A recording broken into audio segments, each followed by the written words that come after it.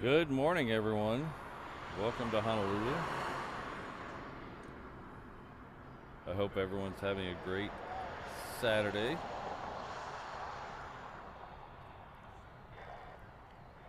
So far, so good for me. The weather's good. Got set up in time.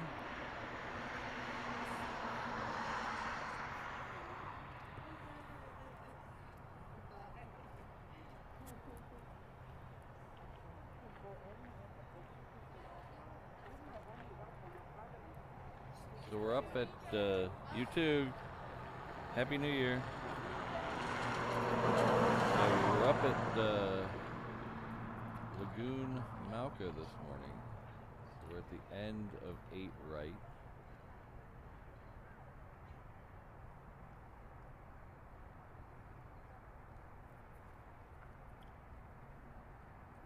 Being a Saturday, I wouldn't expect any fighters today.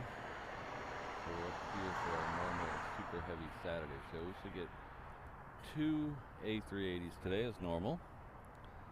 But that won't be normal for long, because today is the last Saturday we're going to get 2 A380s. They're switching the A380s to 3 times a week on the second flight. The first flight will still be 7 days a week. The second flight on 3 days a week. And for most Saturdays until June, there'll be no second flight on Saturday. So we're going to try to prioritize the weekday shows to fit 2 A380 arrivals in. But I'm not sure we're going to move around the Saturday show to fit the 2. I don't think I could do a Sunday, but we'll see about that. Nothing is set in stone. So good morning, Brandon, Ron, Keith, John, Andrew, Jonathan. Good to see you all here. All the cool kids are in the house early. O'Malley's here. Hello, O'Malley. Oh, H. Dot was the first in the chat. Hello, H. Dot. Fritz. In here.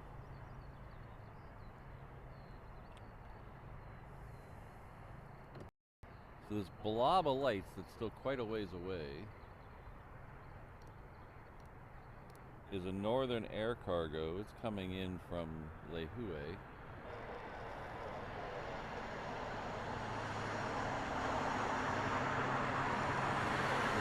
Far away as I thought.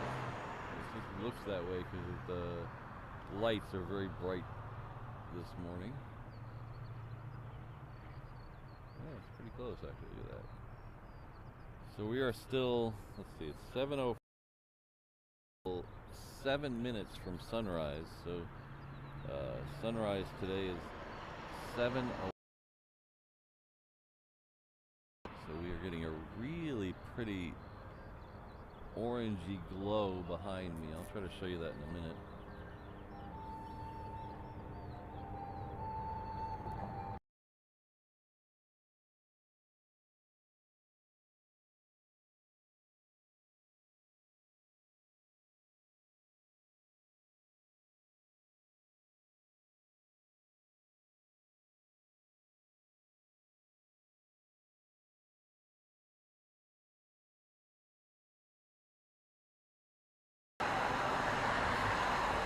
Guy walking by,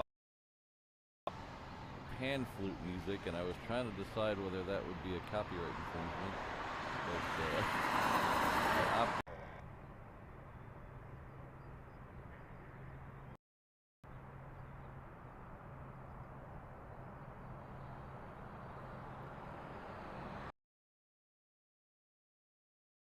This morning it's a little harder from this location because I have the sunshade up this morning.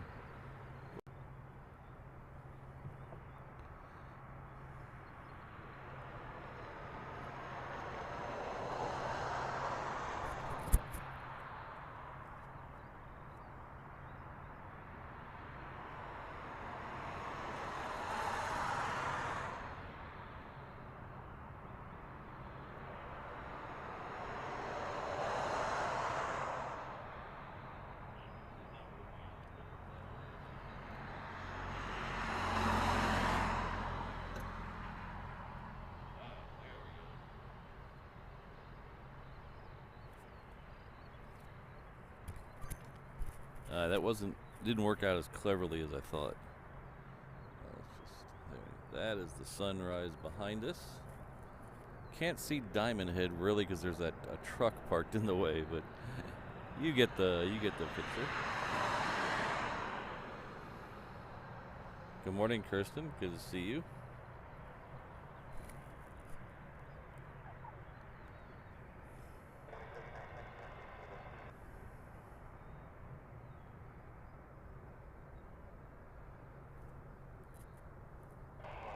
So they don't have a lot of clouds, but the clouds we have are very fluffy and I can't think of right now because it's still too early. It looks wider on that shot. Oop, not down, Patrick. Wider. Yeah, there we go.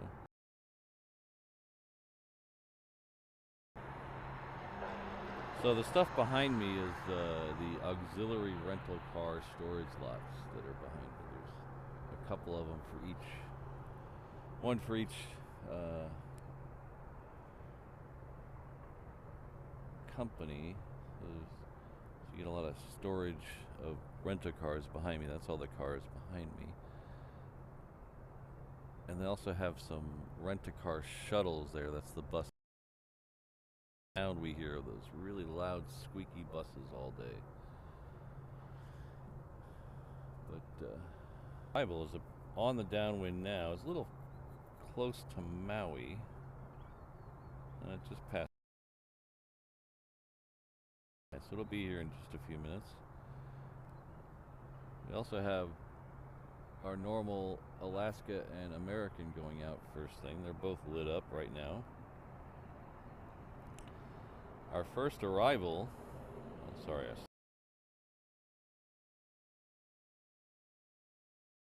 it's coming in from Tokyo Haneda. It's about a minute or two away from crossing over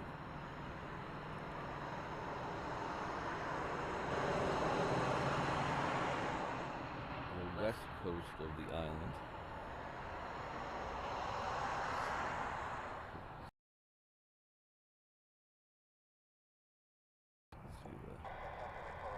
This is the clouds the other direction. So the one camera I was showing you a second ago is the clouds facing the east, and this is the clouds in the west. Orange to the backside and pinkish to the front. Very nice morning.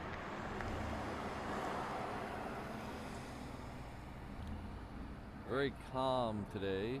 We've been in a streak of very calm winds for the last week and a half or so.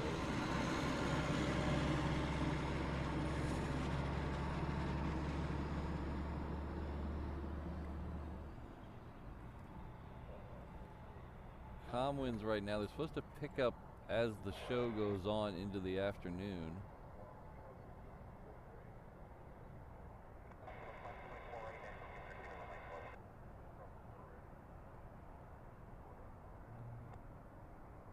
And they're supposed to, once they do start picking up, they're supposed to come from the southwest. So there is a very slight, and I do mean slight, possibility that sometime during today's show they may flip the runways around. I don't think it's going to happen probably till early afternoon if it happens at all, so it might not see it in the show, but my dream show is to start the morning in normal operations. So you see the A380s come in right in front of us, and then end the show in reverse op so they depart right in front of us. I don't know what to happen. Am I still alive? Oh. God darn it.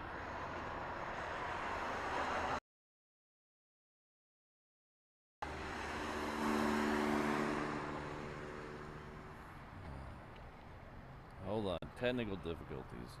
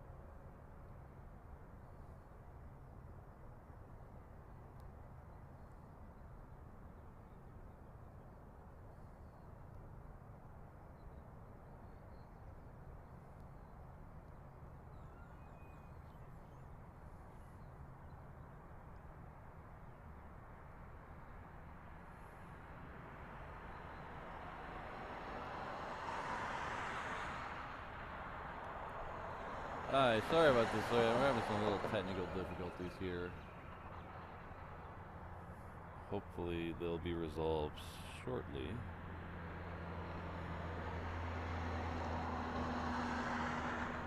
Nice. Let's see if we can go back to here. Oh, okay, that updated very quickly. Okay. No, it's okay, let's see if this is a little better.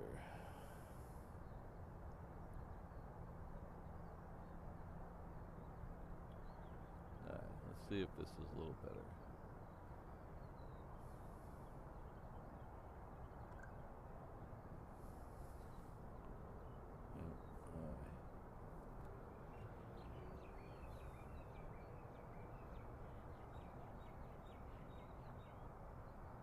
This is that Hawaiian. We didn't actually miss that much. This is that Hawaiian that's coming in.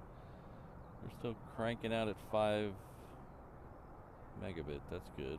Okay, we're cranking out at 5 megabit again, guys.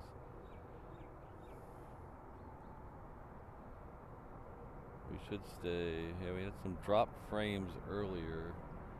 Alright, so a little inside baseball for you guys. The internet out here at the airport is extremely sketchy.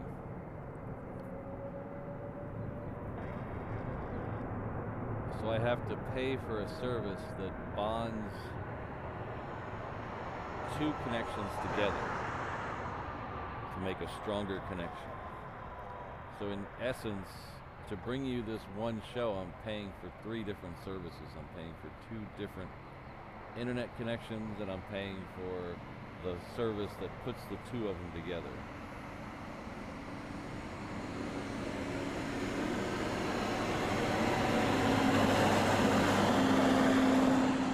So about a month ago, a little less than a month ago, I upped the bit rate on the encoder.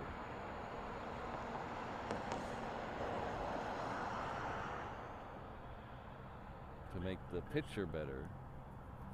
Well, that turned out I was running through data faster than I anticipated, and I ran out of the bonding part of the data.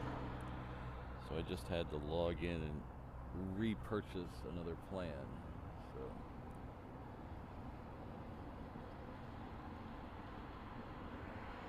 So hopefully we're good for the rest of the show. It should be okay.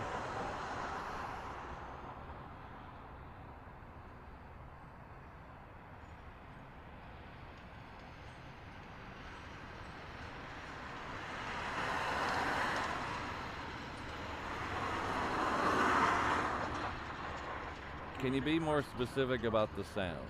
Because sound is, I got a lot of things going on. So all sound, my voice, or the ambient noise?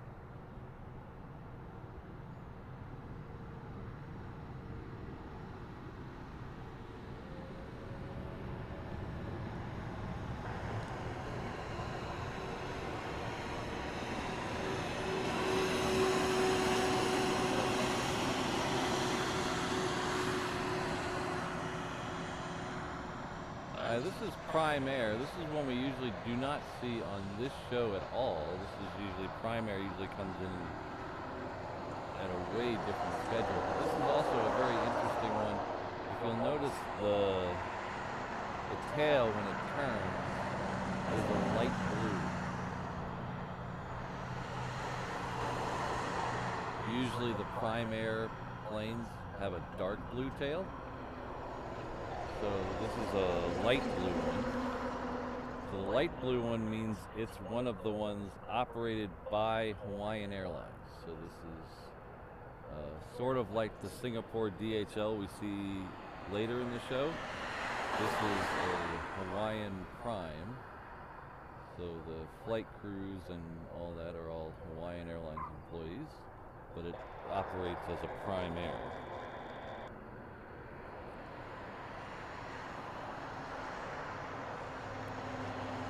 So that C-17 is working its way down to the reef runway. We'll see that here in a few minutes. We also have Alaska heading out there. You can probably see that just behind this plane in the background for a second. The American still has not pushed back.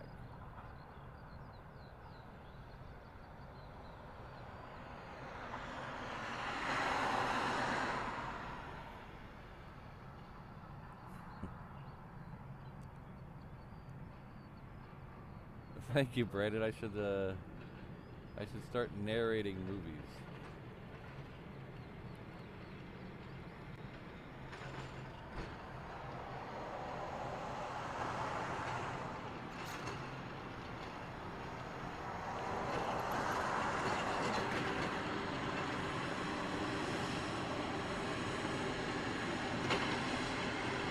So that Queen is just turning onto the approach now. So it's on, just about to fly over Ko'olina, which means it's going to end up here on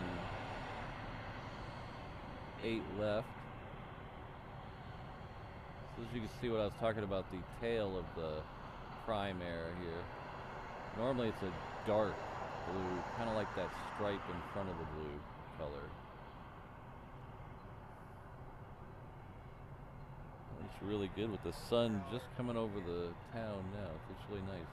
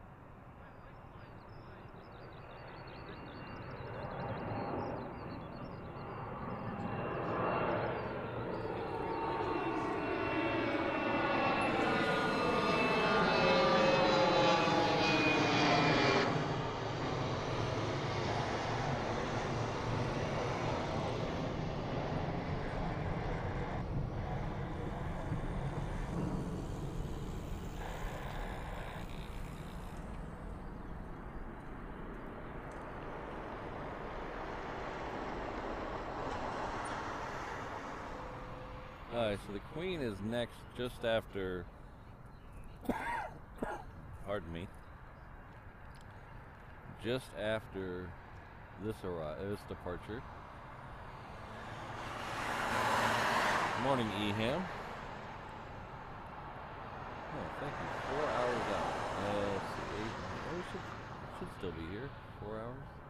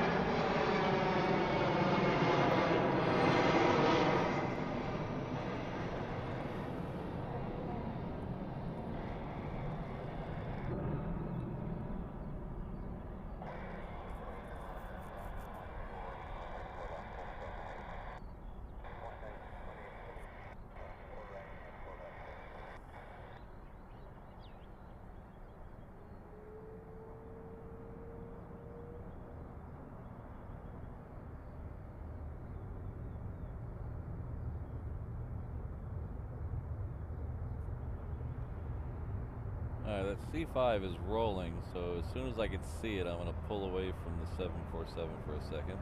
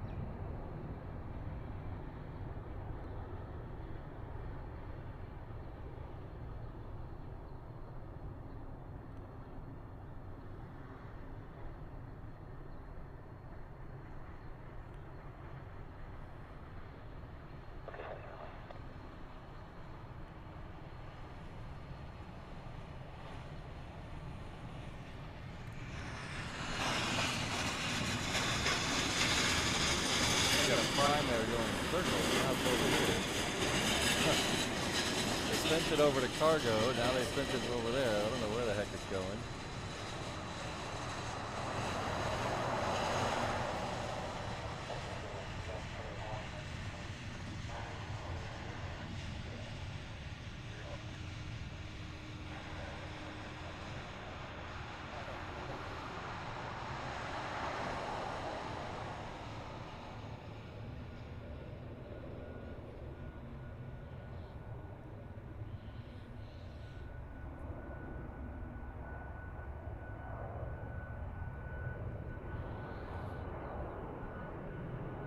Weird. This is Alaska 888 heading off to Seattle.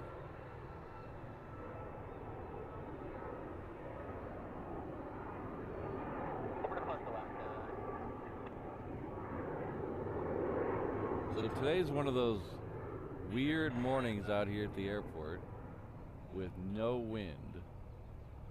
So I'd show you the windsock, but there's no wind, so it's kind of pointless to show you the windsock. Usually, the wind is coming from the north-northeast, which is behind me, and so it kind of blows all the sound, or dampens all the sound coming from the airport a lot, and you can't hear a lot of stuff. But on low wind days like this, it's weird. You can hear all the way across the airfield. Like I could hear that Alaska and that C-17 spool up to leave out of here. Need more days like this. Oh, they sent it over to, looks like it's over the Aloha cargo ramp.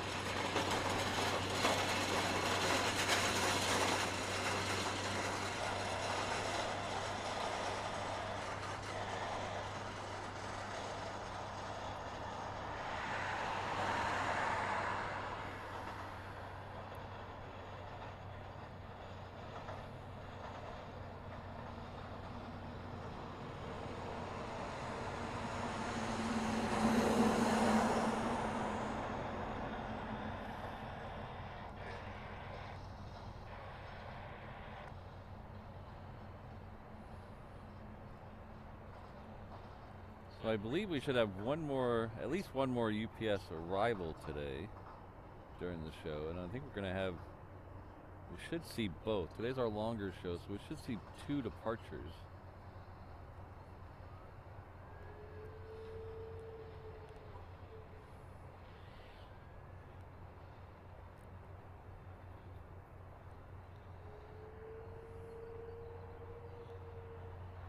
March 1st. What day of the week is that, Corey?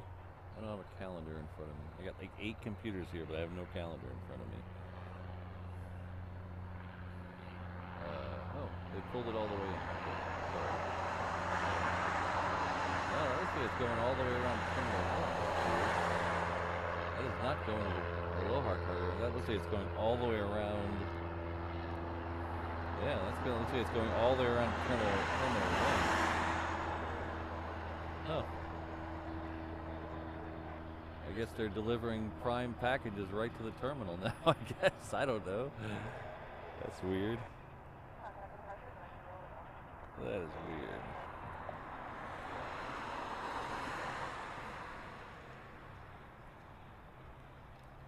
Alright, so American here still has not pushed back. That's the one going to LA with the extra X. We have a United that pushed back while we were infatuated with the Queen. It is going off also to LA with the extra X. It is a 757. It's down at the it's turning onto Juliet right now, so it's probably heading out to the reef runway.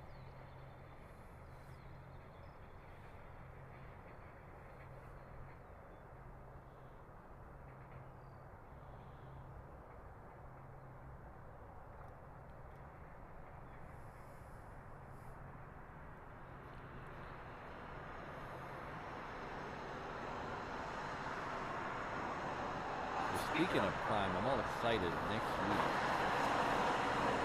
we got a bunch of stuff supposed to show up next week, and I ordered off Amazon. See, us here out in the middle of the Pacific, we're not fortunate enough for that 2-day shipping on Prime, or that next day, or the hour shipping that my sister gets in Texas. That doesn't really apply to us. It's we'll get it there whenever we feel like it, kind of Amazon. So we pay for the privilege of paying a lot of money for Prime and then still having to wait 2 weeks for stuff to get here. So I ordered some stuff before Christmas.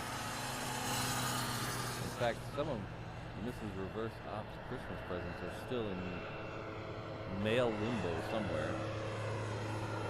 But I ordered some stuff for the truck. All supposed to show up by Wednesday.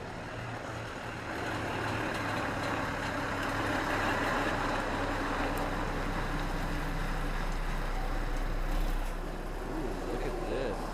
Keep turning. Look at that. This 757 is not going out to the reef runway. It is going to come right at us on 8 left. Yeah. Hello, Kurt. Good to see you. Sherry, thanks for being here. So I'll finish up my truck story after this 757 departure.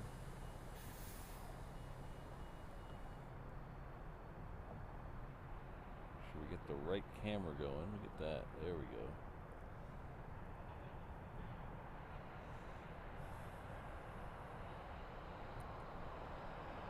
I would have switched to it earlier, but there's a giant truck in our way. I don't know what the heck he's doing. He was huge. You might have saw him go by the other shot behind us. Huge truck. So this is United 1221.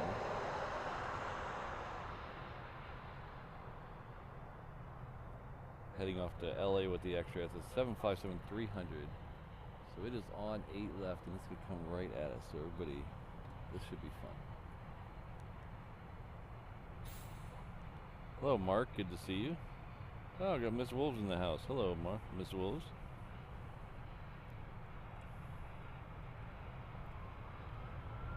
Oh, come on, 757 before the rattly trucks get here.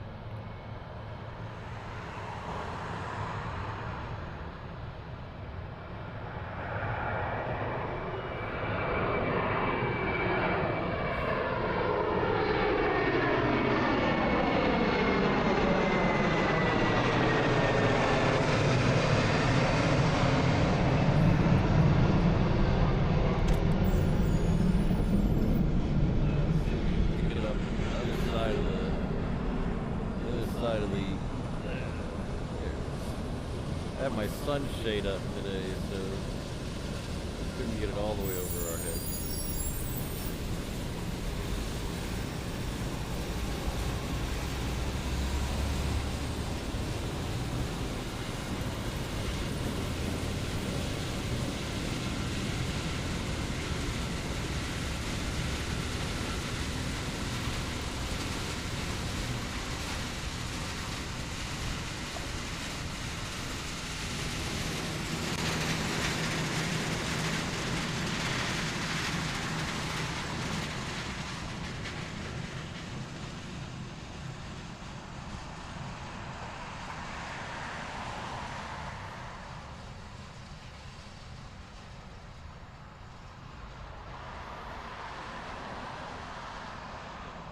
Yeah, Alan, YouTube is a pain every day.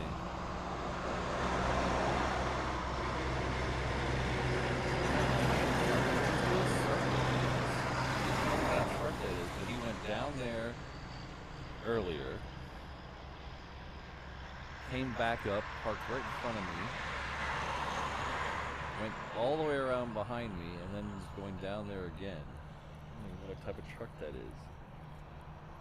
I wonder if he's doing driver certification sometimes. Sometimes the CDL guys, they do driver certification down here with the big trucks, especially the trolleys, the Waikiki trolleys.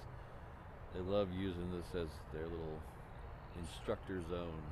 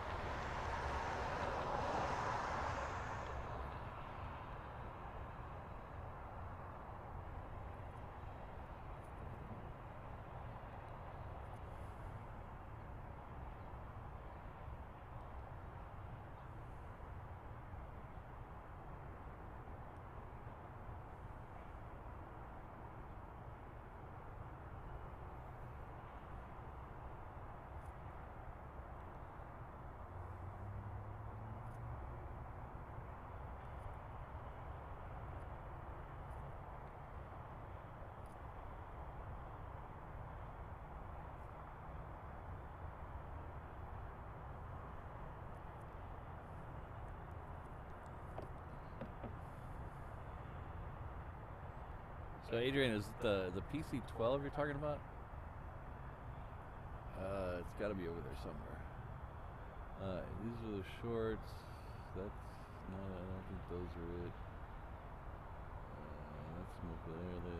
That's thing.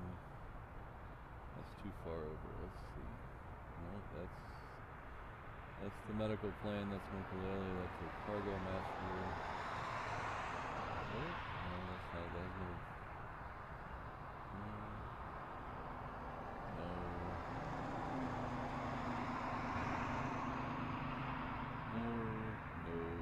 There's the 737-200.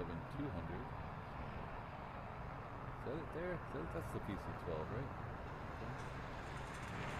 That's the top one.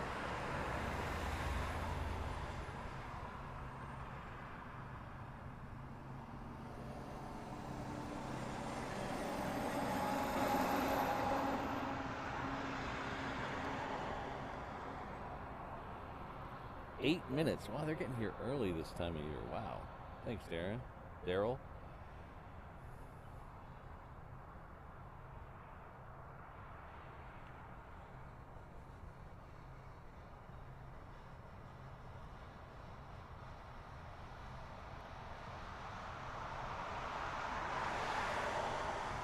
So the American is finally pushed back. That's over here to our right. So we'll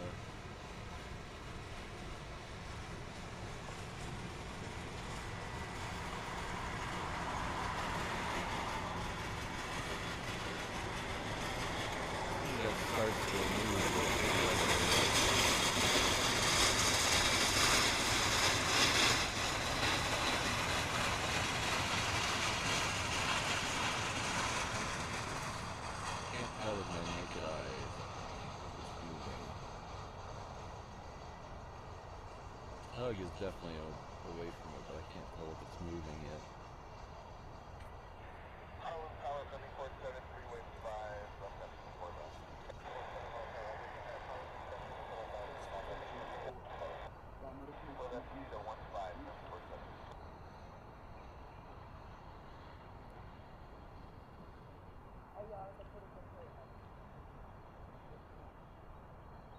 Alright, so the first A380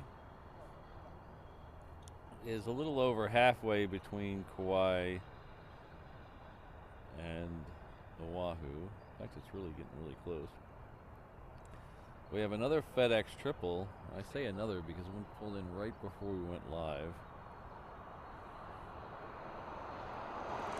Still really dark. I've been toying with starting the stream at 6:30 because I'm out here anyway. But this time of year, it's just so dark at 6:30. I even have trouble. I even have trouble setting up. It's so dark. I have some lights that I need to put in the truck, but I haven't got around to it yet. It's, you know, it's on the to-do list. They're in a box at my office.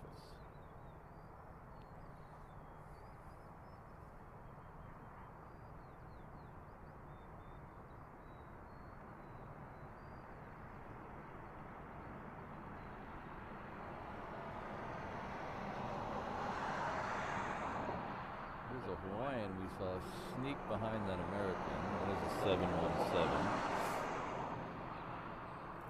That's heading off to Kailua Kona. That is on the west side of the Big Island of Hawaii. We also have the Measure flight lit up on the ramp over there. I believe it's this one right here. That one right there.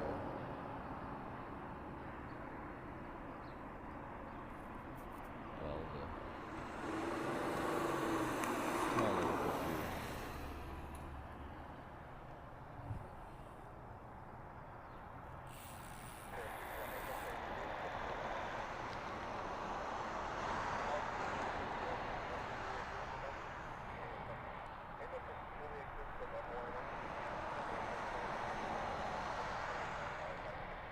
So that Hawaiian we saw is going to take off on 8 left, so we'll go over here and we'll... Oh, it's nice. They gave him clearance already and he's not even close. Okay, that's fine. We can live with that.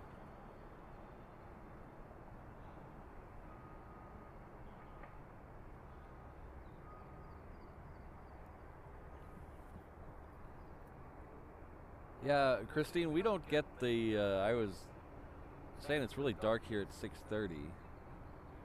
Sunrise is, like we said, a little after 7, but it doesn't change much into the summer. It only changes by about a little over an hour and 20 minutes. So it's not the huge swings in time like you all over in the UK get.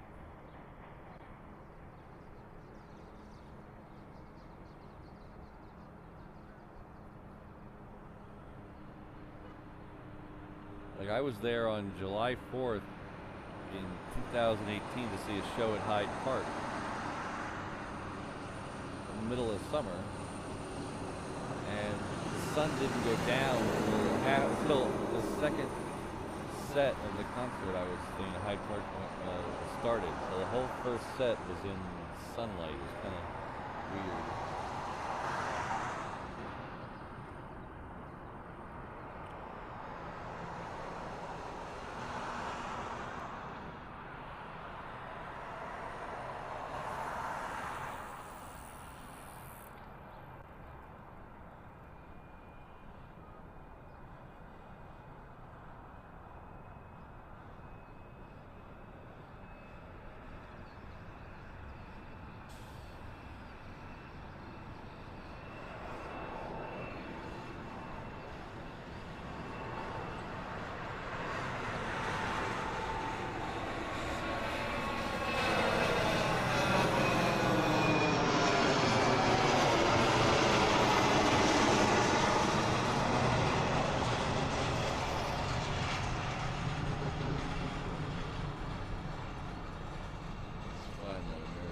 gotta be on the move by now.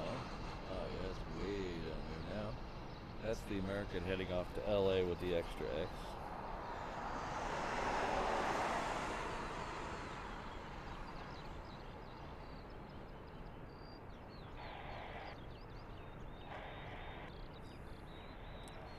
For instance, today the sun will rise at 7:11 and it will set at 6:40 p.m.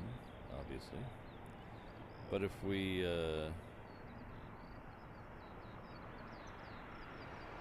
fast forward 6 months in the middle of June or early July,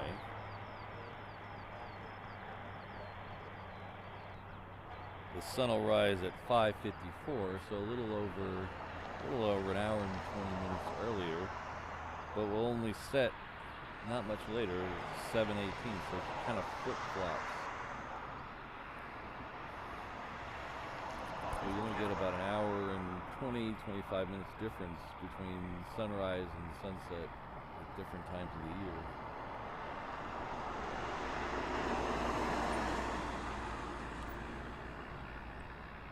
Which is kind of a shock to some people.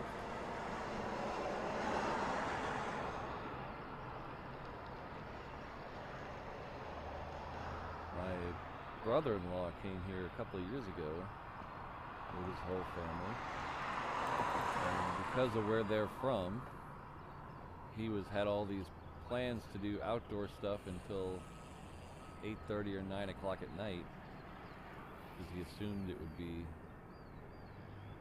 light, and it was dark by 7 o'clock, and he had to cancel all these plans. Getting kind of lucky here. This is the second one in a row they're going to send right on an 8 left. I like that. Hello, Josh. Good to see you.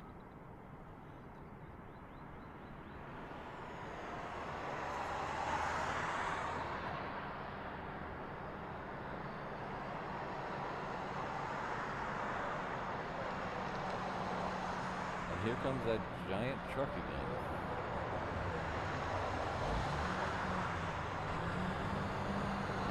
Block our view, dude.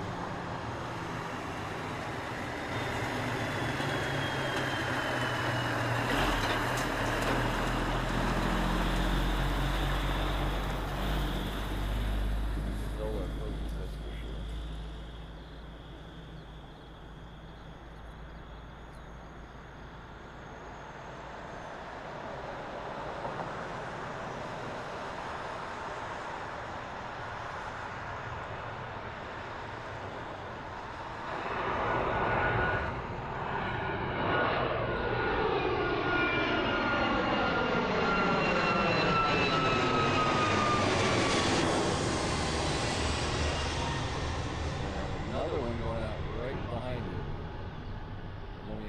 Super on final right behind that.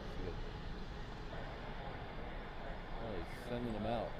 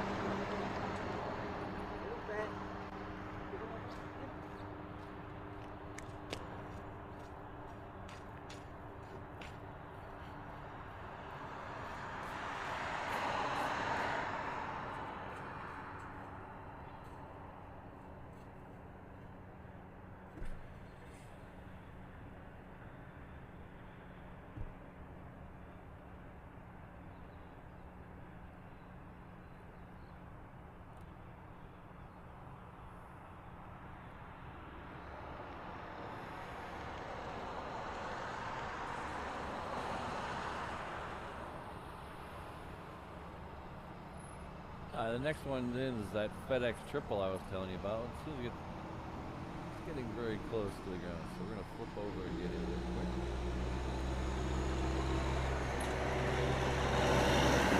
It must be doing driving. It's gotta be.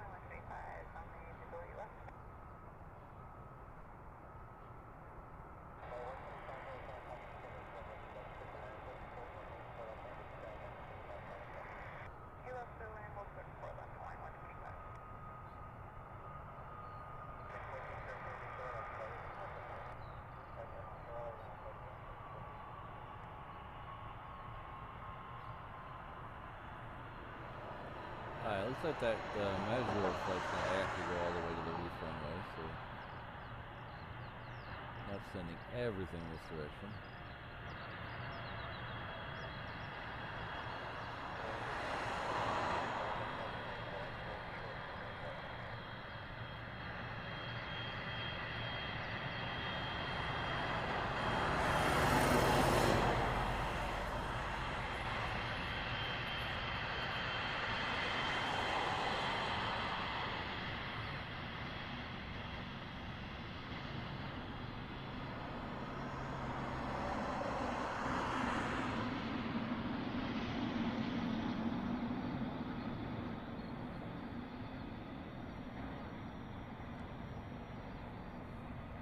Next one in is Japan Air.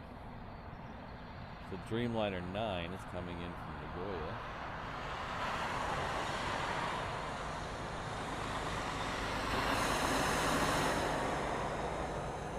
This is right here.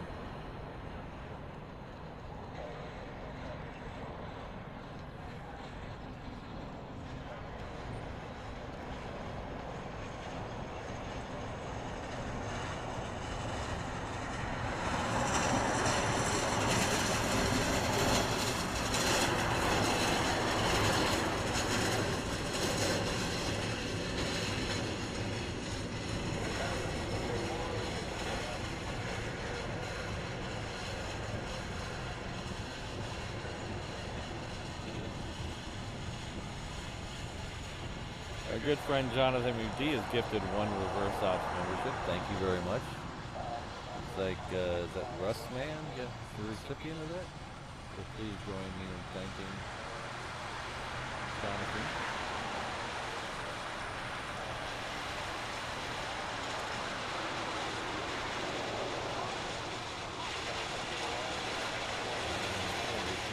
Real quick,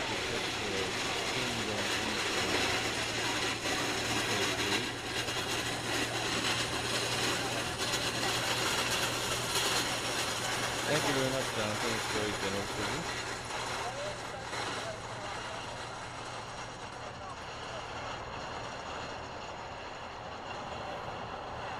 So after that Japan Air you saw, we're going to see a 717 come in. Get that interested in. Show you this Japan Air Dreamliner again.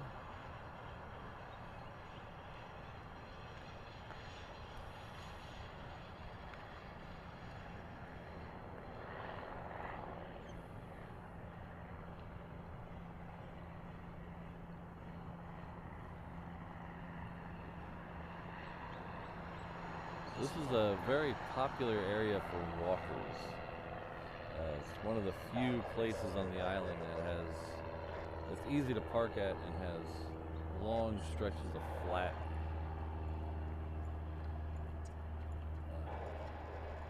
sidewalks where you could just walk or run or whatever, especially on the town side. So a lot of people come out here to bike and walk and such. And I can tell very quickly this morning that a lot of people made New Year's resolutions to lose weight, because there is a lot of new faces down here today. We get another C5. Holy cow! We are on a run of C5s the last couple of weeks. I think we've had 3 or 4.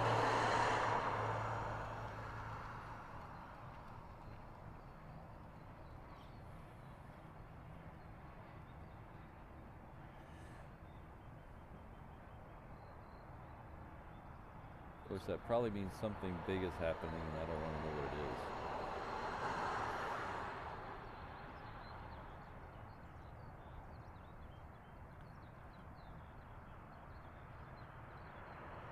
We had one leave yesterday during the show, but I didn't see another one come back in. Of course, I was only here till about 10 a.m. yesterday, so I might have missed it.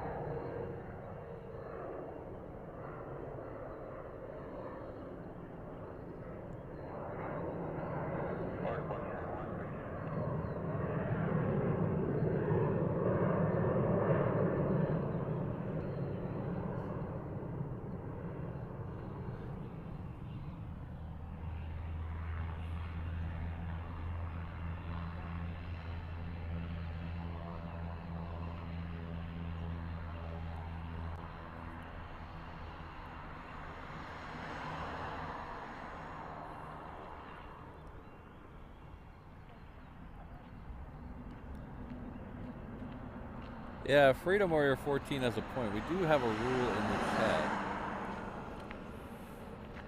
about discussing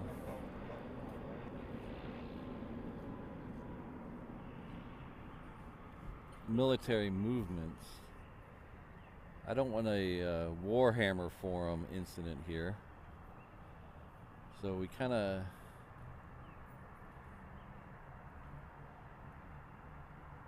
have a rule about discussing where things are going and where things are coming from, unless they're hugely, I mean, if they're on flight radar, we can't really, the military can't expect it to be a secret. But if you heard it from a friend, you heard it from a friend, you know, kind of try to keep those things, because we don't know what is an exercise and what's a mission, and just trying to be nice to the military who's here. We don't want to step on any toes. But if it's on flight radar, I mean, it's probably fair game.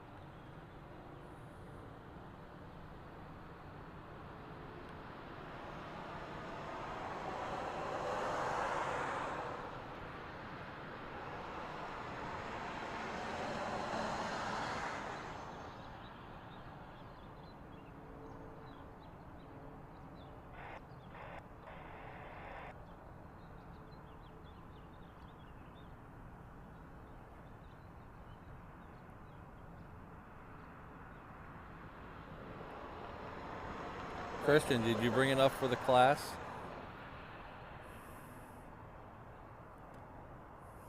I forgot my caffeine today.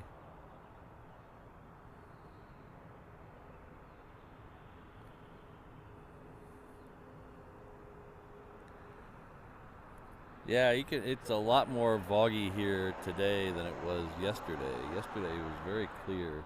I'll flip over to this camera here and I'll show you all that kind of fog down by the mountains on the left side of the screen, and just the general blueness in the air.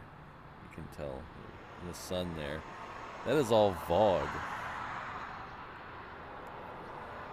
All that, what looks like fog over the mountains and the haze in the air, that's all fog. So fog, if you're not familiar with, is volcanic smog. So when the only active volcanoes in Hawaii are on the big island of Hawaii. So it's Kilauea and then every once in a while Mauna Loa. So they are on the big island, which is about 100 and so miles from here, or so ish miles from here. But when the wind conditions are just right, it'll bring that stuff that's spewing out of the volcano up here, and because of the sea breezes, it'll get locked on the land for a few days until the normal trade winds blow it all away. But with the weather being very calm like it is, the sea breezes are actually keeping all the fog on the island. And I don't know if you can hear it in my voice. It actually, I don't know, somebody mentioned my voice was very soothing earlier today. It might be, I can feel it in my lungs, and I can feel, it feels like my voice is different today.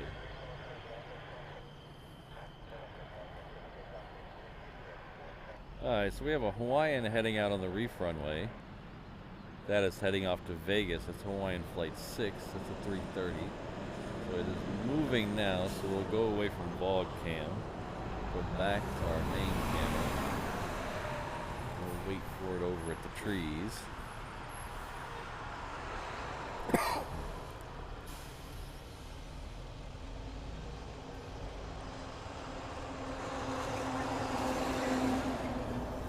It was really weird I'll tell you, I'll finish that story after Hawaiian Flights.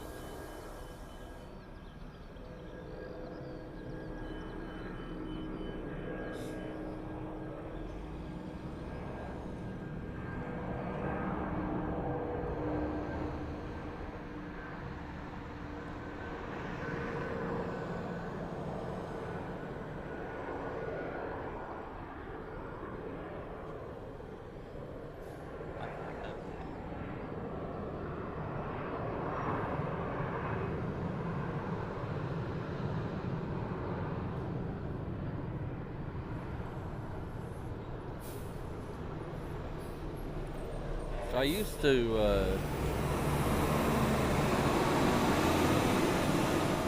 be less bothered by the fog than I am now.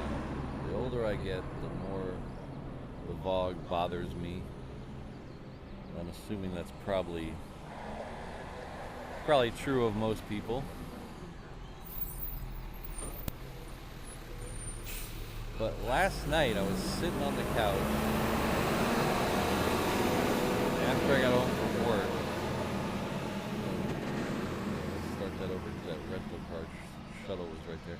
So last night I was sitting on the couch at about 8 o'clock, 7:30.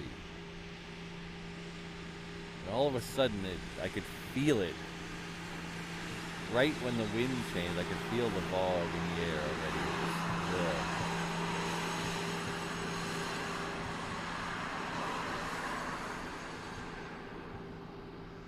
You can see it over the mountains over here too. I didn't sleep well last night, apparently. You see, that's all fog over there. It's not really clouds. It's Madame Pele paying us a visit.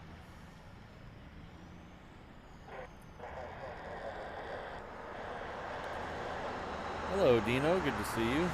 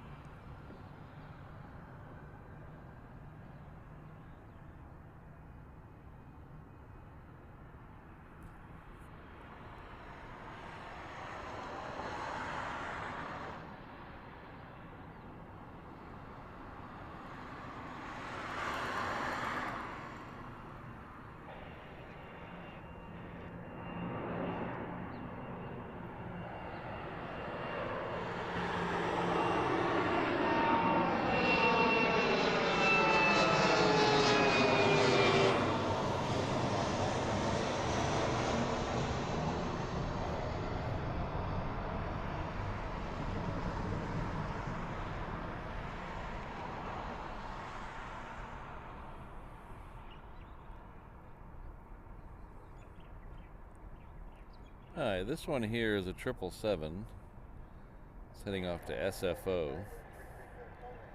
or Oakland West, I guess. Somewhere over there. One of those two, maybe. No, that's, yeah. It's gotta be one of those. Is Hawaiian Flight 10 heading off to LA with the extra X. In front of it, we'll have a Hawaiian heading off to Hilo. And then out on the reef runway, we have a Southwest heading off to Maui. Man, I hate having to log into things over and over and over.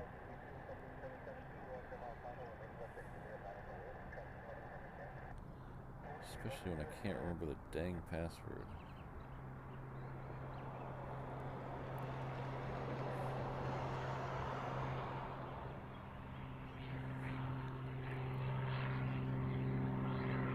Thanks, Dino. Same to you. ADSB exchange. I hate having to log into it all the time. It drives me insane. Every, like, 3 days, it kicks me out.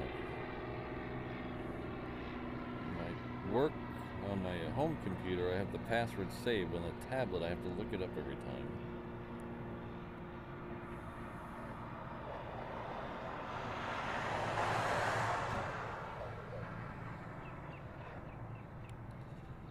Somebody needs to come up with an all-in-one radar situation. I hate having to use 3 different apps to get exactly what I want.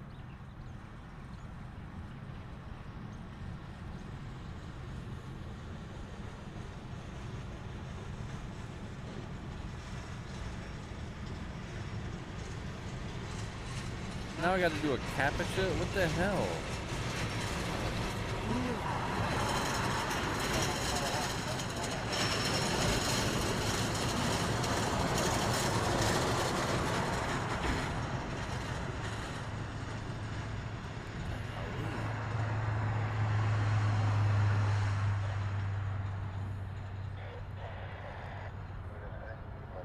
The problem is I make my passwords too darn complex and I can't remember them anymore, so I have to put them in a password manager.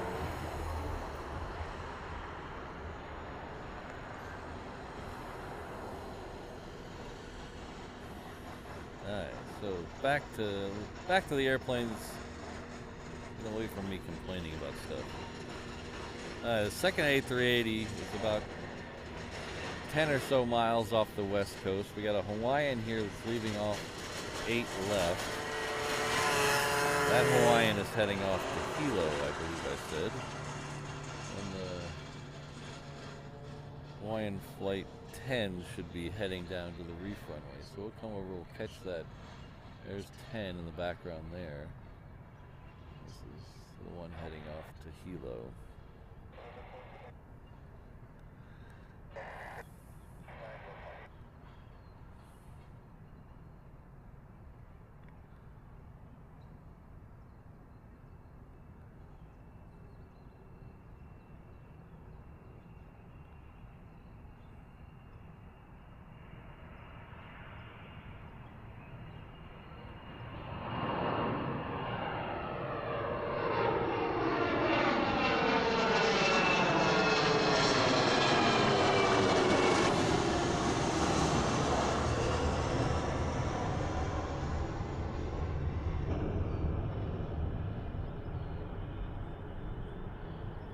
That should be the United Triple. Next arrival is a Hawaiian 717 coming in from Hilo. So we just had one leave to go to Hilo, and one coming in from Hilo.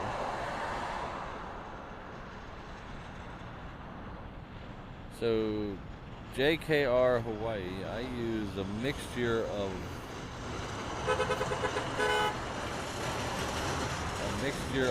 flight radar, ADS-B exchange, and I just started using Plane Finder.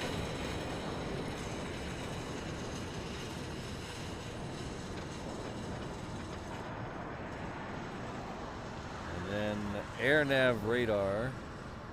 So I use a lot of different ones. And then I use GenTip as well. I'm not sponsored by any of those, but I would gladly accept a sponsorship from any of those. I am not sponsored by any of those, but they all do their own little thing. Like they all do their one trick ponies, I think. And they do it very well, but they don't do the other stuff really well. Like flight radar. Flight radar is great. The map is good. The interface is good. You click the airplane, it tells you everything you need to know on one little panel. It's good. But what it doesn't do is it doesn't show you all the military stuff. It doesn't show you a lot of private stuff.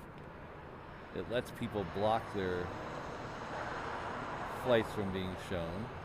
And then it has dead spots. Here it has a dead spot on the reef runway. I can't get stuff, half the stuff on the reef runway disappears. So then I go over to ADS-B exchange, and it's good, but it doesn't tell you where stuff's going. It doesn't tell you the schedule without clicking on about 8 things. But it shows you military stuff, and it shows you all the hidden stuff, so it's good in that. But then it's apparently owned by someone who I'm not supposed to be giving money to. I don't understand that. This is the Moana 2 livery 717.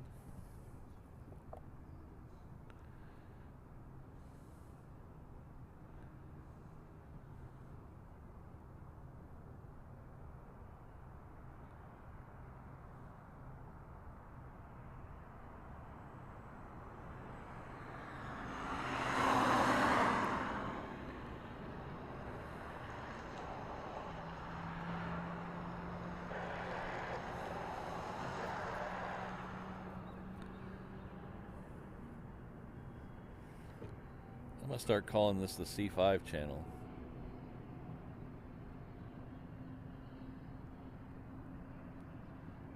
So, I feel like I'm, and I need to do a reboot. I feel like I'm complaining about too much stuff today.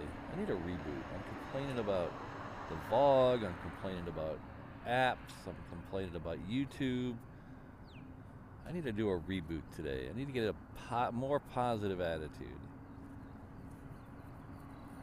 In too negative. Maybe the next turtle plane will liven me up and get me back on track, because we have a turtle plane within view here, so maybe that'll do it.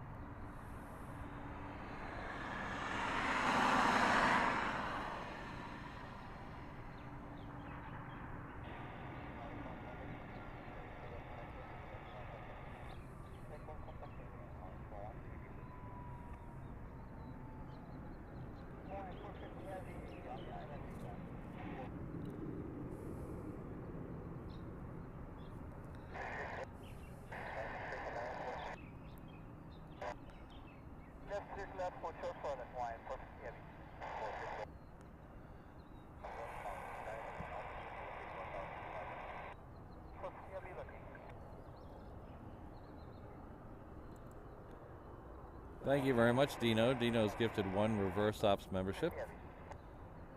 Thank you very much, Dino.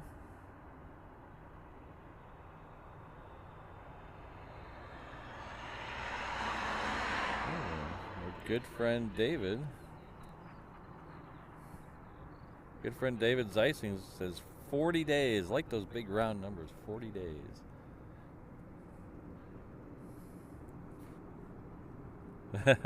"40 days and paradise will be off my balcony." So that's good.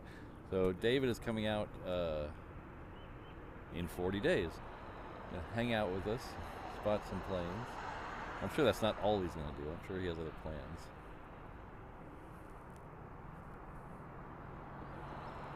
But thank you very much, David, for the $50 super chat. That is tremendously generous of you. Thank you for all your support.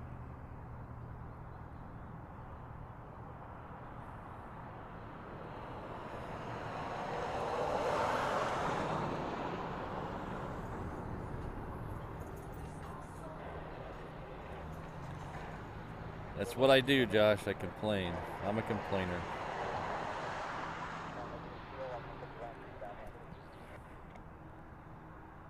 Go back over to the King. He's still waiting. He's still hanging out here. I'm gonna get 2 in the same shot. There you go.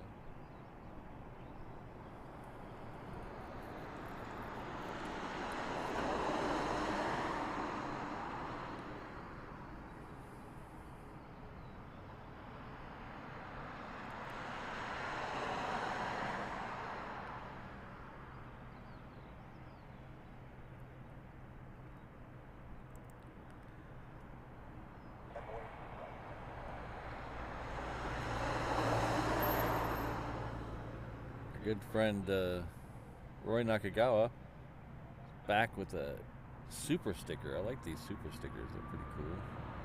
$10 super sticker. That's very generous of you. Thank you very much. Okay, let's see if we can guess. Shiba dog shouting good luck.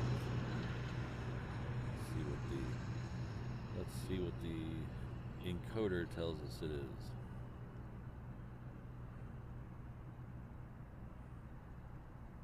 Oh, I was close.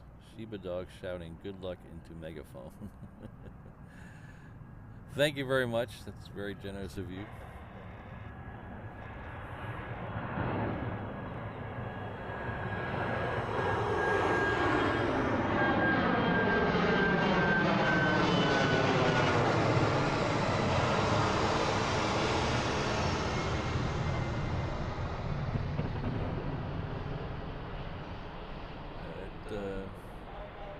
Super is still waiting for a parking space, which I guess there must be something parked in front of it that I can't see. This Hawaiian is coming in from Osaka, though. Oh yeah, Jetstar pushed out in front of it. So we got 2, a Jetstar and a Southwest in front of it. So that's what it's waiting on.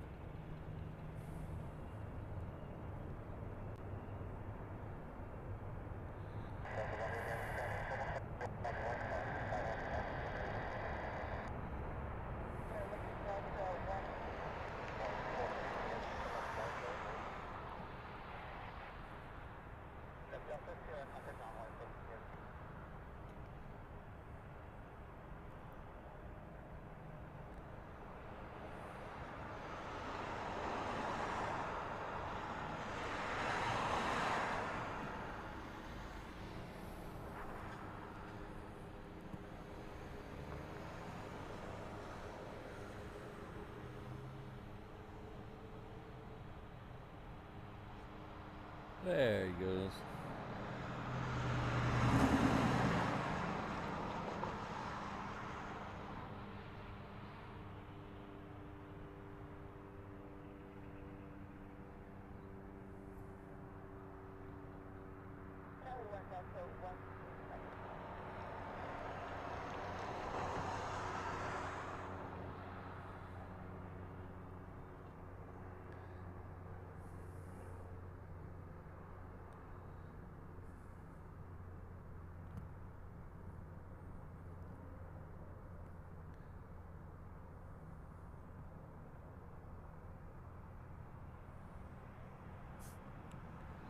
So, speaking of, somebody just mentioned, I think it was G&J just mentioned the snow in the UK.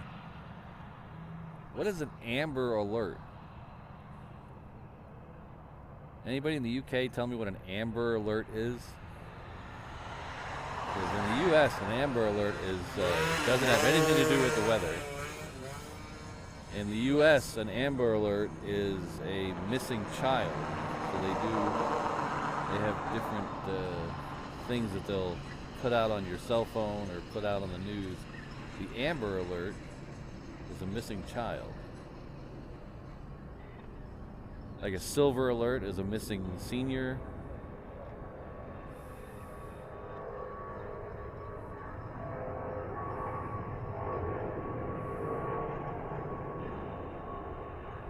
But an amber alert in the U.S. is a missing child. And in my news feed this morning, I saw that an amber alert was issued in the UK, and I was very confused why that had anything to do with the weather.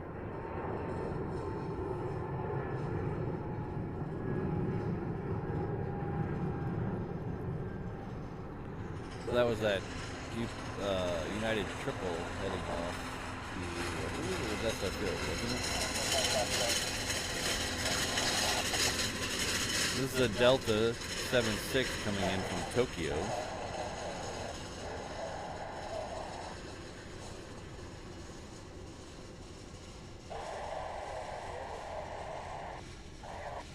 Oh, come on, Belle. We like our turtles.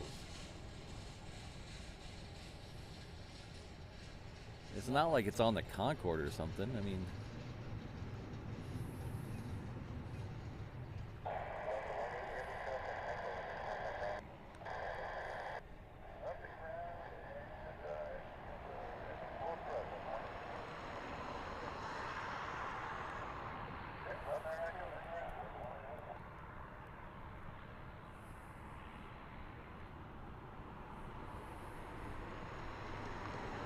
So you see Jetstar is going to go through the back of this shot. There we go, there's Jetstar. It's heading out to the reef runway.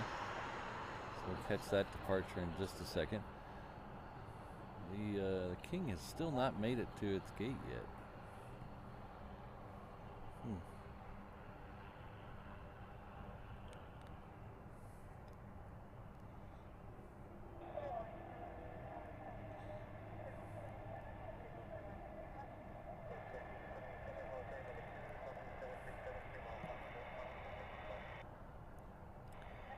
King is still waiting over here.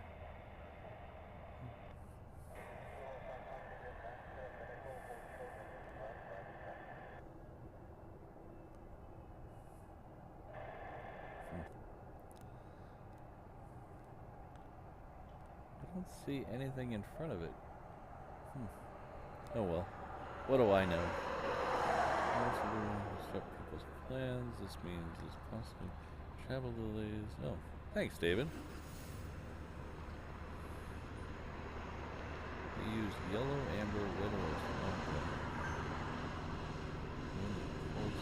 Yellow is bad, amber is worse, red don't travel.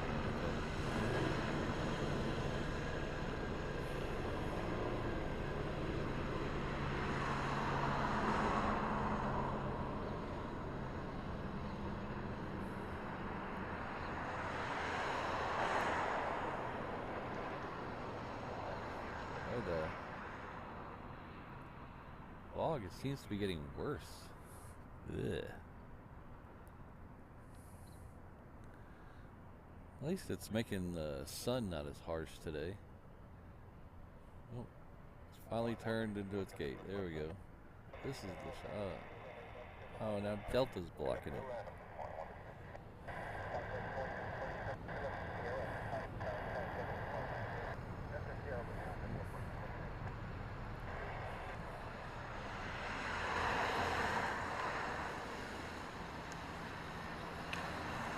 So, one of the local TV stations has something that it's kind of an alert system, but they do it on their weather. It's the trash can system, and they base they base the wind warning on the trash can. So if the trash can is blown over, it's a 10-mile-an-hour wind. If the trash can's at the end of your driveway, it's 20 miles an hour. If the trash can's down the street, it's like 30-mile-an-hour winds. And if the trash can's gone, it's like 60-mile-an-hour winds. And they have an animated trash can that they use. It's a little funny. Oh, Coletta is taxiing. Thank you.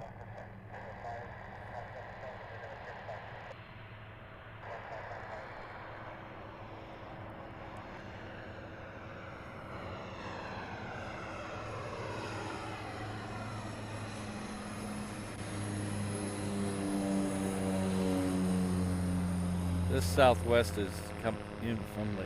Oh, Jesus. Sorry about that. I really apologize for that. I need a drink of water. This Southwest is coming in from Lehui. This fog is getting worse.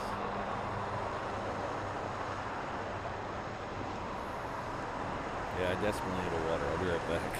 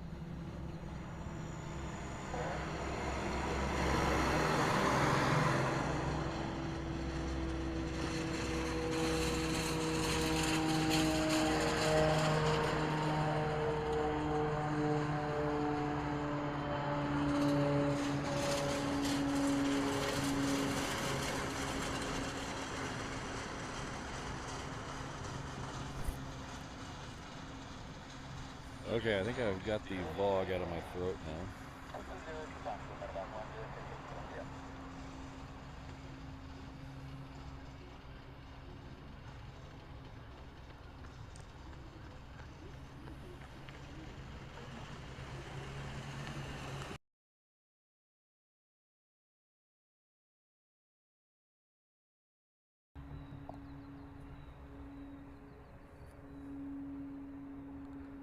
Okay, so I think it's about that time.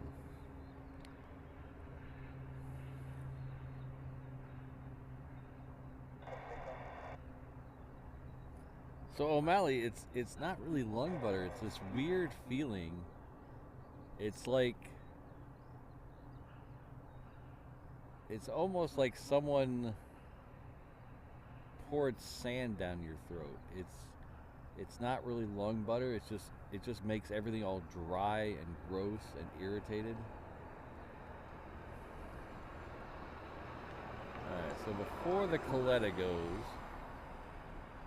I see it taxiing right now. So before the Coletta goes, we're going to try to play America's fastest growing game show. Soon to be optioned for a BBC4 primetime game show. It is time to play What Flavor of Pop-tart is Patrick eating today?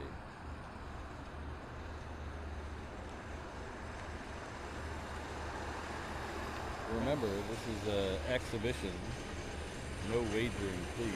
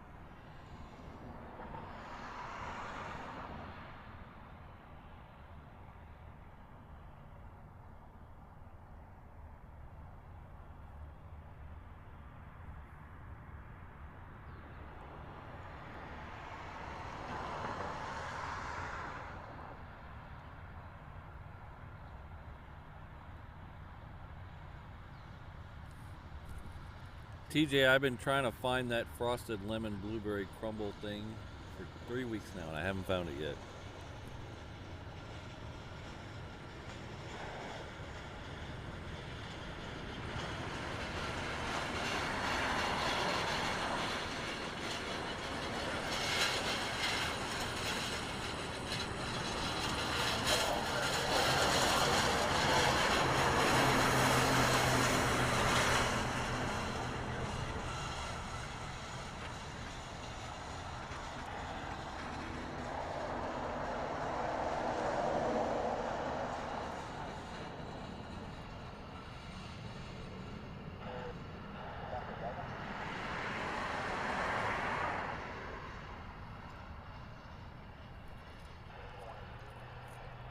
Okay, we got the Korean Dreamliner X on final, and then we have Coletta's second for departure from the Reef Runway.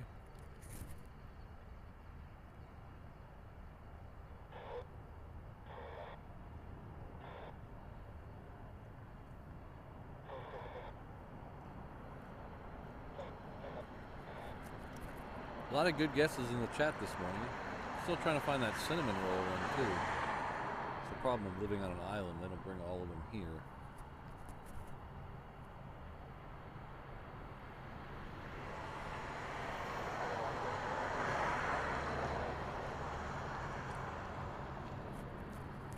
Of course, I have found that the Ala Moana target, if you're local, usually has all the new and limited edition ones. I think that whoever does the ordering there must like Pop-tarts, because they usually have them. But the only problem is that Ala Moana targets are a pain in the butt to get to.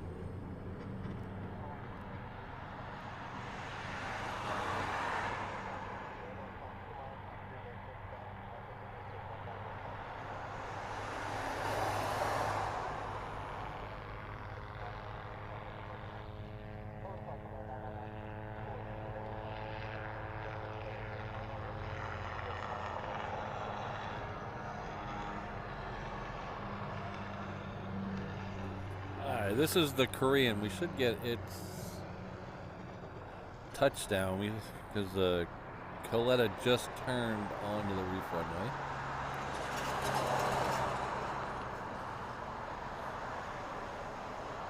So after this touches down, we'll announce the winner of today's Pop-tart game.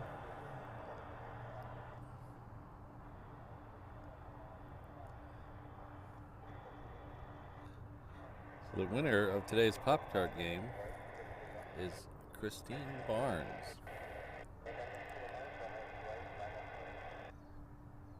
She guessed frosted strawberry. That's 100% correct. I bought the base flavor pack the other day, so we got strawberry today. But thank you everyone for playing. Christine gets bragging rights till next Saturday. But thank you all for playing again, and congratulations, Christine.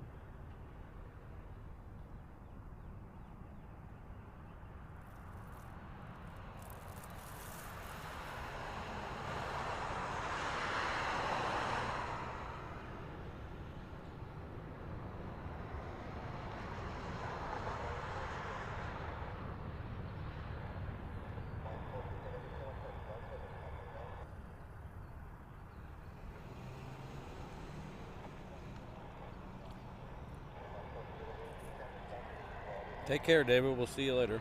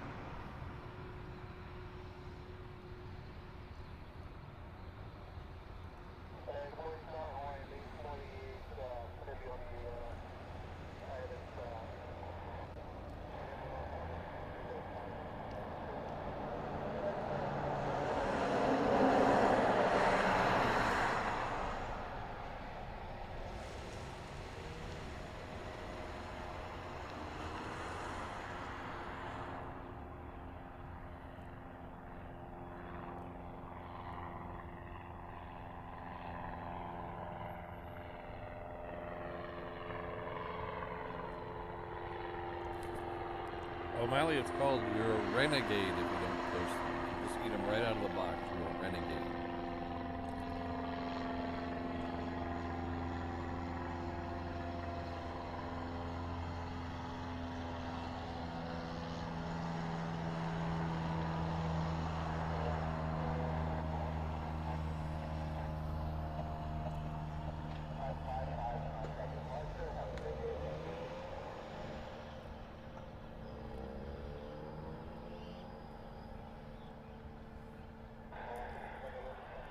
So we have another Queen that's lit up, but this one's on the Hickam ramp.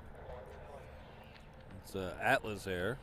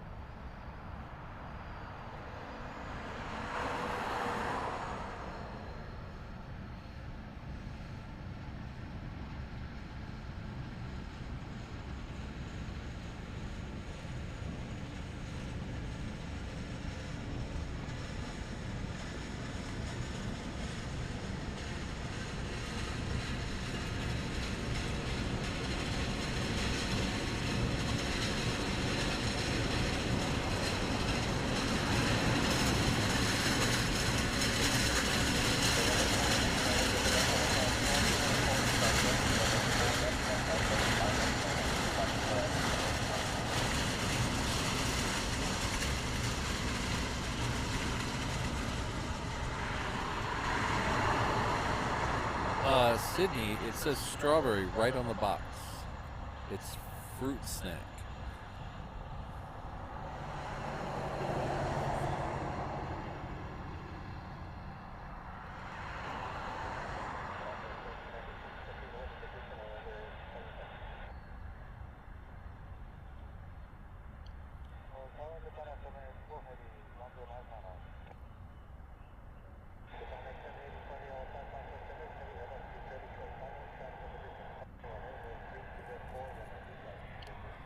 Next one in is a Hawaiian coming in from Fukuoka.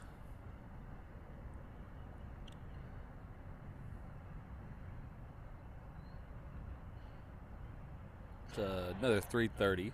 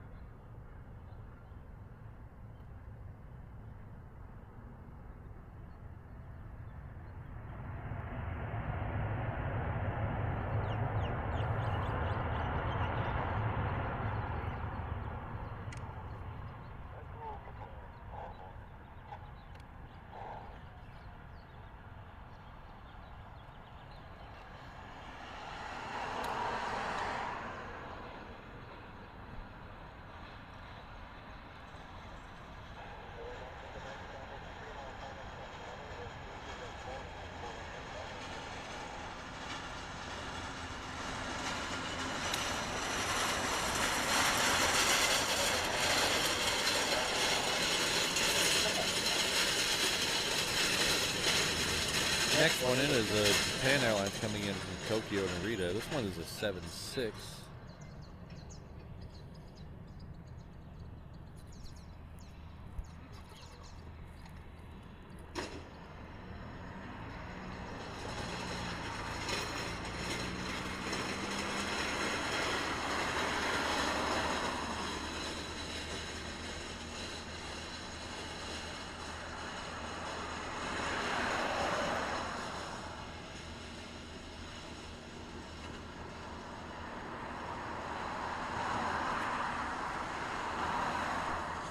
We also have another 747 that's coming in. It's a UPS. It's about 20 minutes out. It's just north of Molokai right now.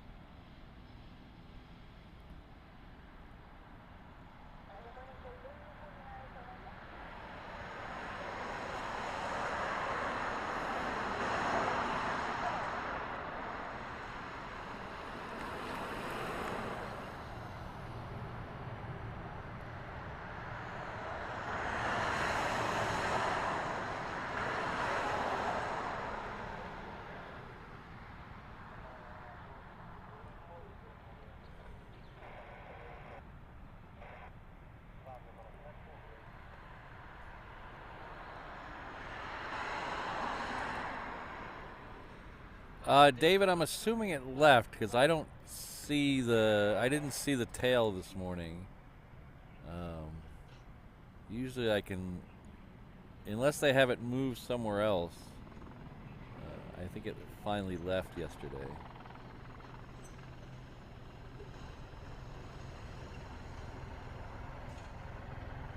If you weren't here yesterday, we had one of the UPS Queens that came in was an ex-Qatar cargo plane. It was still painted gray and white.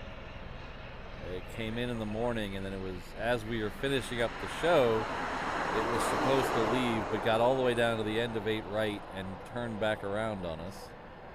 So we didn't see it leave yesterday. I think it finally eventually left because I couldn't see it over there earlier.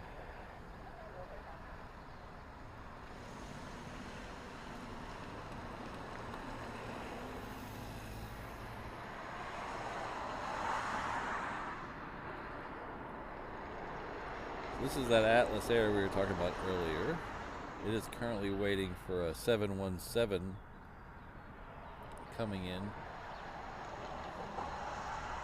It's coming in from the Hue. This is the 717 with the older livery on it.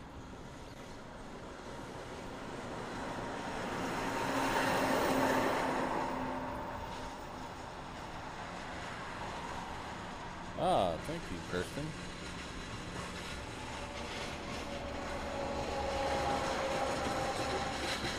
This is the one that's waiting. We're gonna go radio silent here for a second.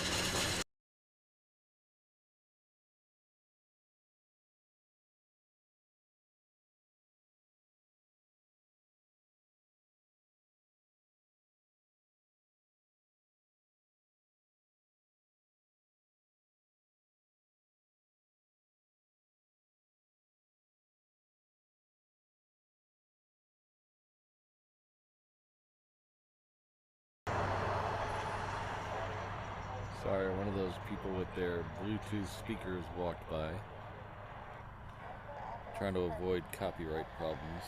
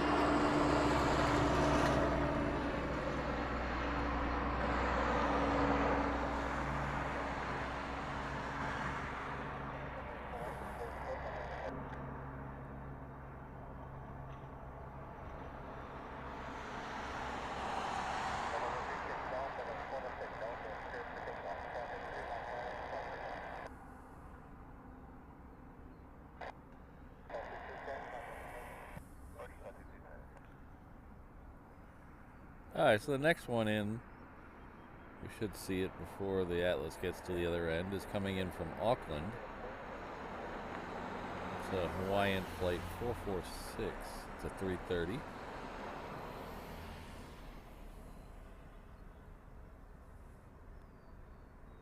That Queen is about, looks like it's about 10 miles off Waimanalo Beach. We also have the Qantas coming in from Sydney. Today it's a Dreamliner 9. Still waiting for that Yama Dreaming to come back. I really like that one.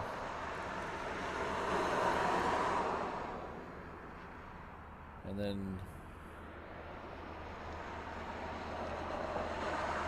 getting very close is our third ANA of the day. Unfortunately today it's not a 380, A380. It's a Dreamliner. This is one of those ones that they sent us the Dreamliner once, the Future something, the green one, a long time ago, and then they have not sent it back. They have a bunch of special liveries on their Dreamliners, but they keep sending us the normal livery one, which I don't mind. It's not bad, but you know, a little spice of life, you know. You know what I mean. I'd like to see that R2D2 one come here one day. I got lucky and saw that at LAX once.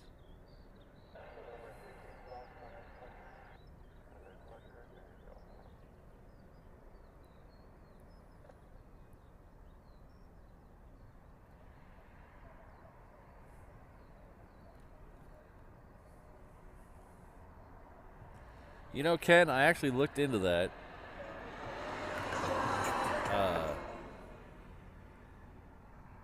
They used to make them. The actual Kellogg's company used to make custom Pop-tarts. They don't do it anymore. They haven't done it in a while. There's a couple people on Etsy that will make custom boxes, but they end up being like $50 each plus shipping, and there's zero chance I'm gonna get people to buy custom things that I have to go spend $50 on. They would probably have to charge $60 to make it worth it. So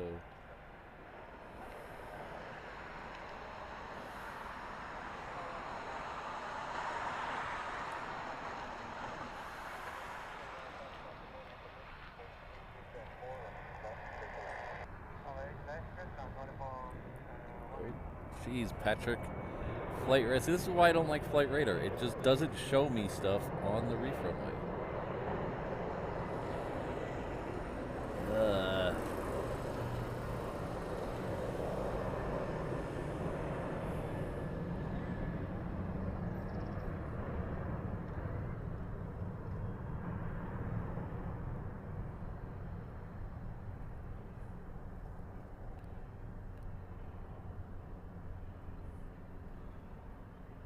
Or it could be I was zoomed out too far. I don't know. It's probably my fault.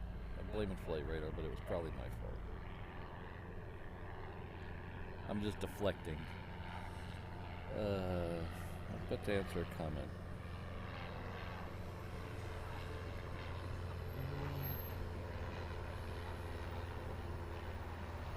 Bell, yes, there is general aviation at the airport. You can't really see it from here, but this right here, these are all the hangars that go down Lagoon Drive. So this is just the ones you can see. There's way more behind them. They go all the way down Lagoon Drive to the end. So if you're looking at a map, in fact, I will pull up before the next ANA gets here. Oh wait, hold on. Yeah, before the next ANA gets here.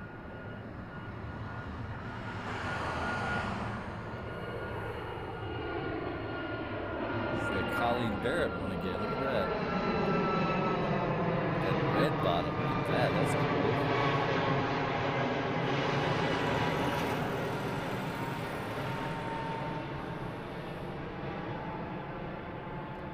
Yeah. Nice little red bottom. I like that. So let's pull up a map. How about that? So if you're looking at this map here, where I am today is the yellow dot on the top right. That is at one end of Lagoon Drive. The other yellow dot is where I was yesterday. That's the other end of Lagoon Drive. So if you look there on a regular map where you can zoom in, that's where the general aviation hangars are, right down there.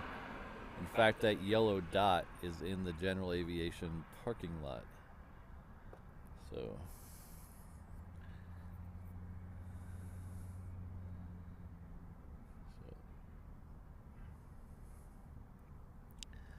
the general aviation mostly take off of 4 left and land on 4 left. Occasionally they'll mix in another runway, but most of the time they're on 4 left, which is the shortest runway. We usually don't see them a lot because by the time I see them, they're already passing me. They're coming right across my nose, basically.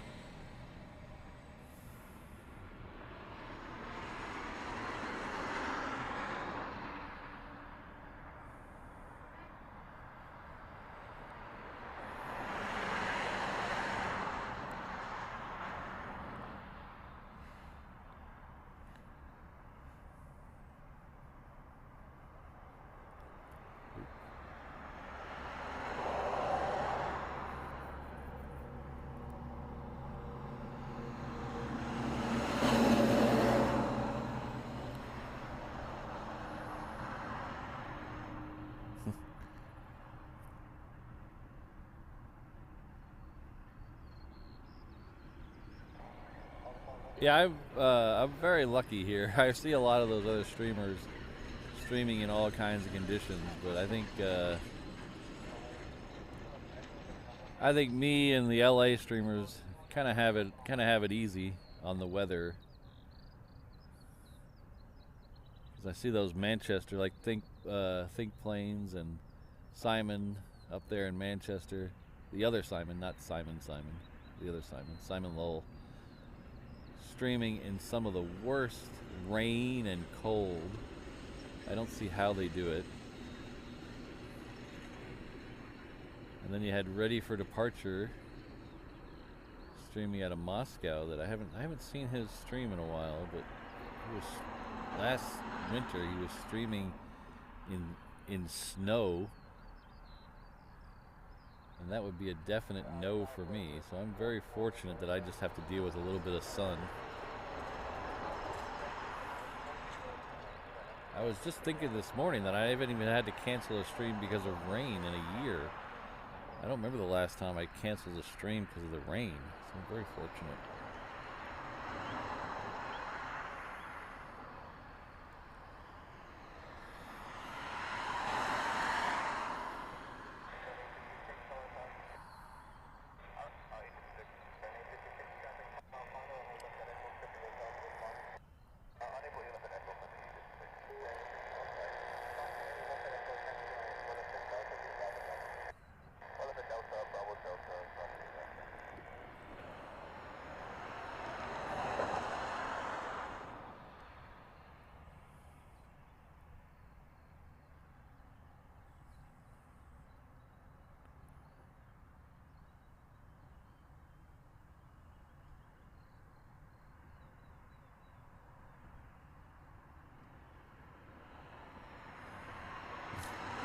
Yeah, that's so the worst I've had. I have never had anything freeze. I've had a couple of things overheat because I left them in the sun, but I've never had anything freeze, so that's good.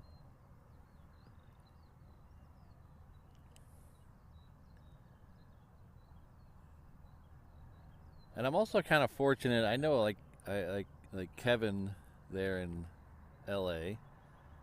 and I know couple of the others that stream from airports that don't have, like, I'm very fortunate. I can drive my truck right up to both my streaming locations and everything's in the truck. I don't have to load everything out of the car and move it and set up a table or walk, a couple hundred yards to the location. I just pull up my truck and everything's in the truck already, and I just stand in the back of it.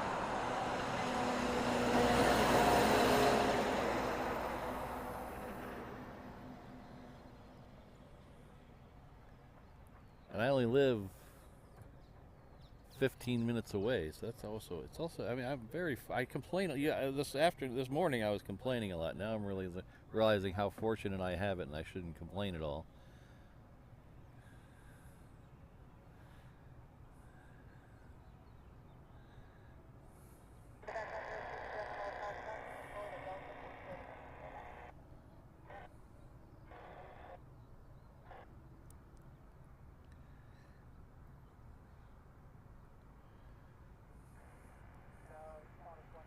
But like Sal from Cali Plains, he streams out of LAX and SFO, and I'm fairly positive he lives hours from both of those. So, man, if I had to drive hours to go to the airport, man, I would seriously reconsider doing it.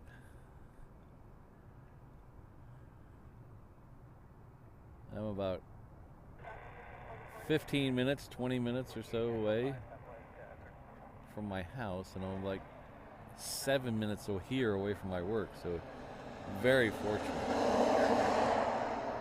Yeah.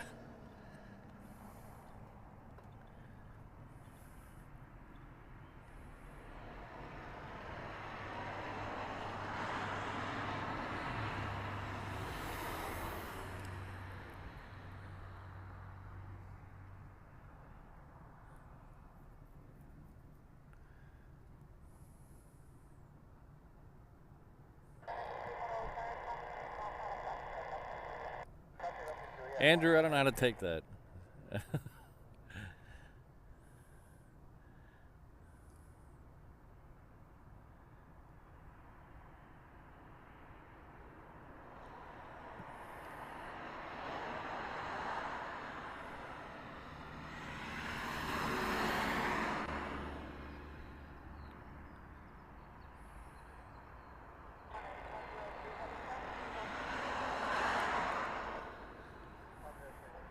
Yeah, Bill, I've seen him at both, and then I've seen him at some of the smaller airports, and I'm fairly positive he doesn't live close to any of them. I don't see how.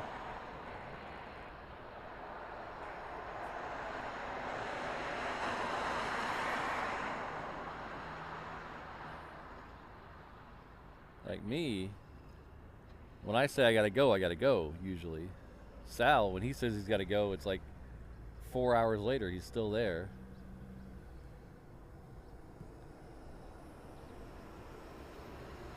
And then on top of that, he has to drive a couple hours. Hats off to that guy. I'd like to meet him one day. Hats off to that guy. He does a great show.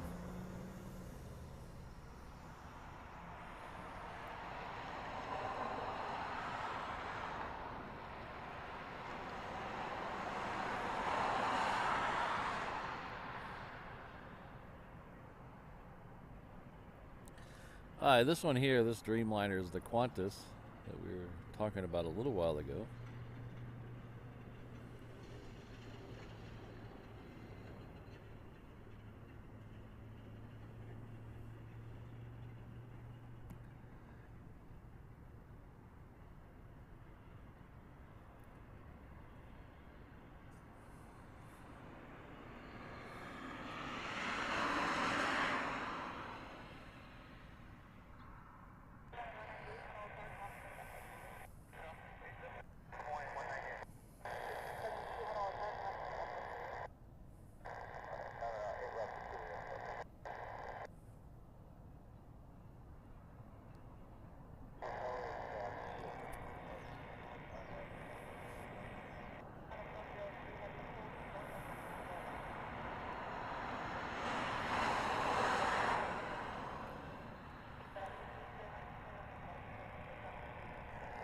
Brandon, it was just as advertised. Jerry is exactly what you think he is off air. His on air and off air seem to be exactly the same.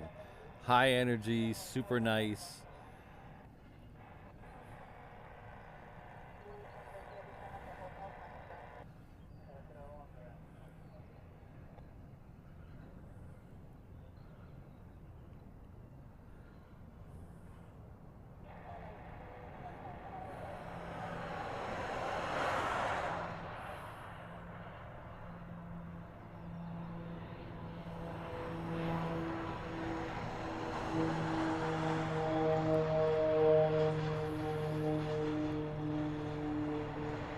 So I met him here. He came out here and streamed. And then a couple of months ago when I was in London, I met up with him a couple times.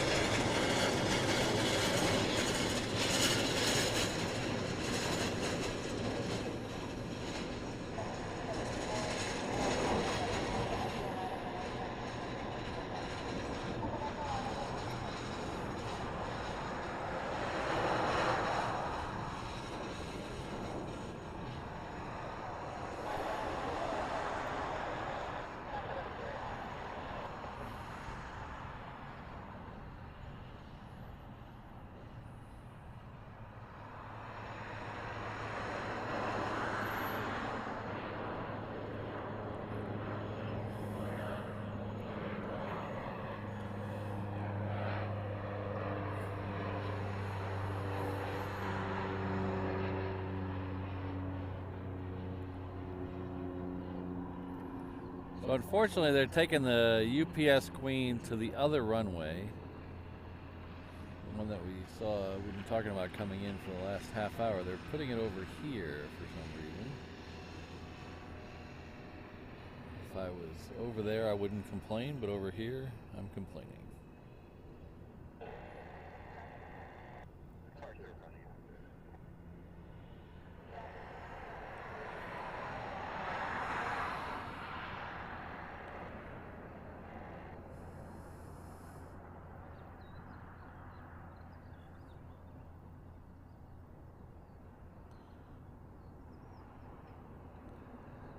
So hopefully that'll roll along and we can get a good view of it while it's rolling along.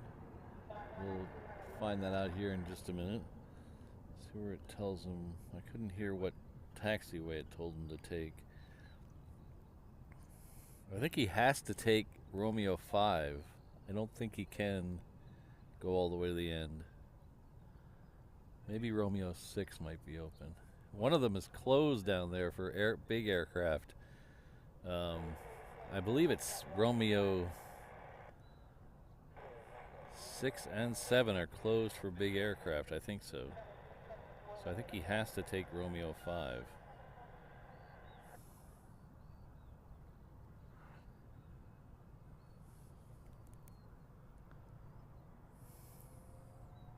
Yeah.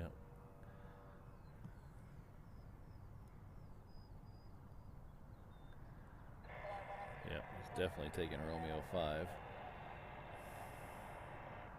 Yeah, there he is behind that tree. That Asia Pacific that we had seen down there for the last couple shows.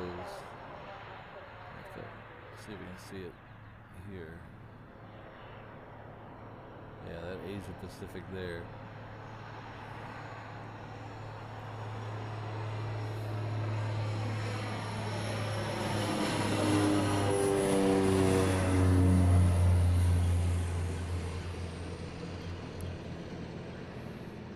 So that Asia Pacific, I think, is on Romeo 6.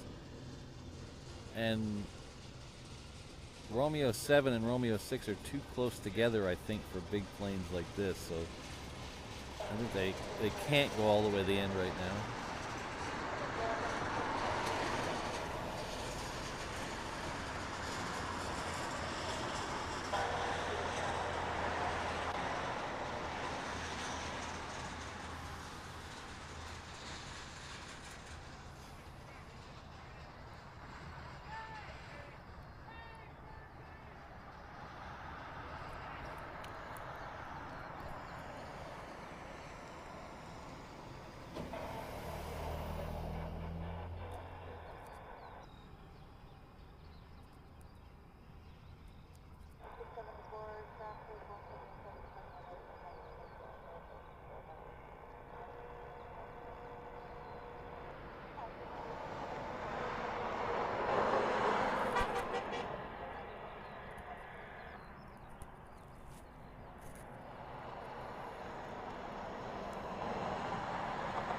thank you very much, and welcome everyone.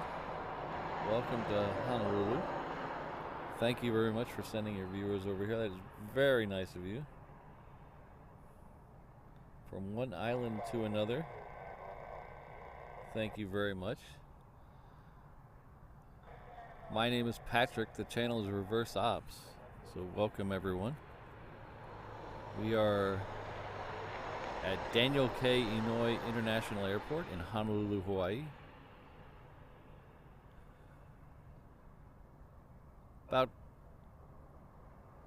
probably 3 or 4 miles west of downtown Honolulu on the southern shore of the island of Oahu.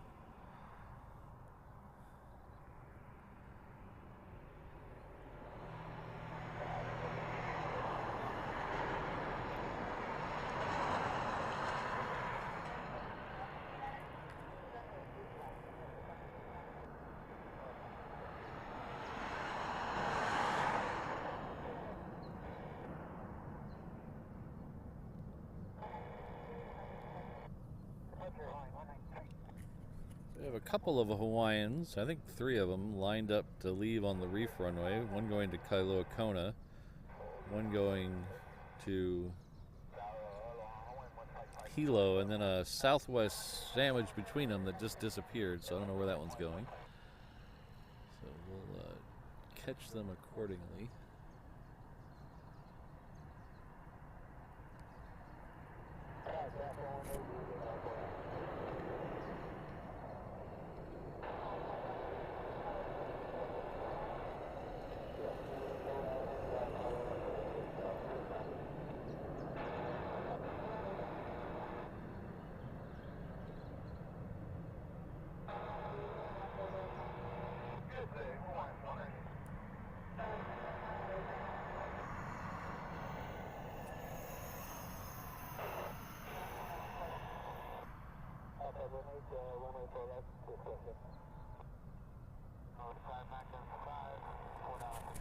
So the next one going out on the reef runway is that Southwest. Fortunately, I can't see where it's going right now, but it's going somewhere. So it is on the roll right now, so we'll be able to get it in just a second.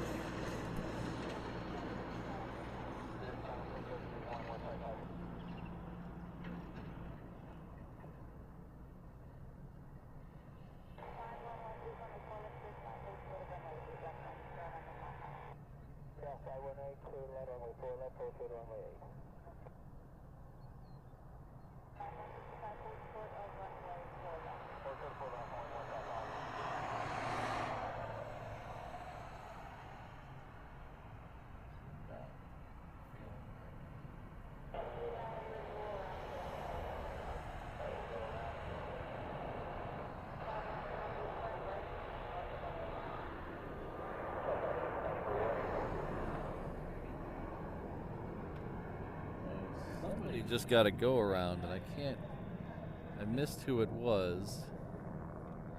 We have a couple of smaller planes coming in on 8 left. I don't know if it was one of them or not.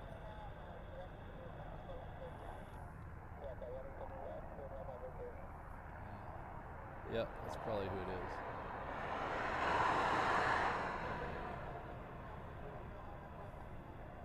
Probably this guy right here. Yeah, it's definitely this guy right here got to go around.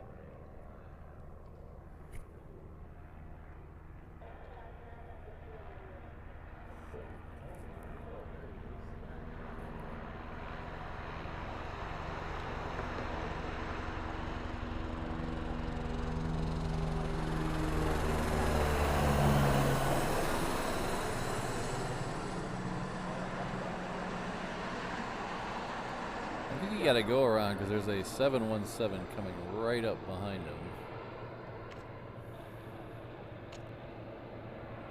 Very close.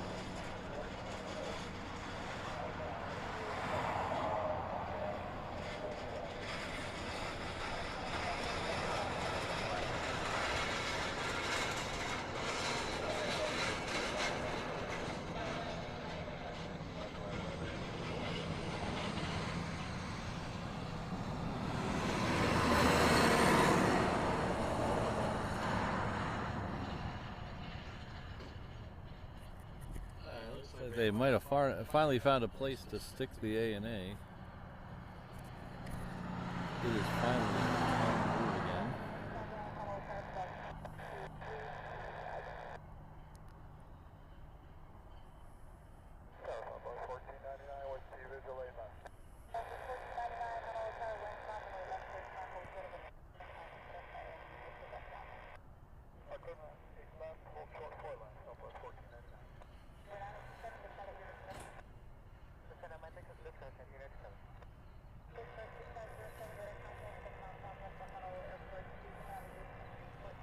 Alright, we have the Asia Pacific 757 has pushed back, not the one that we were talking about a little bit ago over there on Romeo 6. This is the one that's over on the hard ramp to our right, so we're going to flip over and see this one here. This is just pushed back. It is heading off to Pago Pago.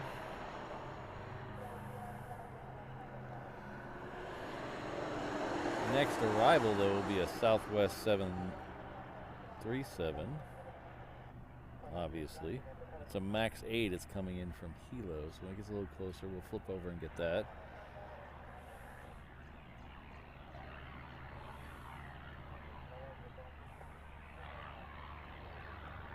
So we still have a few more stragglers coming in from Asia. We should have Philippine Air. We should have Asiana 777 coming in. We also have another Queen coming in about 40 minutes or so. A little closer to an hour maybe. We'll definitely still be here for that because it is only 9:30 now. Well, close to 9:30, 9:23. We're going to try to go until definitely the first A380 leaves. That's scheduled for pushback at 11:30.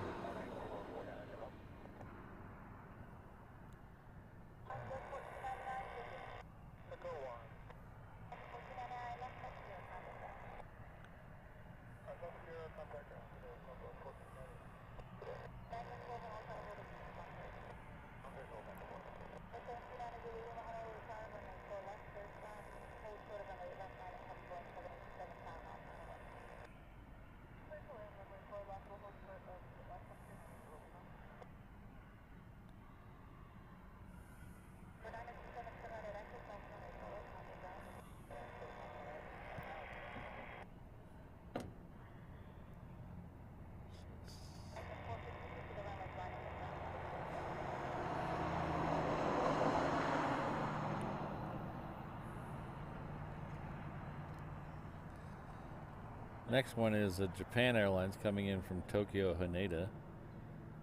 This one's a Dreamliner. It's about 4 miles out.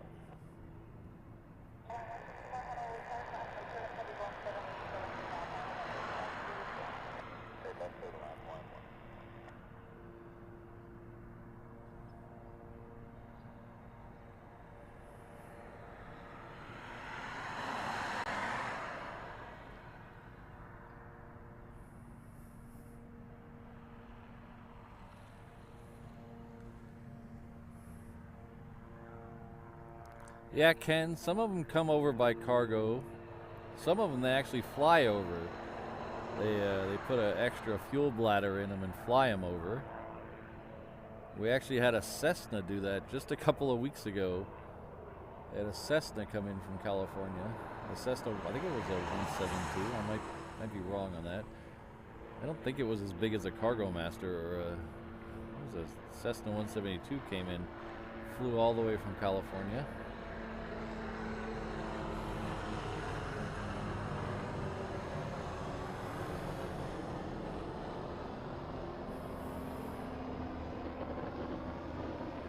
Definitely have to pay me a lot of money to do that.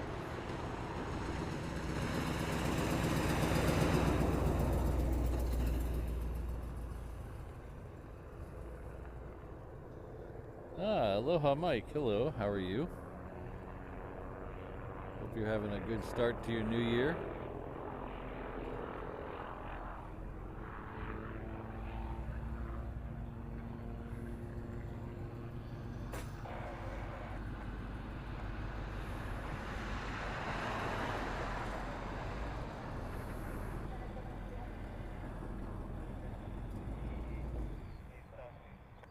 So I probably have a lot. I think we have a lot of new faces in the crowd. So if you're new here, welcome.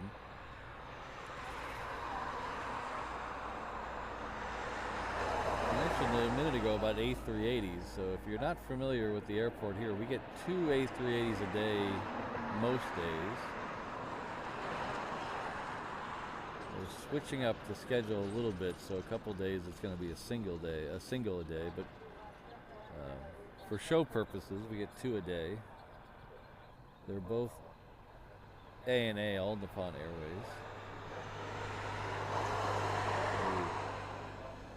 It's a little hard to see with them at the gate, but they have turtle liveries. 3 different ones. There's an orange one, a teal one, and a blue one. This is the teal one. The one over in the very background with the white tail is the blue one. So they just rotate the 3 of them between here and Tokyo.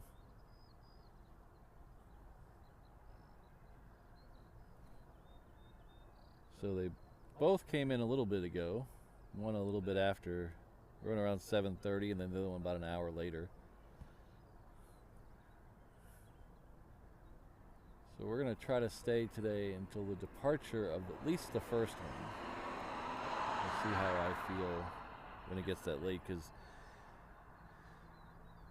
if you stay for the departure of the second one, that puts it almost to 1 o'clock, and that makes a very long show. I'm not one of these enduro plane spotting channels that goes for 8-9 hours.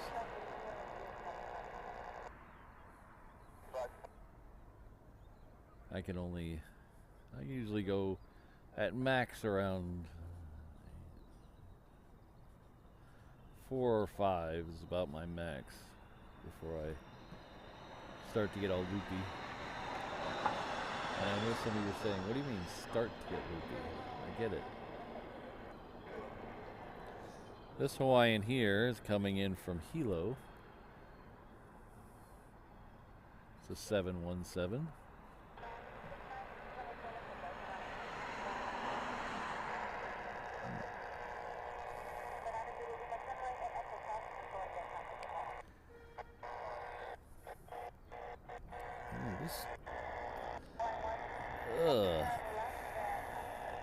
Sounds horrible.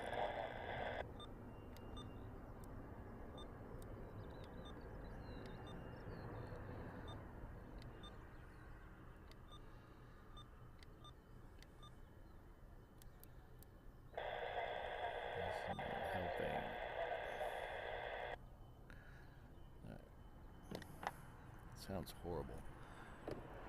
So many hours ago, I started a story and never finished it. Probably around 7:30 this morning, I started a story and never finished it. I think it was when that Amazon Prime plane came in. That was a long time ago now. I ordered a lot of stuff for the truck that's been in Amazon limbo for weeks. One of the things isn't really on Amazon limbo. I had to order it from the UK, so it's really just stuck in DHL limbo. But I ordered some new stuff for the truck, some stabilizers to stop this, so I won't be moving around as much. Because every time I take a step in the truck, it goes like that. I'm trying to stop that. So I bought some new stabilizers. Hopefully they'll work. And I bought a new antenna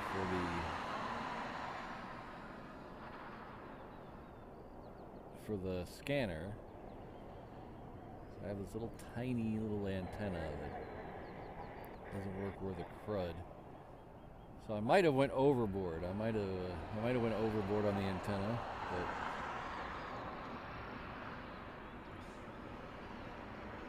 it wasn't that expensive. In fact, it cost 3 times as much to ship the antenna as it did the cost of the antenna. So I had to ship it from the UK. What's going on here?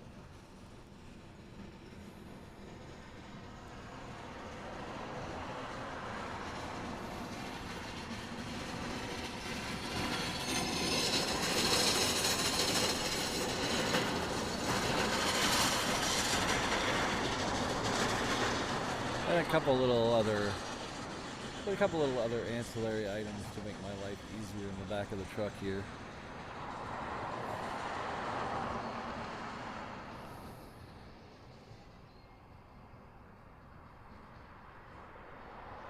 But the big one is the antenna. Hopefully it works out, because this little tiny whip antenna I have just drives me nuts sometimes.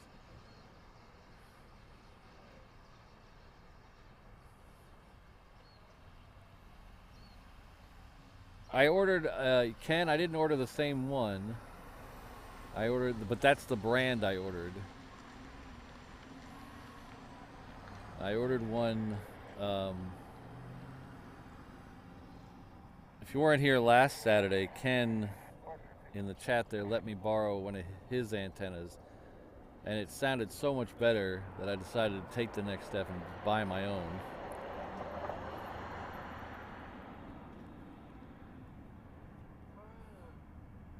Unfortunately, the one Ken let me borrow, even though it sounded really good, it had it's one of those desktop die-bone, whatever they call antennas. It has all the different things sticking off of it. Well, that makes it really hard to easily put up and down on the back of the truck, so I had to go with a more traditional antenna, but it's the same company.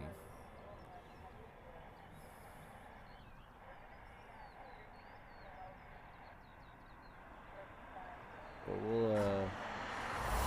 it's supposed to be here on Wednesday, so if you tune in on the Thursday show this week, hopefully we'll have a crystal clear ATC. If not, you can tune in for another episode of Patrick lighting his money on fire. I seem to like to do that.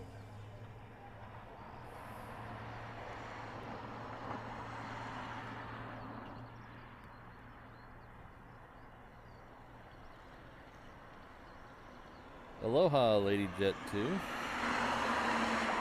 Hope you're well. So that's the Asia Pacific that is heading off to the reef runway. We'll catch its departure here in just a second. Its icon on flight radar is going backwards down Juliet. That's pretty funny. Well, the Philippines is about 5 or 6 miles off the west coast, so it should be here in 3 or 4 minutes. It's about 20 miles away or so.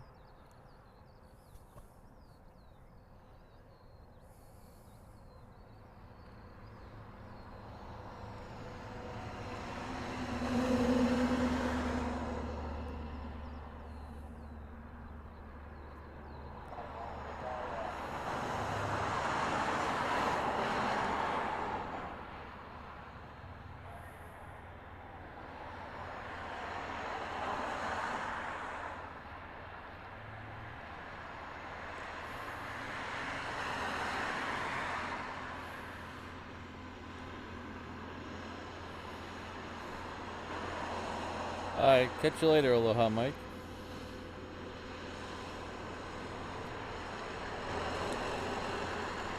Sky Voyager, that's pretty cool, Corey. Thanks for that.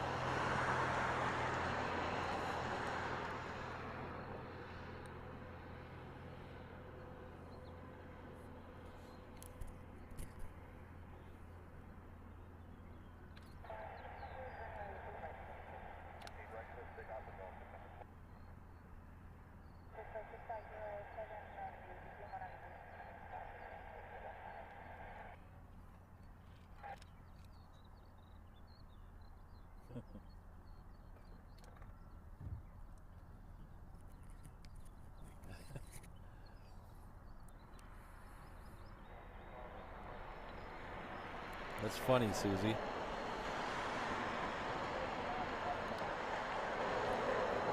At least I haven't been foolish enough to buy a boat yet.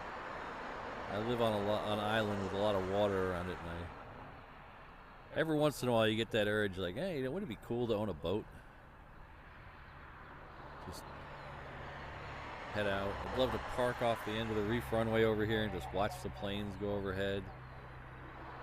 And then you realized having a boat's a very bad idea.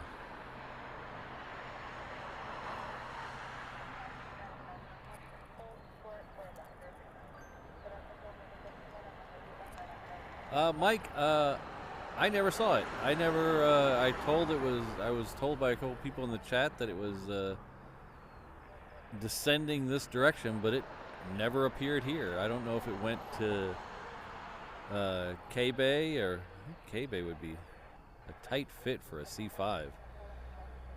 Or maybe it went to Kona or Hilo. I don't know. I don't know where it went, but it didn't come here.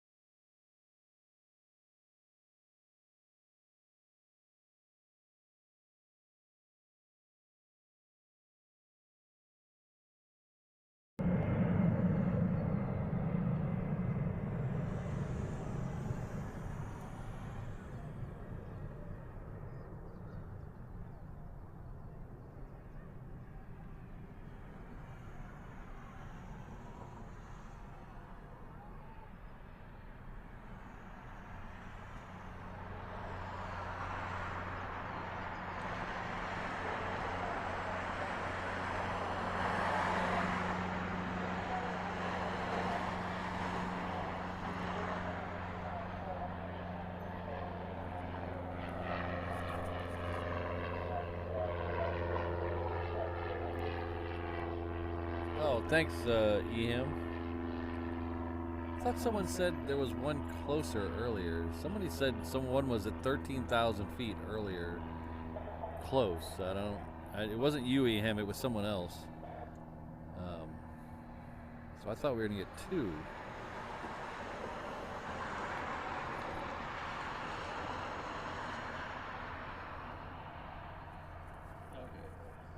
See that Philippine Air now, so we're gonna flip over and get it. This is coming in from Manila. It's right there.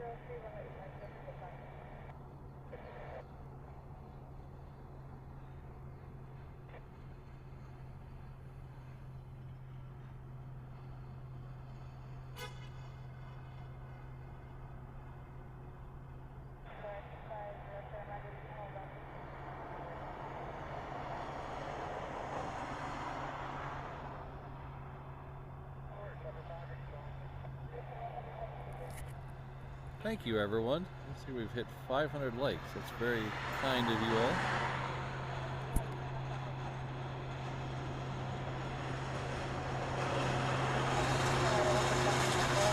E. O'Malley knows what I'm talking about.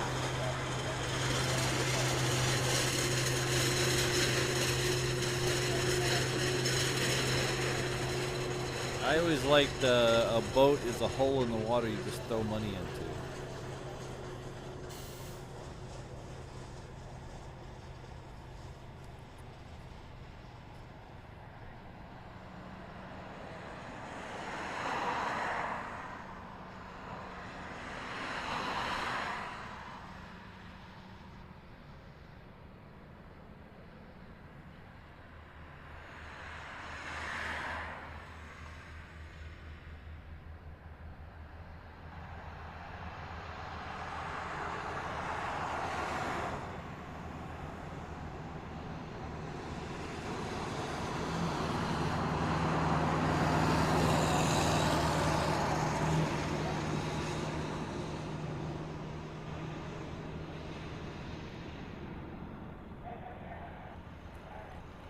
So that right there was the U.S. Navy firefighters. And you're asking yourself, why does the U.S. Navy have a firefighting truck on an airport? Well, we share our runways with Hickam Air Force Base, which is just on the other side of all the terminal buildings you see in this shot. Hickam Air Force Base is part of Joint Base Pearl Harbor Hickam. Pearl Harbor is a naval station. So they used to be two separate bases, Hickam Air Force Base and Pearl Harbor Naval Station.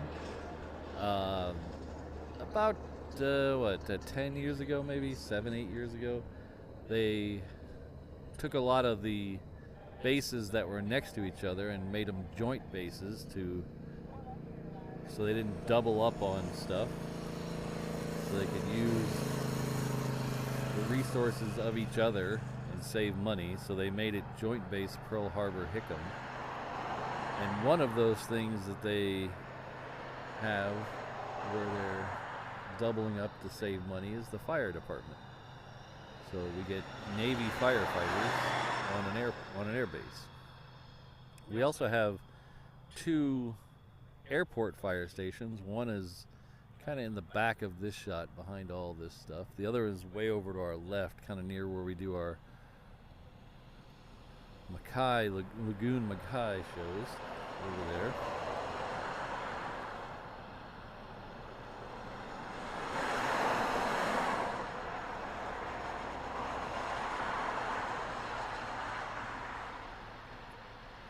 Okay, thanks, Ehan. Appreciate it.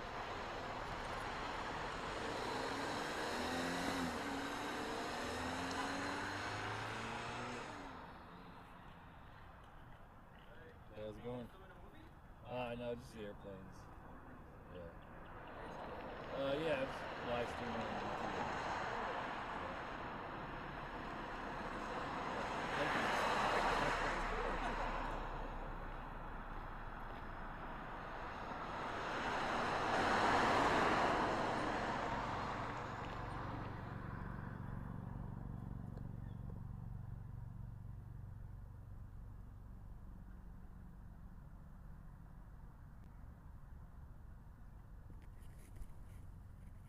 So we have one more, or maybe two more of the heavies coming in from Asia. We have a Hawaiian that's coming in from Seoul, and we also have an Asiana 777 that's coming in from Seoul.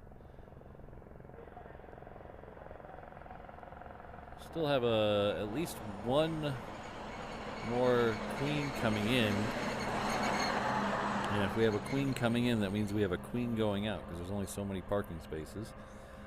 So if we flip over here and see here, we have two UPS Queens sitting behind all those buildings. So one of those is going to have to vacate here in a little bit. I believe it's scheduled for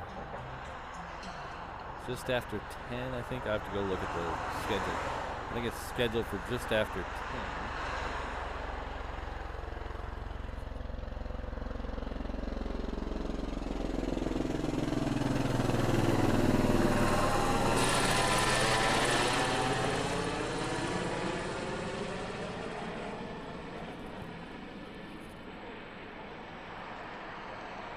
Now that most of the flights from Asia are in a little bit of a lull. It's not going to die completely. We're still getting some movements here and there. But it'll start picking up again once all these flights from Asia turn around. Usually Qantas and the Philippine and the Asiana are very quick to turn around. Even though the Asiana is not here yet, it's very quick to turn around. The first ANA A380 is scheduled to depart at 11:30. It's usually pretty close to being on time. And then the second one is 12:30. We're definitely staying for the first. We'll see about staying for the second.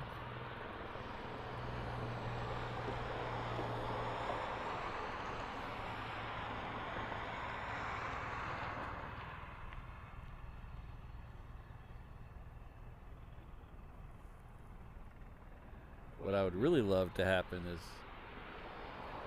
the wind to get a little stronger. It's turned around now. It's coming from the south, kind of southwest. Really love it to get a little stronger. That way they flip the runways around. Okay, yeah, something is big up there. What is that? Oh, the C-17 coming in.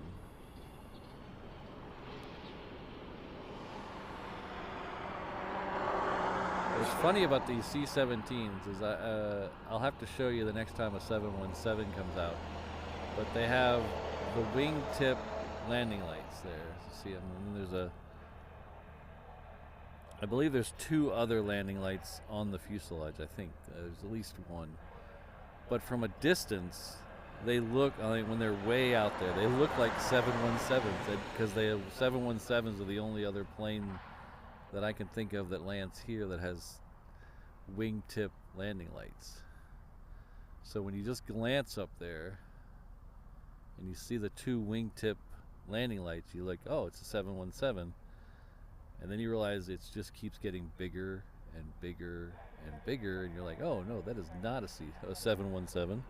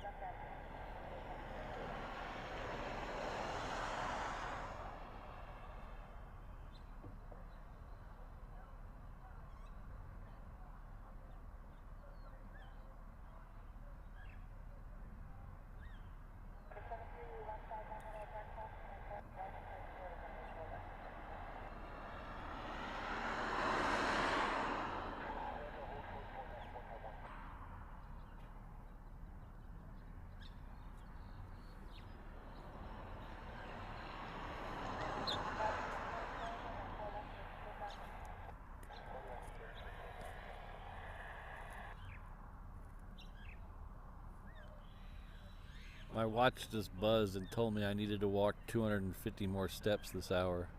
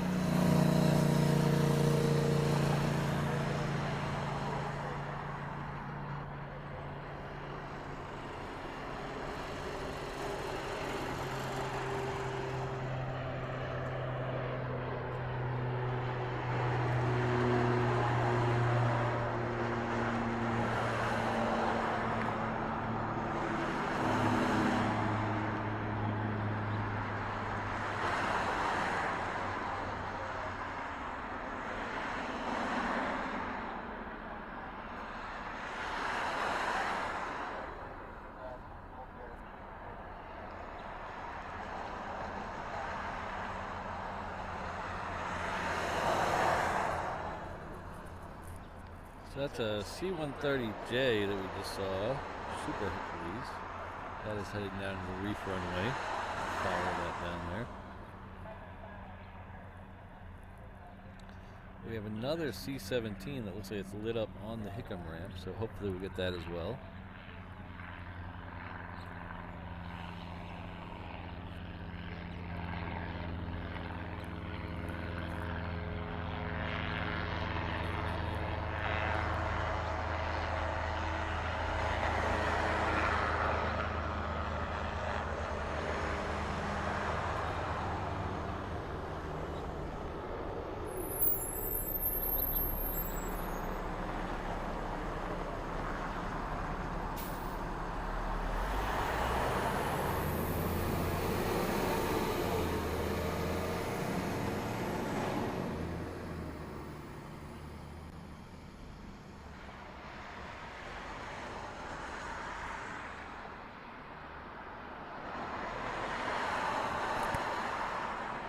interesting little fun fact. The runway we're looking at right here, this is 8 left, 26 right, used to be the longest runway in the world at one time. It's no longer the world's longest. In fact, I don't even know what the world's longest is anymore, but I know it's not because it got shortened. It used to be over 15,000 feet long. It stretched all the way into present-day Hickam. And when they expanded Hickam, they chopped the end off down there. Now it's, I believe it's 13,300 feet, I think. 13,300 feet. So it's still the longest here, but it's no longer the longest in the world. I know on a map it looks shorter than the reef runway, so if you look on the map or you're looking down at the reef runway, you say, Patrick, you're completely wrong, the reef runway is longer. Well, it may look longer on a map, but technically it is 300 feet shorter than 8 left.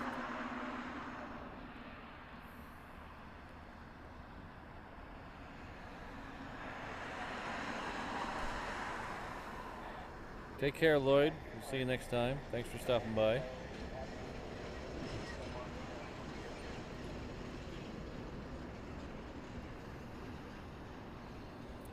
Yeah, David, my watch does entirely too much stuff as well. All I really want from a watch is to tell me the time and to display notifications from my phone. That's all I want.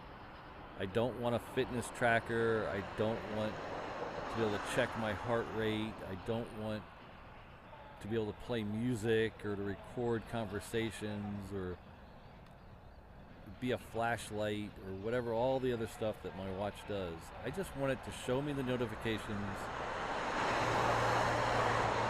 from my phone, specifically so I don't have to take my phone out of my pocket. I hate hearing my phone buzz and then taking it out of my pocket and it's a spam email. So I want to be able to see my notifications on my watch and tell the time, and that's it. That's all I want. But nobody does that. The last person to truly do that was a company called Pebble. They got bought out by Fitbit, and then Fitbit killed the entire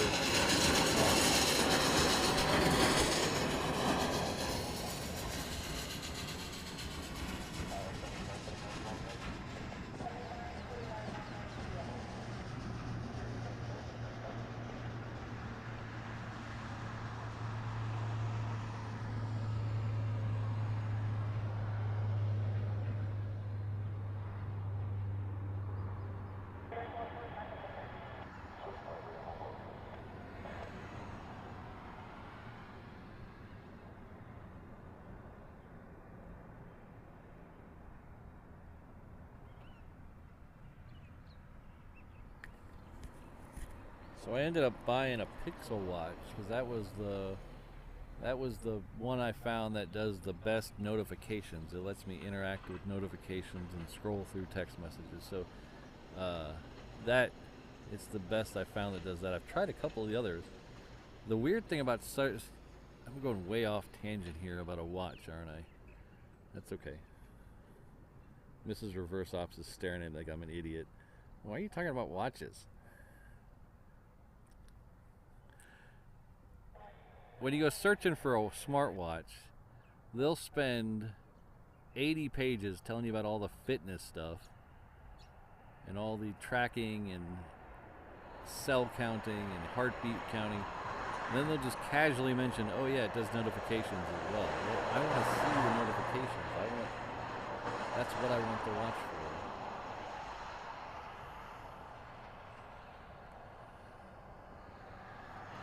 Hold on 1 second.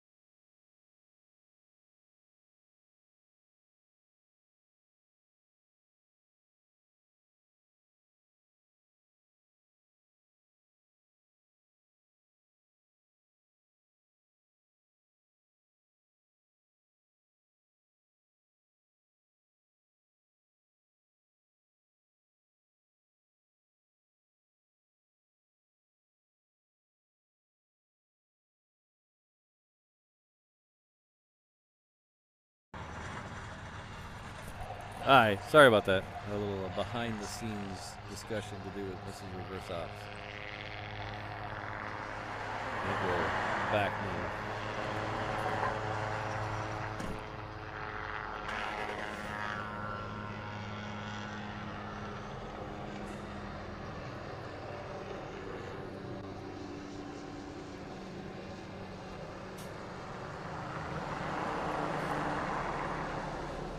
.717 Aviation. We've been having reverse ops sporadically here, but it's usually in the afternoon. Usually the last couple of weeks it's been starting out very calm like it is now, so they'll keep it in normal operations. And then they'll flip it around as the wind picks up in the afternoon. So usually that's when I'm at work, unfortunately. We've only caught one reverse ops stream this year so far. Well, I guess technically that was last year, but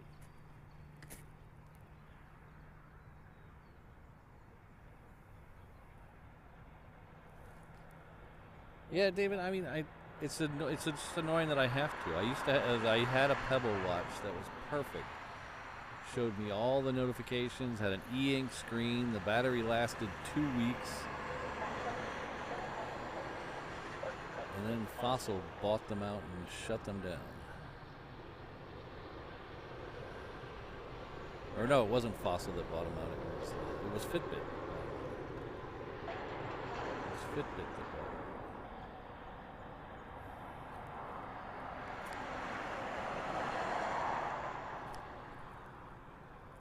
Sydney, I would say hi to her for you, but she already left. She stopped by for 2 seconds to tell me a couple things. She's on her way from one appointment to another appointment and then to lunch with her friend. She's a busy girl this weekend. She's got a lot of planning to do. She's going on a girls' I don't know if I think I mentioned it. She's going on a girls' trip, so she's doing a lot of planning for that.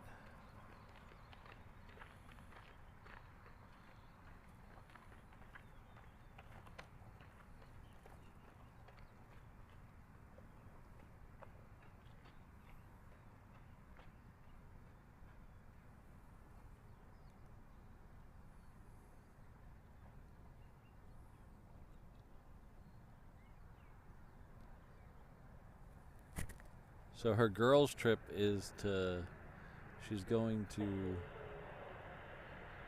Tokyo Disney with her friend.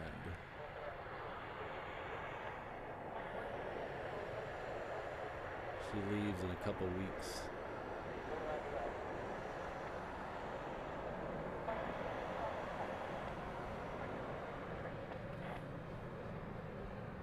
I did. If you're wondering why I'm not going, it's because I didn't get an invite. I was told that they were going, and I didn't even get a cursory invite. It was just nope. We're going, not you.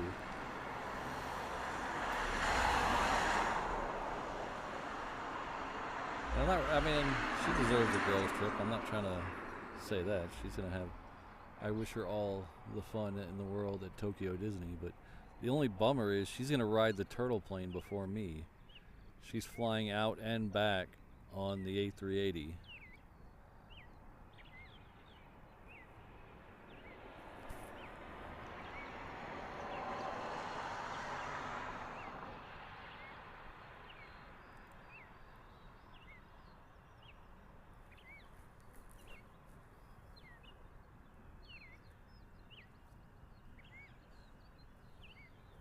I'll try to remember that, Gil.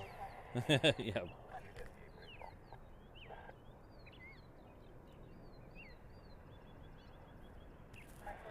She could have gone to Disney by herself. I would have hung out at the airport.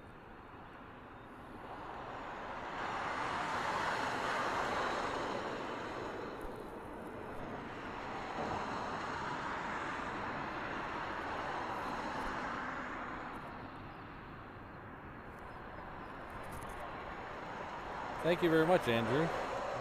Appreciate it.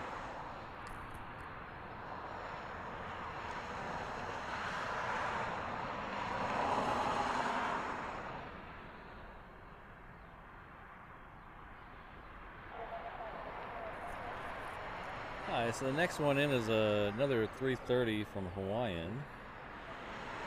It is about 2 miles out. It's coming in from Seoul. And then after that, we should have the Asiana triple that we've been talking about.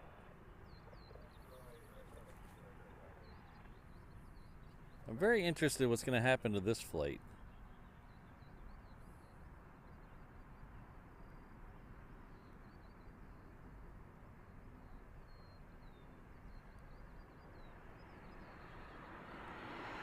Now that Korean and Asiana have got all their approvals and they've started their process, I wonder what's going to happen with this flight and the Korean Air. Not this flight and this thing, but the Asiana behind it. If they're going to combine them, if they're going to keep sending them, I don't know exactly what's going to happen. If you ask me, if you were asking me, which I understand they're not asking me, they don't care what I think, but if you ask me, what they should do is combine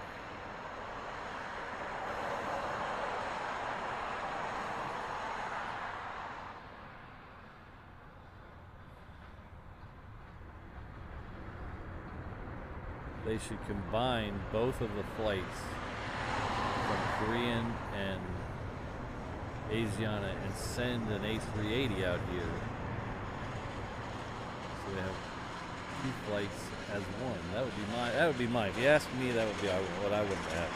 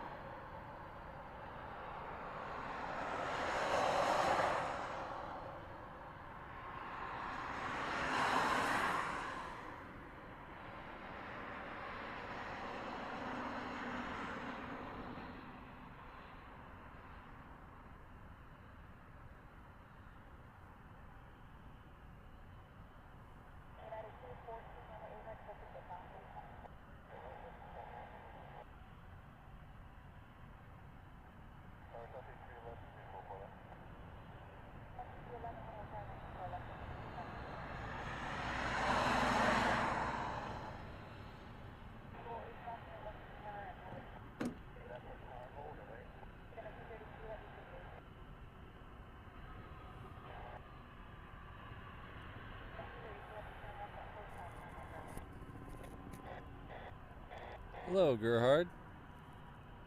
Hope you are well.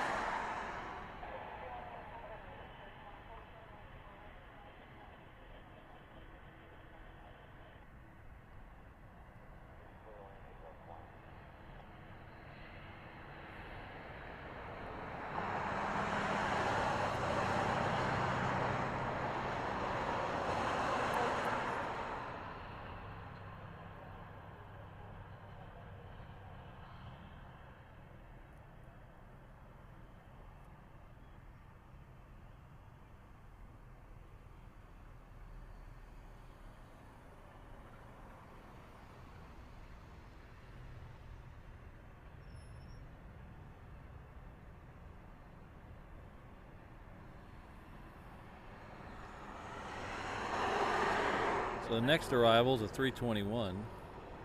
It's coming in from San Jose. It's a Hawaiian 321. As you can see, that C-17 is coming out right here. So it'll be taxiing to the reef runway.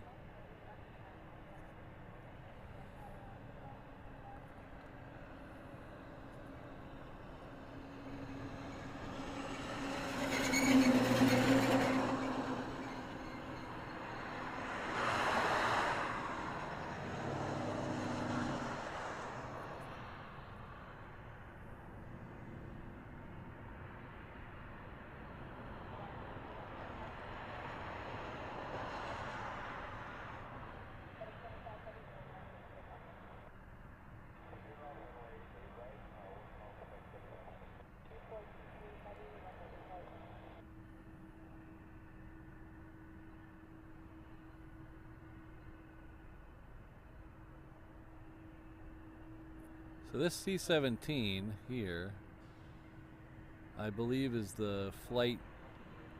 We had on New Year's Eve, we had a couple of firework accidents. People were injured and a couple people were killed from firework problems, firework accidents. I believe this C-17 is taking a couple of those people to mainland hospitals. I believe it's this one here. So they're flying, I believe, 3 people who were injured in the firework explosion to a hospital in mainland for treatment.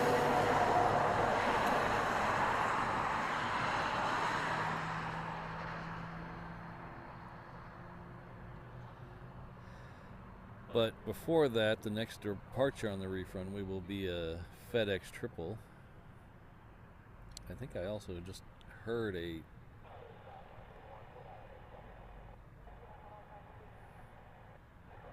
a 747 fire up on the cargo ramp. We'll see if that comes to fruition.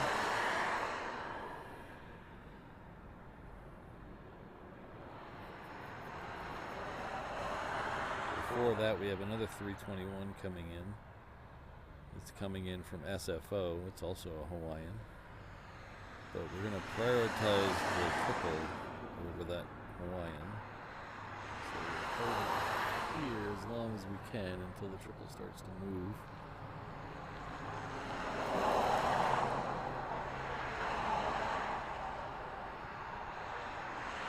Oh, is that this one, Eham? Oh, the EHELGA was canceled. Okay, I think. Okay, thank you. I thought it was this one. Ignore what I just said.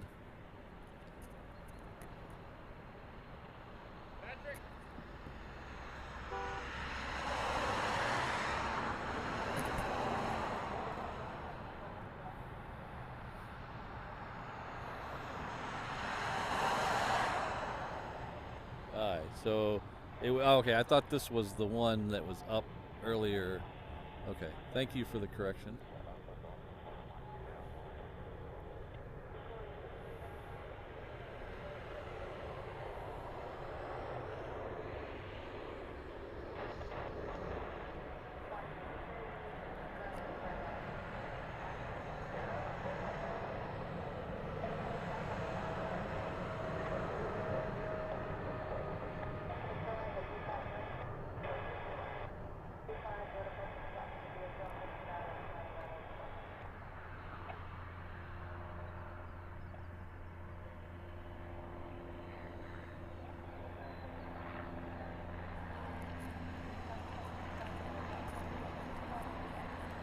Okay, so this one's not the one. Okay.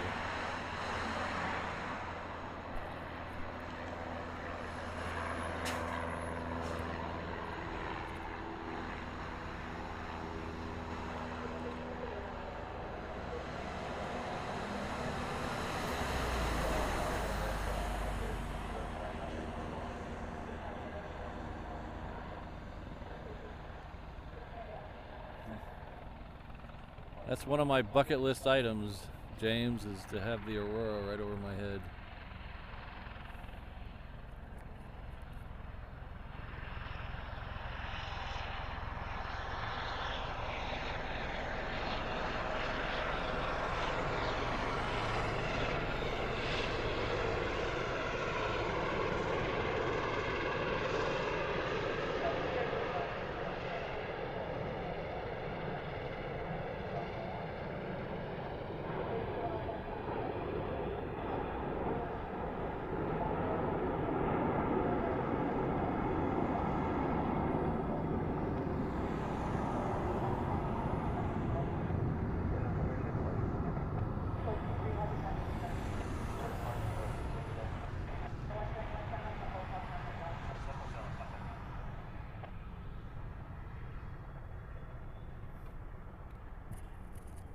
Yeah, that would be definitely a very steep bank out of here to have 6 people on it.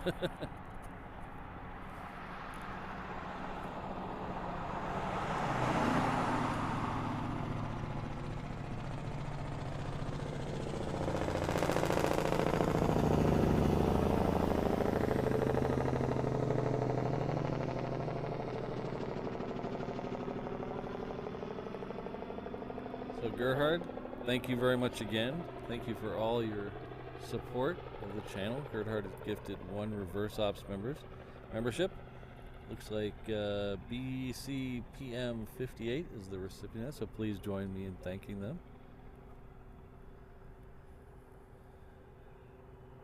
I don't remember if I thanked you, Gerhard, for the super chat a couple of weeks ago.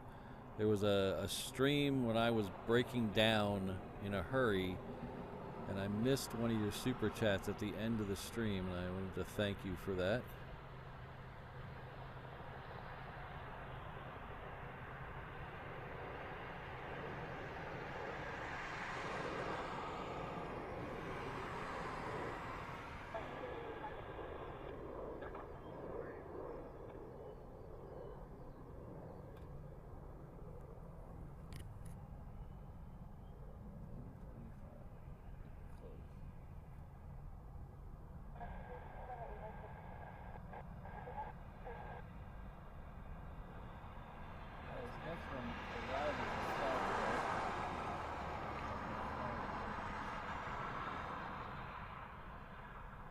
Coming in from San Jose, that sounds familiar. Let's have one leave for San Jose. Might help if I talk into the microphone.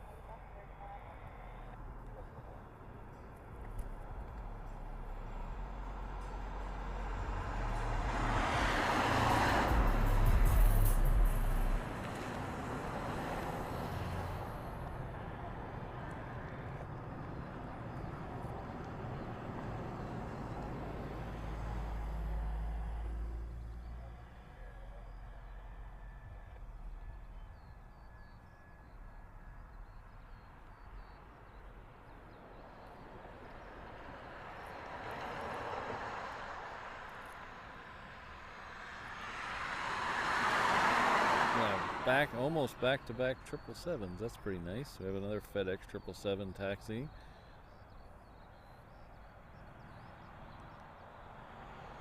Oh, thanks, John. You guys in the chat are too fast for me. Let's see.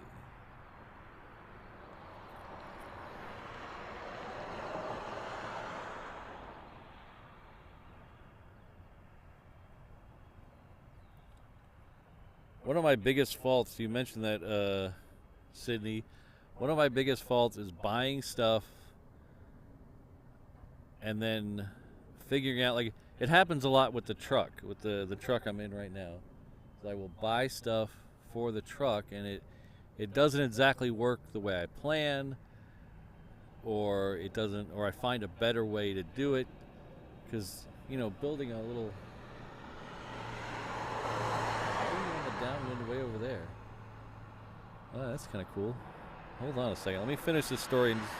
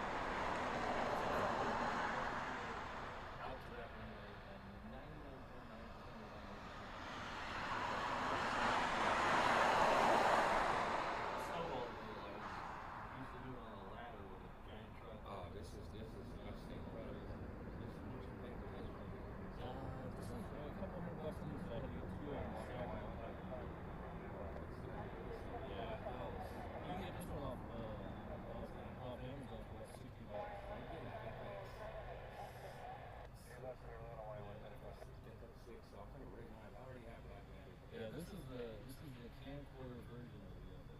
It's got similar internal. It doesn't have the same sensor. Yes. Damn. Okay. Yeah, I've seen that. This is The the NX 800. Oh, okay. And then there's one that has, I forget the number, it's something 200, but the only difference is this is HDMI, the other one's SDI. Okay. Yeah, so this is the HDMI version. I like it.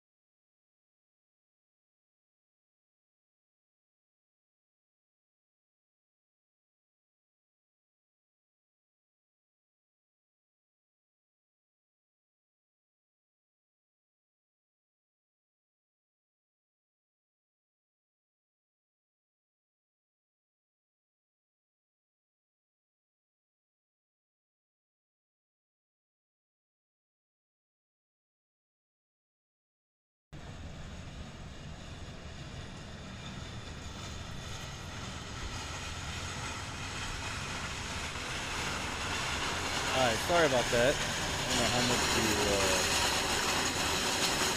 you guys heard of that. I was supposed to mute the sound and I missed I hit the wrong button. I don't know how much you heard of that, but a buddy of mine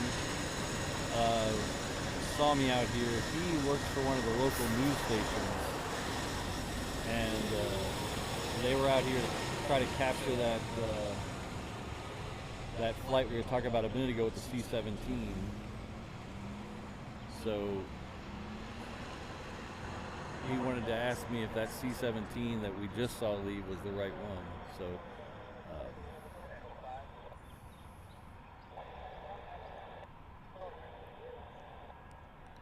and then we got to talking about cameras and things, and you know what friends do. But yeah, he works for one of the local news stations, and they were trying to capture that C-17 flight. He said he followed the convoy over here and then saw that C-17 leaving, and he was very proud he missed it.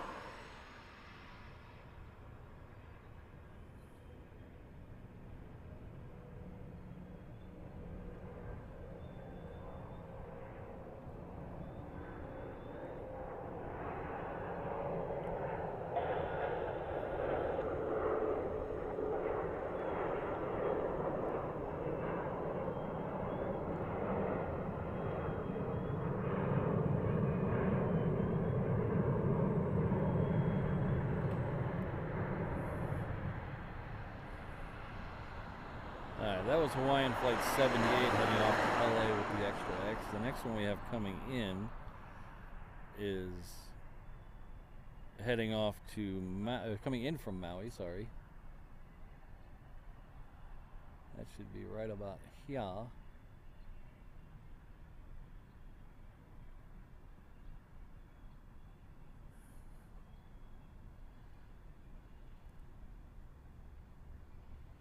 Take care, Sherry.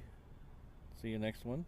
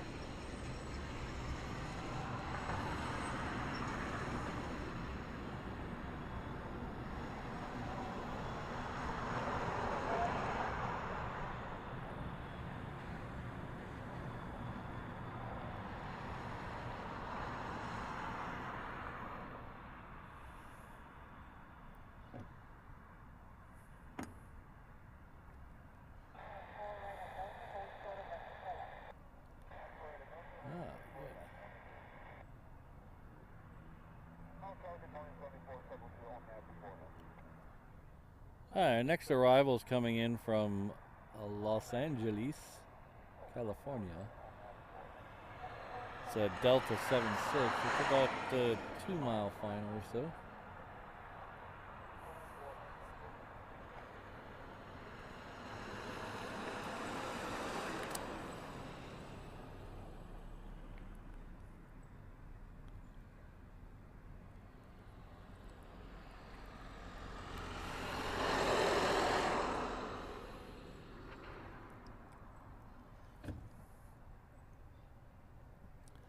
Hello, back to Hungary. I was in Hungary a couple of years ago. I think it was 2019, I think. 2018, might have been 2018. I was in Buda, and then I went across the river to Pest. We saw a concert there. We did a couple days in Hungary, saw a concert there. That was a great trip. We flew into Rome, hung out in Rome for a couple days, saw some really old stuff. Then we took the train to Bologna, saw a concert, hung out in Bologna for a couple days.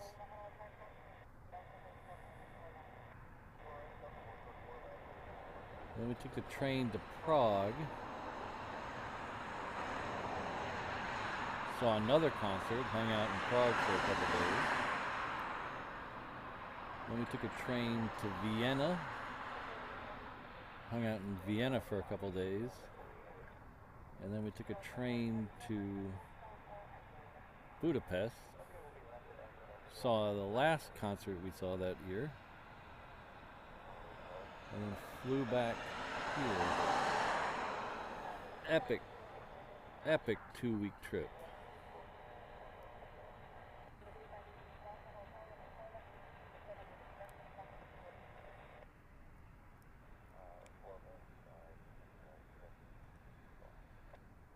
So that Queen we saw on the downwind a few minutes ago, unfortunately it has gone to 8 right again. That's 2 Queens going to 8 right. Ugh. Of course, I really can't complain much. The last 2 times we've been out there at the other end, they have sent out some Queens to that end as well, so I really can't complain too much. It's just, you know, I want everything.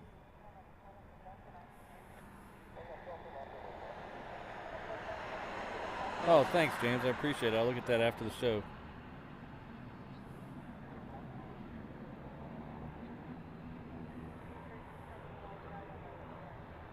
Alright, so we'll get that Queen in the air when it gets a little closer. It's out there in the foggy haze right now.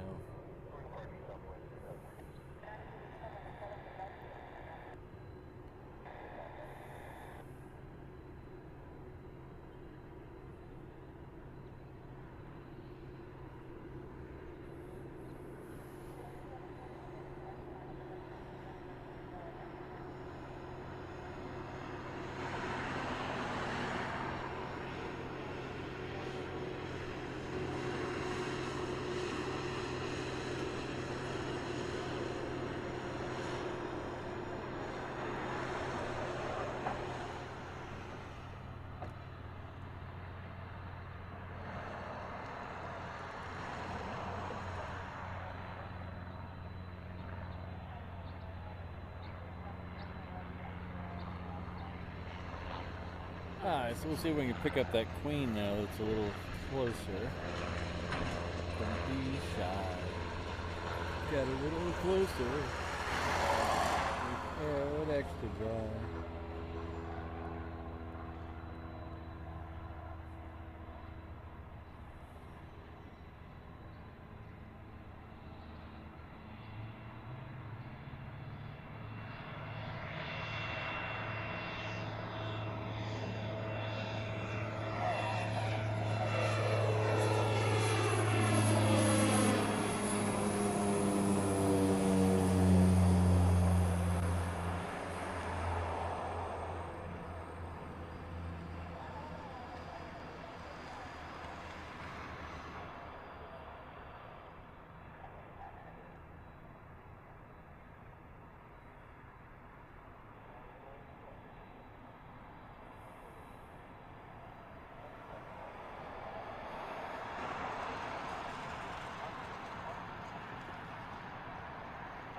Oh, look at that. There's the UPS tail that's pushed back already. That's good.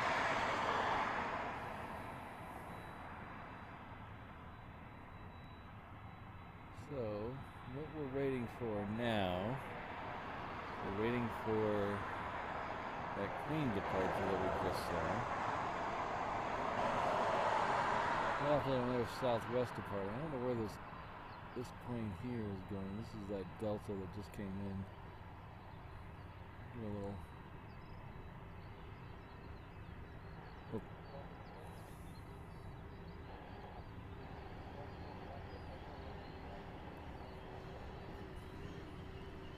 So we're about an hour away from the first A380 departure. We're definitely staying for that. So we'll be here for a little while longer.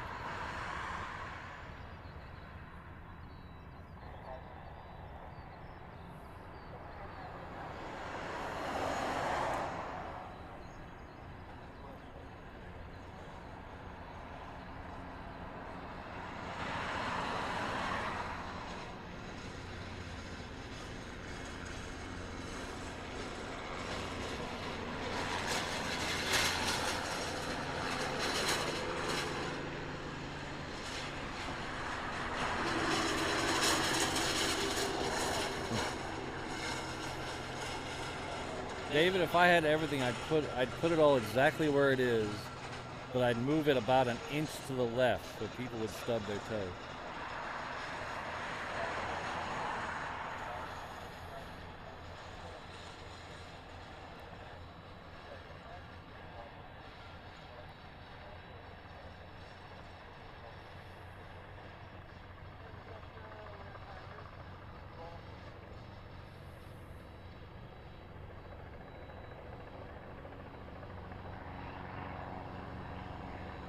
Alright, the next one is another Hawaiian 3, looks like a 330. Yes, it is coming in from Sydney. It's about a 2-mile final, so we'll flip around there when it's a little closer.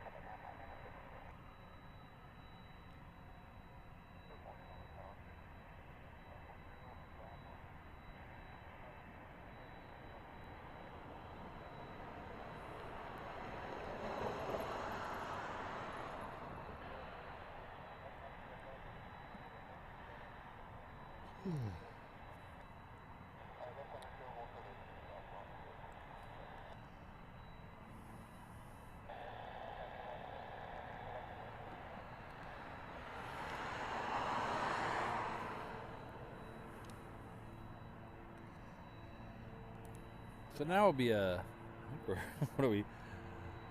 3 hours and 41 minutes at the end of the show, and I haven't done any shameless self-promotion yet. What is wrong with me? So we're gonna do a little shameless self-promotion.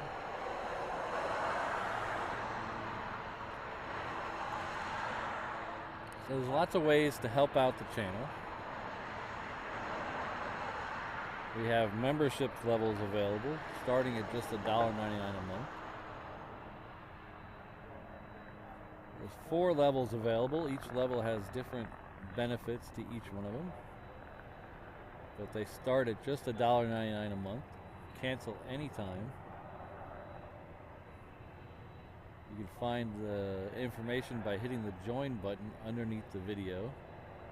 I believe if you're on an iOS device, you have to open up the video in Safari and then hit the join button. I'll explain all the different levels there and what the benefits of each level are. Those really do help the channel out, and not only that, but you also get access to our members only streams. We do members only streams here at the channel. Usually a lot of fun.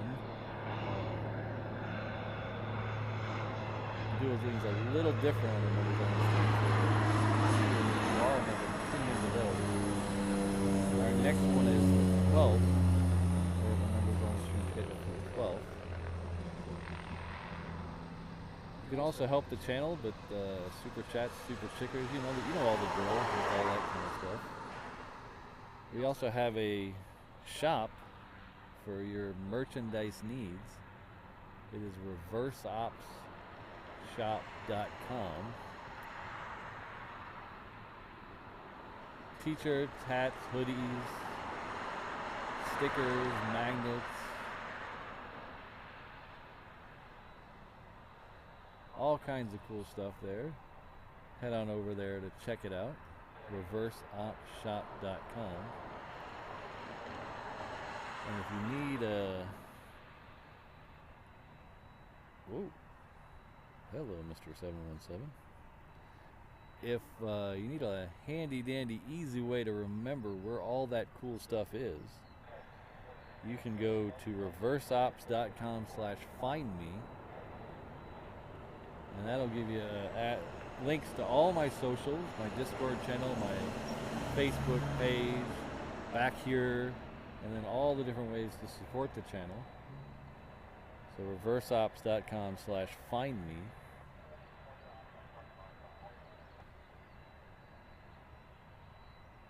But if all that stuff doesn't really interest you, you don't want to give YouTube your money, you don't want to give PayPal your money, you don't want to give me your money, any of those options, you don't want to give money, there are other ways to help out the channel. The first and easiest way to help out the channel is to hit that like button. It costs you nothing, but it really helps the channel out. Just hit that like button underneath the video. You can also subscribe to the channel. That button is very close to the like button. In fact, I think every time I say subscribe, it's supposed to light up, I think. Subscribe, subscribe. It definitely lights up if you click it, so that'd be a good way to test it. It'll light up if you click on it. And you can also share the video with your friends and neighbors and enemies.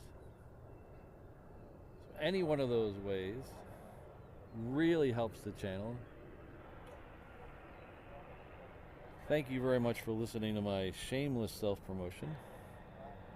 I really hope my microphone was on this whole time, because I don't want to repeat it. Alright. Thanks again, everyone.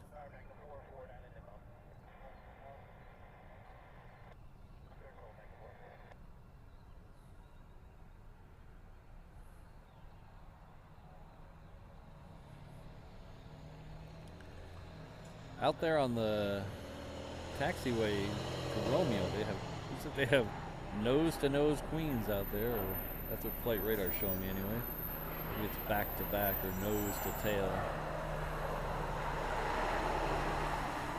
We'll be getting a queen departure here in just a few minutes.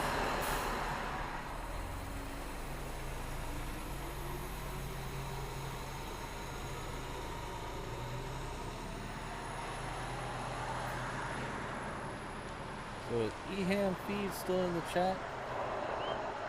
Thanks so much. I thought they just said Tiger 1-1. Did anybody else hear that? They say Tiger 1-1?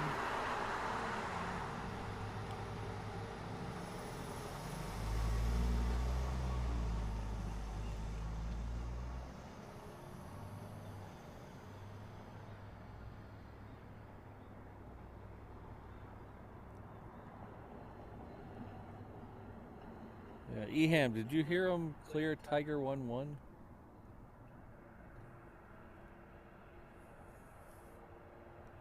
Oh, okay. Yeah.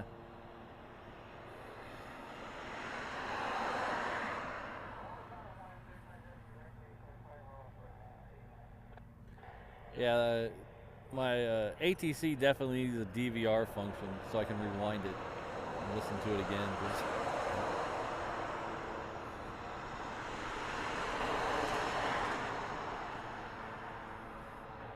Like yesterday, I was convinced I heard them say there was a 747 coming in. And I kept looking on the maps, the radars, trying to find the 747 was coming in. But what I actually heard was them calling out to Singapore 74. It was the Singapore Airlines flight number. It was Singapore 74 something, and that's all I heard was the 74. I was convinced.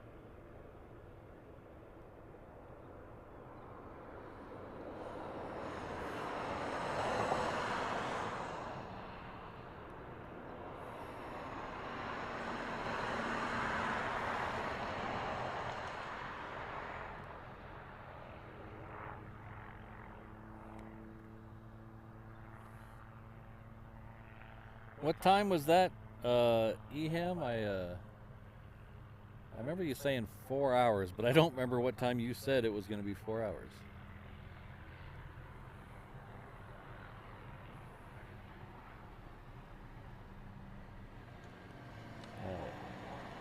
Okay, oops. Sorry about that. It's time to juggle batteries almost.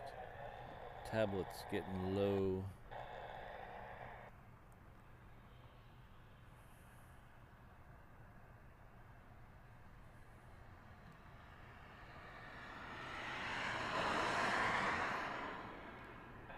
So UPS just disappeared off flight radar, so now we gotta switch over to ADBS exchange.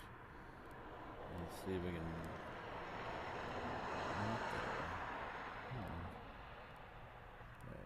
Okay, it should be moving now.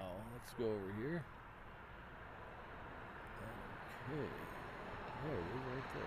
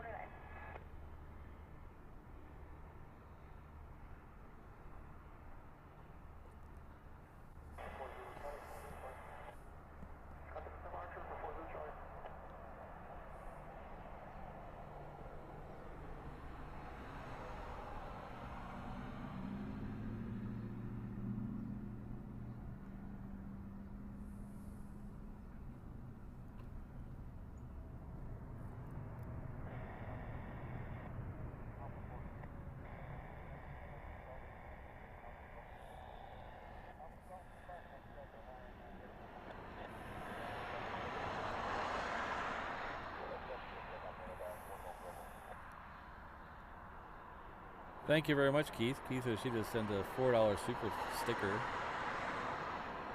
Let's see what the super sticker says.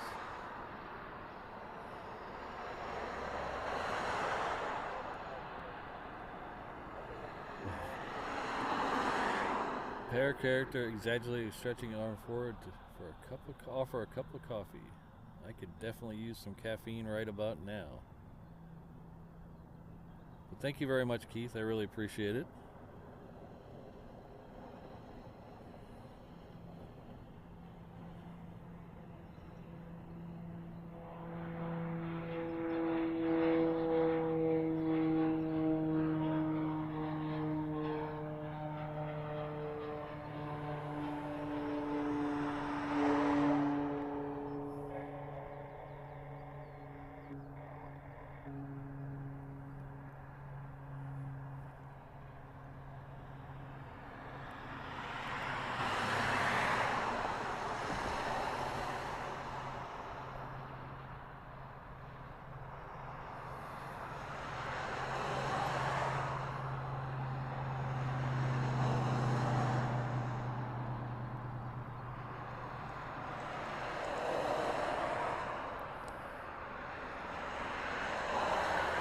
We had a couple of planes meandering down to the reef runway.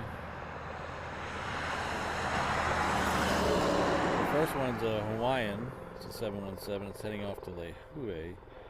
Behind it, we have our first return flight to Asia today. This is heading off to Osaka. It's a Japan Air Dreamliner.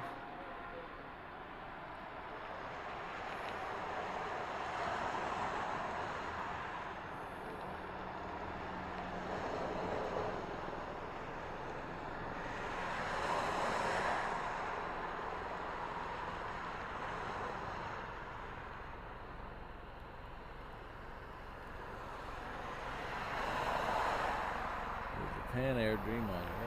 Oh, there it is. We just lost it out of the shot while I was talking.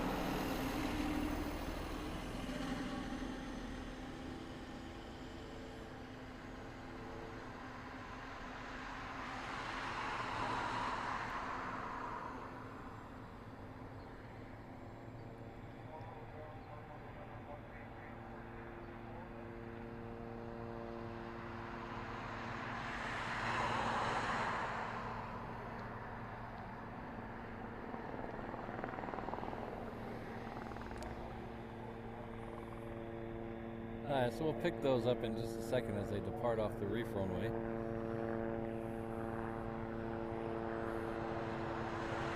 Our next arrival, though, will be a Southwest coming in from San Diego. We also have a Hawaiian 330 on the downwind coming in from Portland, so PD with the extra X. TC buzzing our heads here.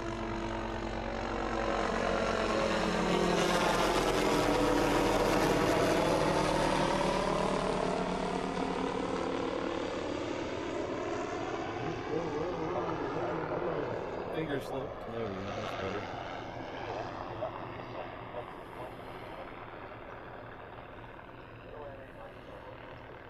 So in case you're wondering, you think, oh, I see this same helicopter all the time. There's 3 of them. So they own, it's a company called Magnum Choppers. There's 3 of these choppers.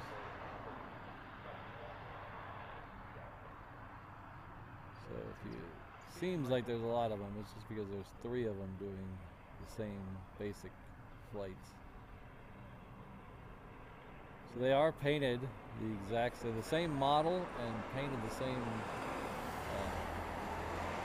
paint job as the helicopter from Magnum PI. That's actually a standard color on that.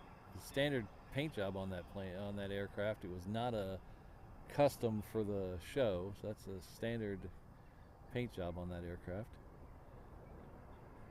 None of those are the original aircraft, though.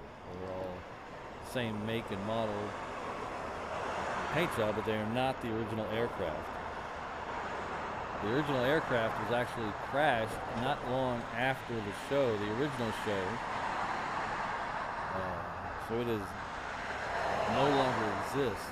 But if you want to get as close as you could possibly get, up at Turtle Bay, which is in the North Shore, they also run a helicopter tour, and they have a single one of those same helicopters up there on the North Shore at Turtle Bay. They petitioned the FAA to get the correct tail number. So if you're super geeky TV person and you want the exact same tail number as the original TV show, you can go up to the Turtle Bay one, and theirs has the correct tail number.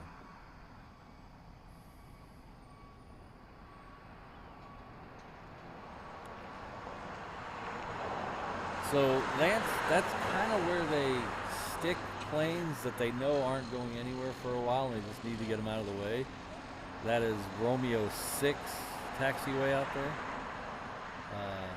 I don't know the exact reason that one's out there, if it's mechanical or otherwise, but I do know there's a lot of news about that airline in particular. It's Asia Pacific Air. They're still flying. We actually saw one leave a little while ago to go to Pago Pago, but usually they rotate both of them. They just got hit with a very large wrongful termination lawsuit about 2 weeks ago. So the judgment of that was $2 million. They owe one of the former pilots. So it seemed to be weird timing that one started sitting there about the same time that settlement was released. So I don't know if that has anything to do with it, but that was also in the news right about the same time they parked it. It's been there about 2 weeks or a week and a half.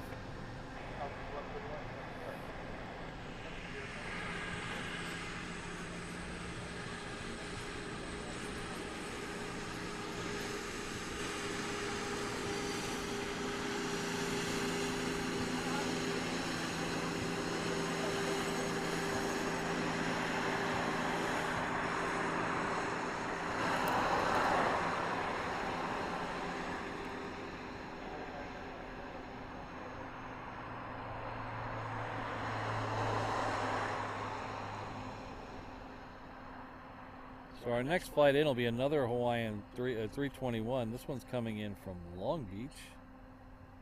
Still not the one we're looking for.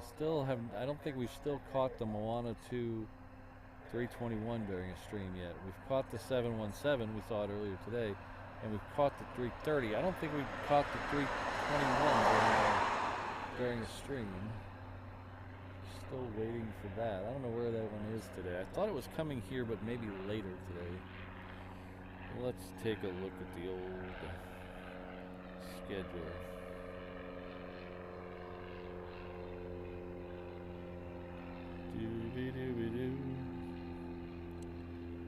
It is in the air. Oh, it's in the air on its way here from Seattle. It'll be here in 13 minutes. All right.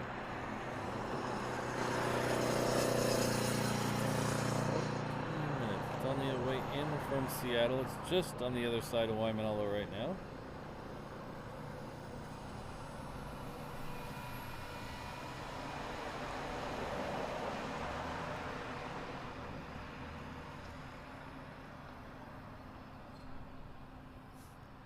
That's weird.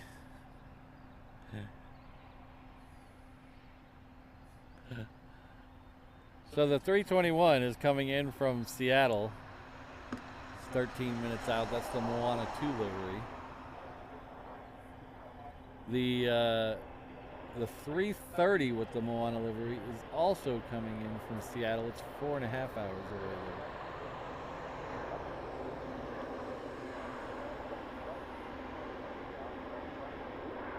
So we will not see all three of them in the show today. don't think my batteries will last another 4 hours, be it the camera batteries or my internal batteries. I don't think Patrick batteries will last another 4 hours.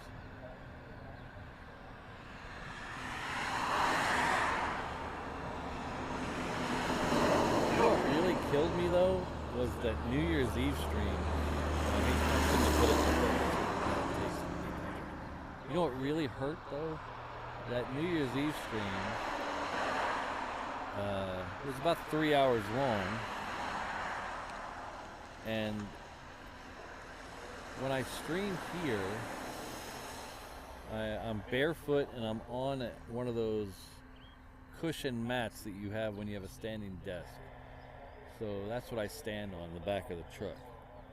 It's not the most comfortable thing in the world, but it's more comfortable than shoes or slippers or whatever. When I did the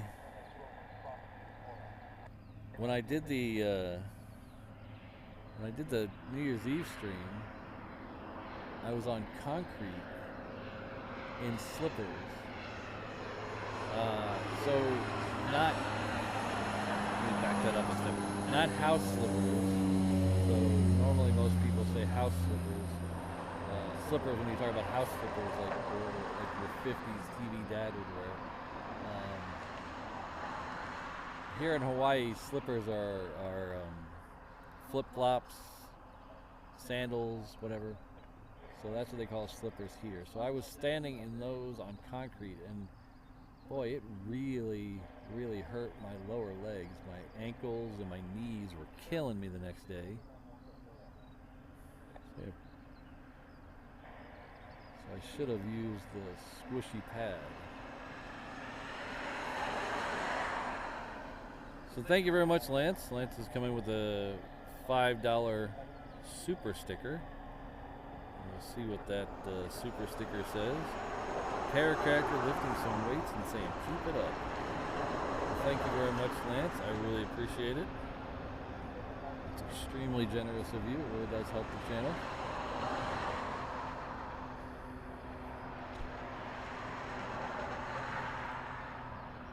Alright, we have I wasn't even paying attention, we have another UPS Queen heading to the reef runway. It is heading off to Sydney.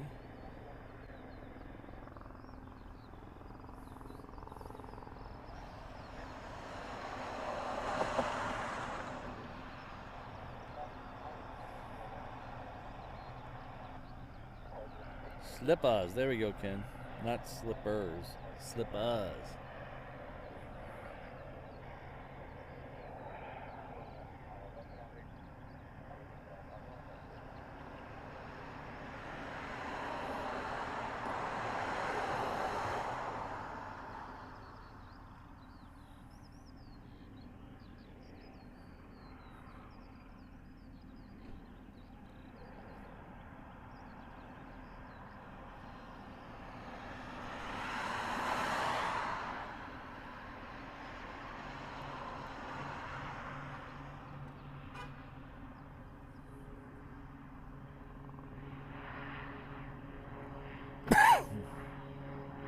Pardon me.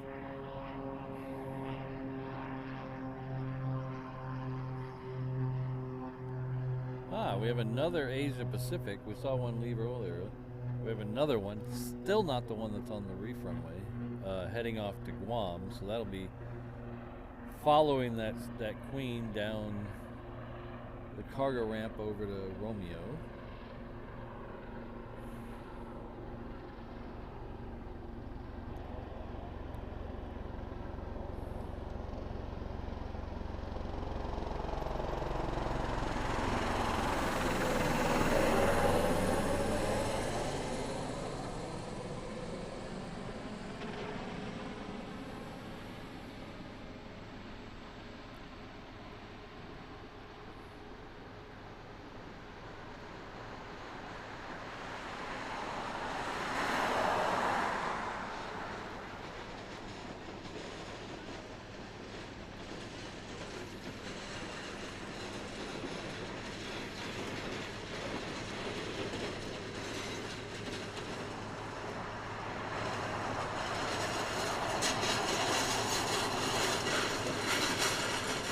next arrival is coming in from Maui.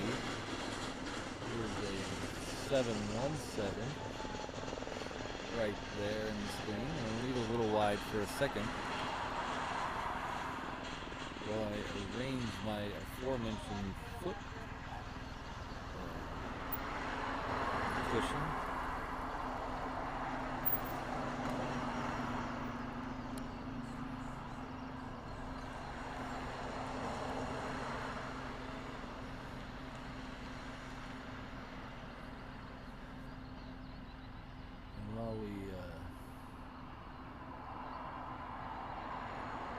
Just get my chair up here. I'm not proud. I'm not a proud man. Well, I don't know how to say this. I'm not too proud to admit that I have a chair that I use towards the end of these streams. So I bought a chair for the back of the truck. So I'm not too proud to admit it. I know some of the streamers out there take pride in standing the whole time. I'll leave that to them. See if I can do this without killing myself.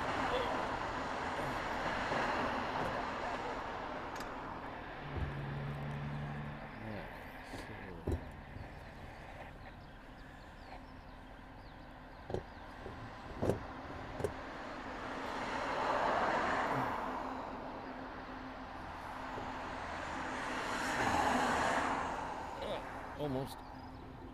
There we go. There we go. Now we have Qantas pushback. Here somewhere. There it is. I'm going to imagine that's heading off back to Sydney. It's going to be a race to Sydney with this 747. I wonder which one will get there first. 747 scheduled for 5:49 p.m. It's gonna beat the Dreamliner by about 30 minutes according to Flight Radar. I have to tune in to one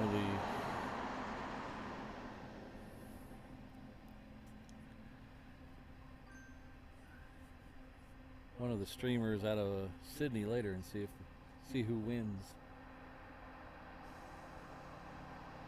So Mike Smith, it's interesting that you mentioned Robert O. Mosley. When you might be thinking to yourself, Patrick, how do you know so much about the Turtle Bay chopper, Magnum chopper? How do you know so much? Did you work there? Did you think? No. I got invited to their grand opening first flight of that chopper. So I went up there. This was a while ago now. So I got invited to their little party to kick off the flights out of Turtle Bay, and they brought Roger Mosley and the guy who played Rick. I don't remember his name, but they brought those two out there,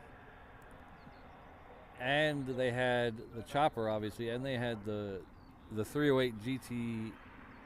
Wasn't a GTO? Was it a GTS? They had the Ferrari there as well. So I got to meet both of them and get their autographs. I didn't get to fly in the chopper though. They were only doing that for limited VIP when I wasn't VIP enough.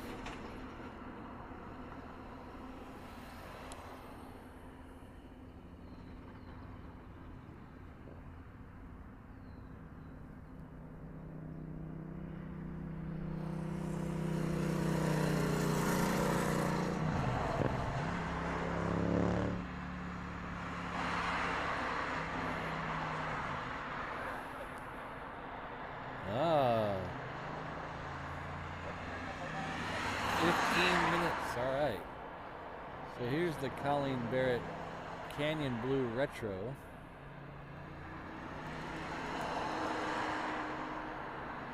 I mentioned yesterday or the day or the show before, this is one of the few Southwest special liveries we get. We get this one, we get Imua one, and then we get the Herb Keller gold one.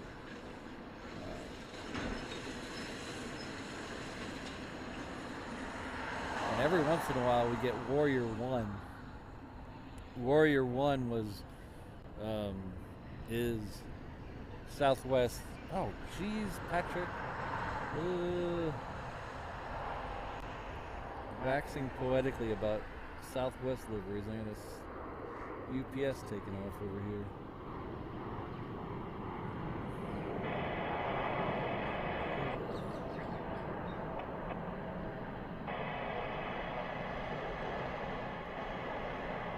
Anyway, Warrior One is the other Southwest. It's not really a special livery. It has a sticker on the front commemorating the fact that it's Warrior One. Warrior One was the first 800 model that they got.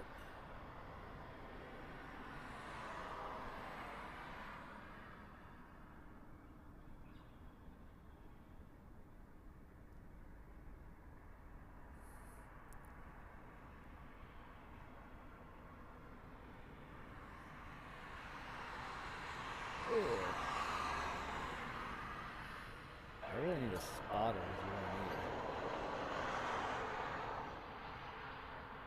This is a 717. It's coming in from Hilo.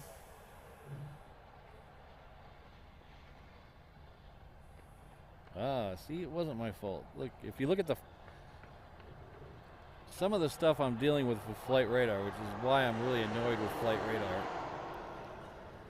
is if you look at the path, click on that, click on Flight Radar, and then click on the 747 that just left. You'll see how it has a very nice green arching line until about a mile off the runway. Then it just goes to a straight white line that goes straight back to the beginning of 8 right.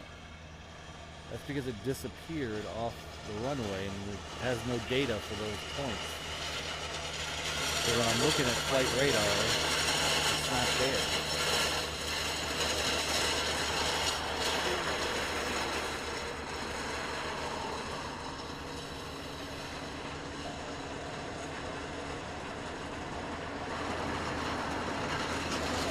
So Bird Feeder TV Live 4K 160 comes in with a 2-pound super chat asking about ever stream in 4K. The short answer is probably not. I have my equipment is capable of 4K. So my encoder and my camera and my streamer and all that, it's all 4K capable. It's more the data. Because I stream out here,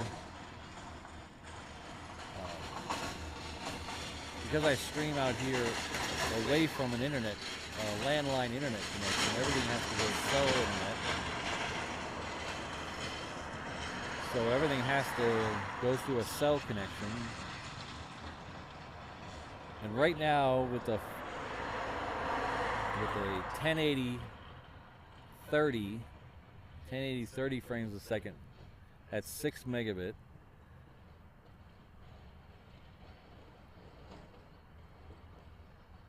It would be to do 4K 30, it would be 4 times the cost. Because your 4K picture is 4 times a 1080 picture. So roughly, just napkin math, that would be 4 times what I'm paying now. So that would really blow the budget.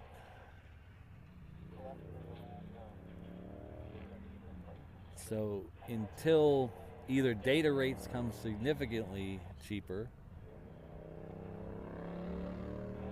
or things change dynamically funding wise, there's really no chance of me doing 4K.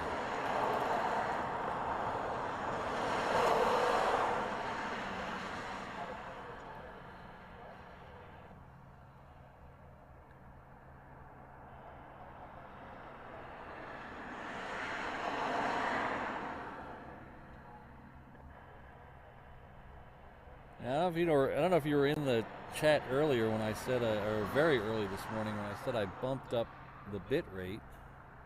Well, see, there's the 321. I'm talking over. That's the 321 Moana 2 livery we're looking at right there. So just where we're at right now,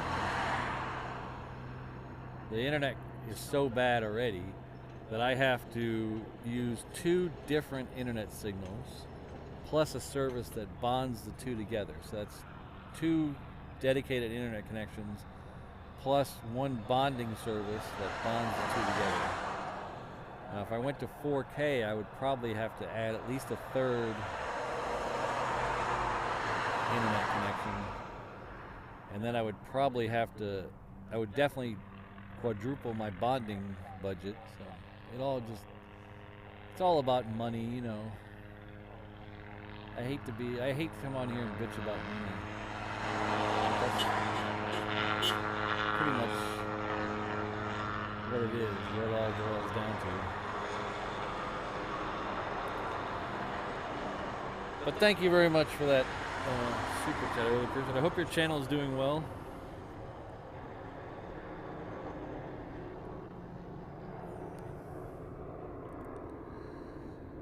Our good friend and Triple Threat Mod has come in with a 1 gifted reverse ops membership, so thank you. So is that Patrick? Patrick was gifted the membership, so I get my own membership? How does that work? No, I'm kidding. Patrick, please join me in thanking Rainbow Love.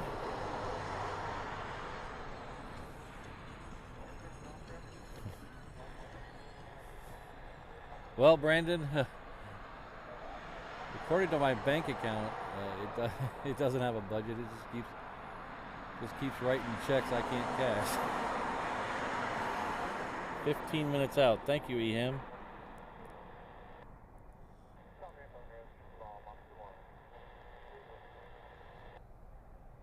So we have, as you see in the chat, we have a C5 15 minutes out. We're also waiting on a C-17 that's supposed to leave. And we're also waiting on the first of 2 A380s that are going to depart soon.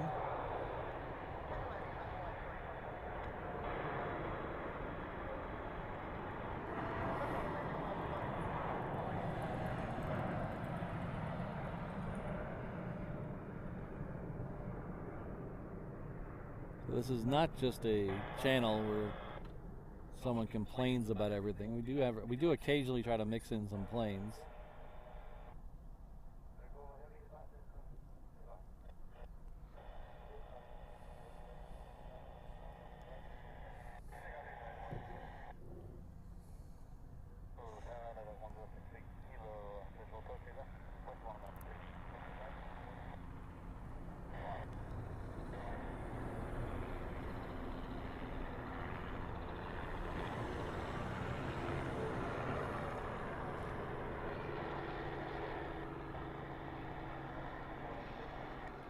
Thank you very much, RSVP. Same to you. I hope you have a magnificent new year.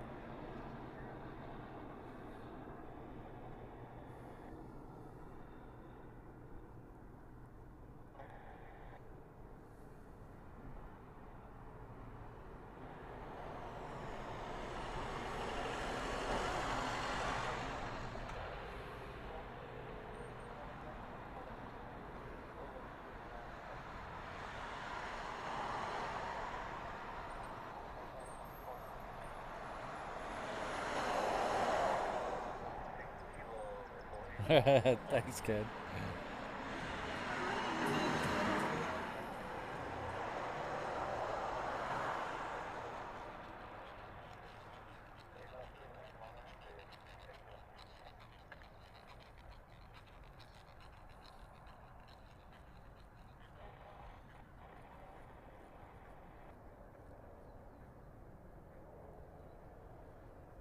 Hi, next flight in is another Hawaiian 330. It's coming in from Oakland.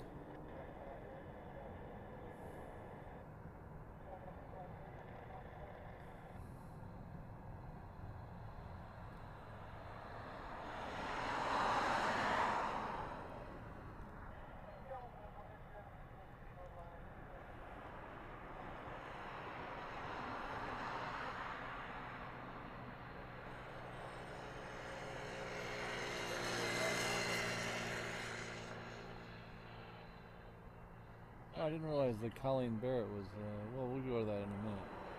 This is the one coming in from Oakland.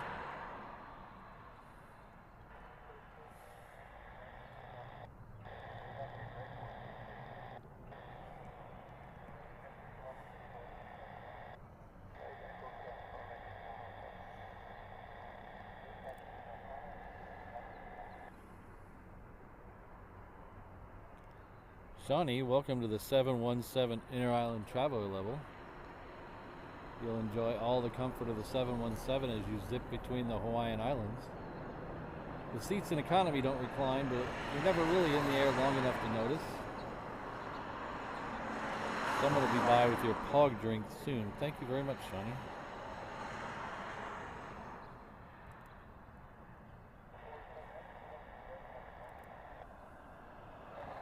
We have Alexander Loeb celebrating 3 months at the 321 level. Thank you very much. UPS. But thank you very much, Alexander. Thanks for being a reverse ops member.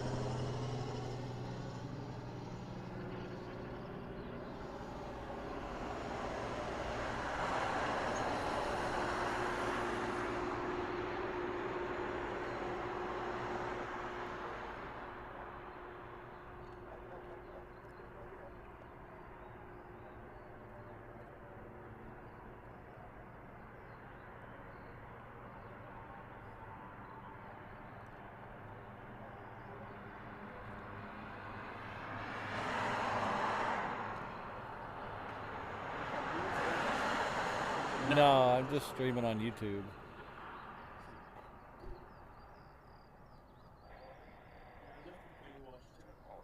Pardon me? Yeah, it's great, isn't it?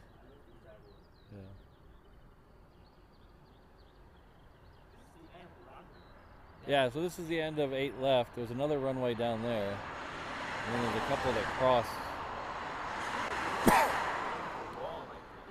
Yeah. Yeah, take care.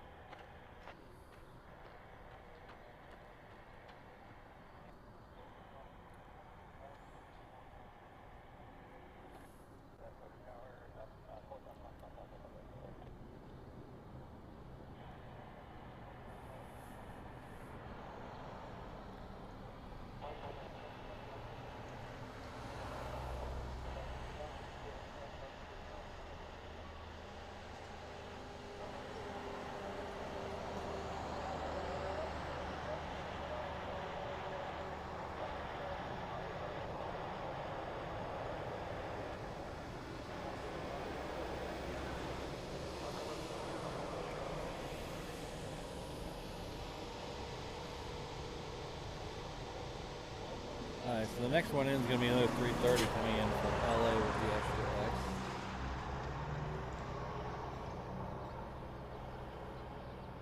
HNL. 8 right for the C5? No way. That's not nice.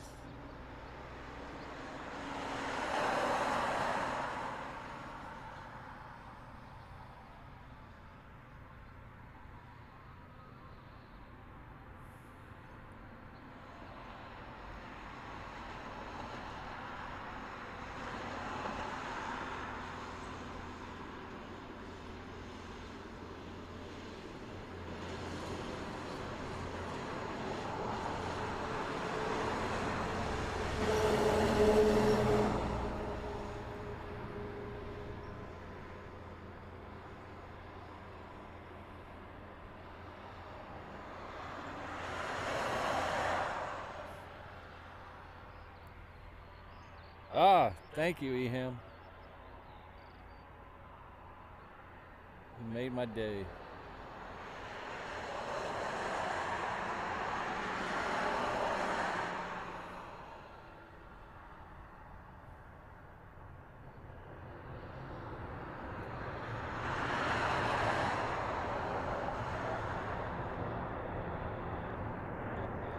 Sweet. Alright, so I was gonna show you guys this a minute. I didn't realize the Colleen Barrett was sitting out in the open. Look at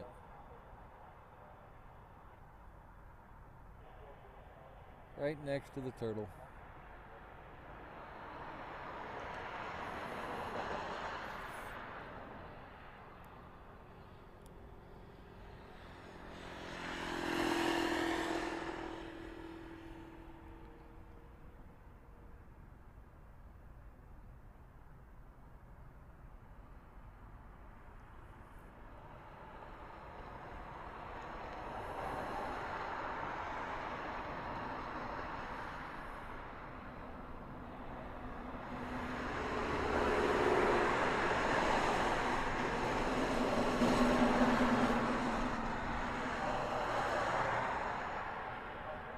We're coming up on 4.5 hours in the show.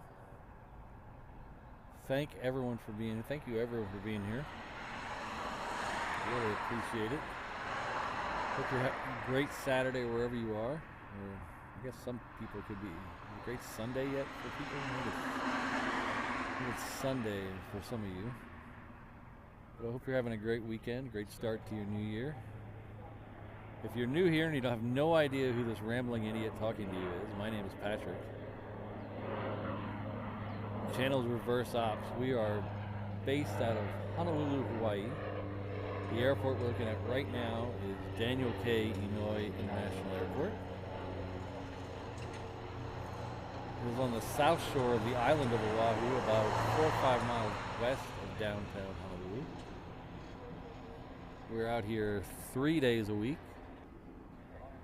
This Saturday show is usually our longest show.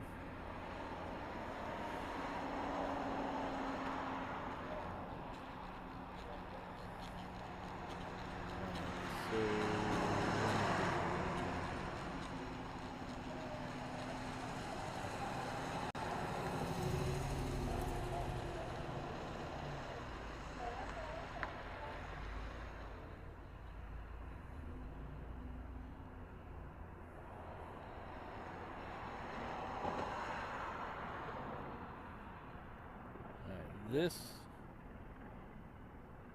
C-17 should be the medevac flight. It's carrying, I've been updated, it's carrying 6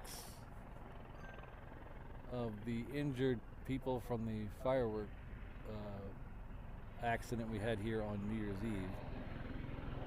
It's carrying them to the mainland for medical attention.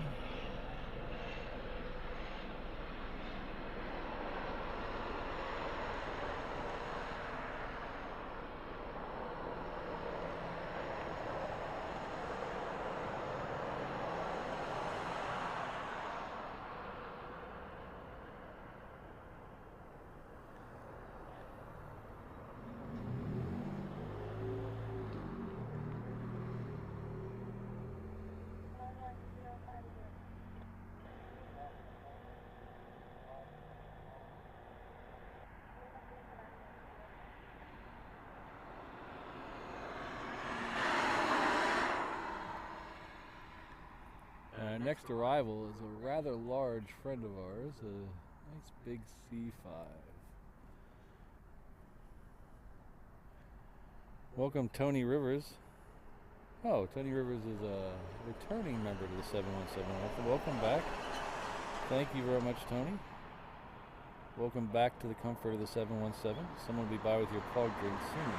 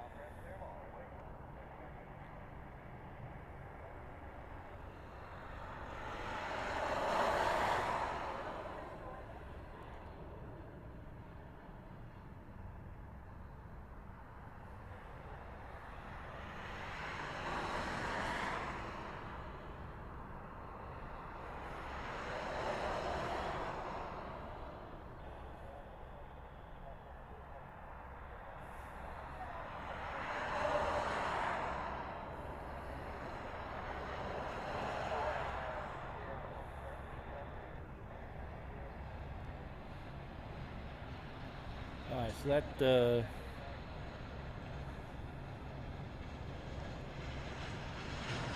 C-17's on the move. This might be the most gentle C-17 departure you've ever seen in your life.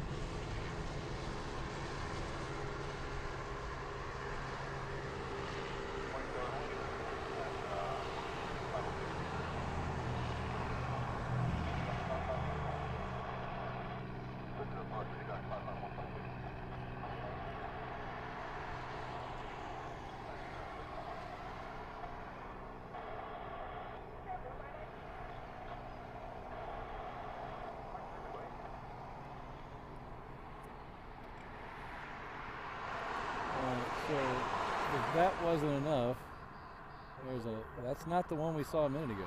That was a completely different, this is the one we saw a minute ago.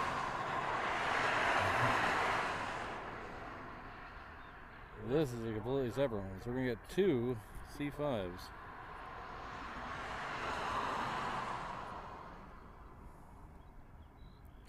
This one is going to head out to the reef runway for departure though.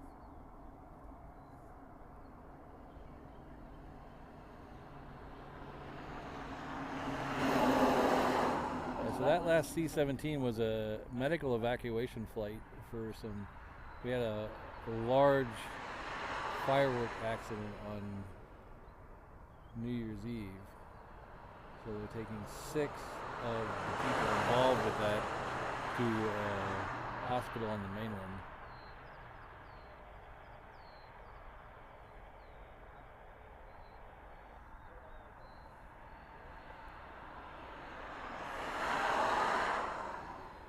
So that's not what I wanted to do. Okay.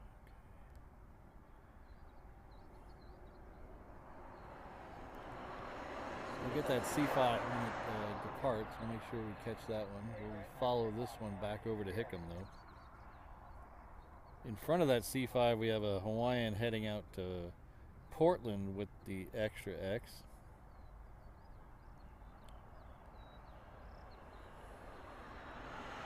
And this Hawaiian cutting in front here is heading off to, oh no, this one came in from Oakland. It's doing a circle. I don't know what it's doing.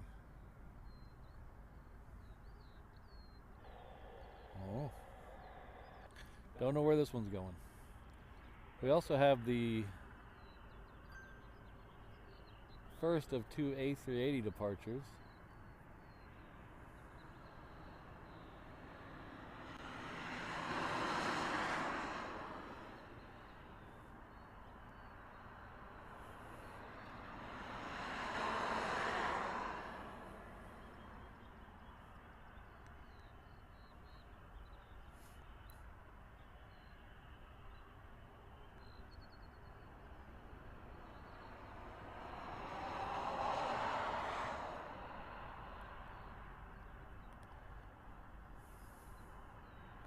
The C5, the second C5 of the half hour is almost to the end. We got that Hawaiian right in front of it.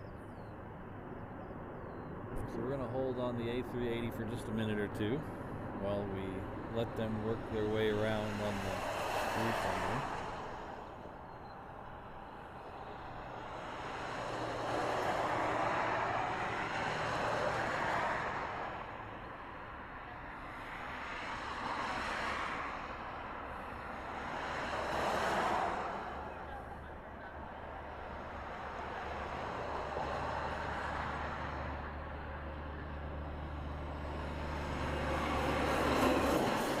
Flip around and get the Hawaiian that's going in front of that C5.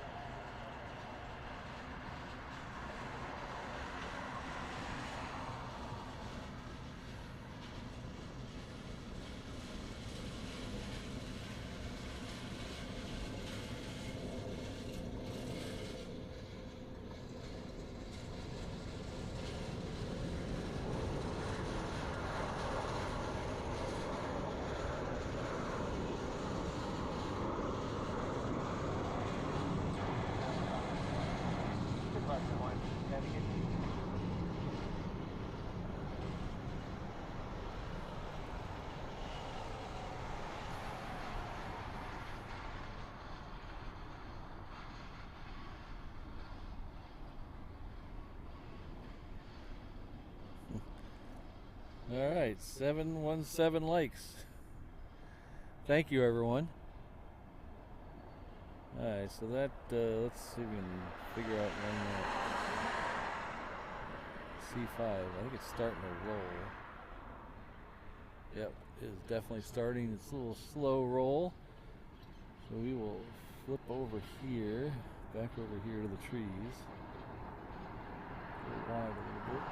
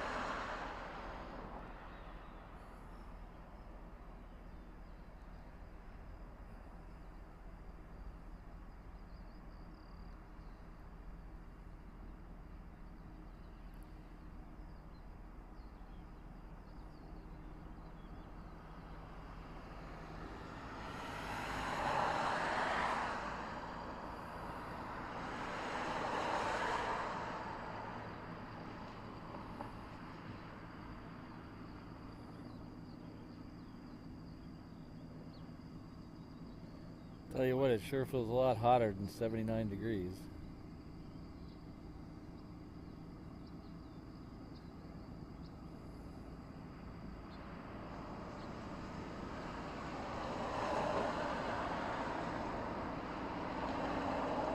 Alright, take care, Eham. Thanks for all the heads up.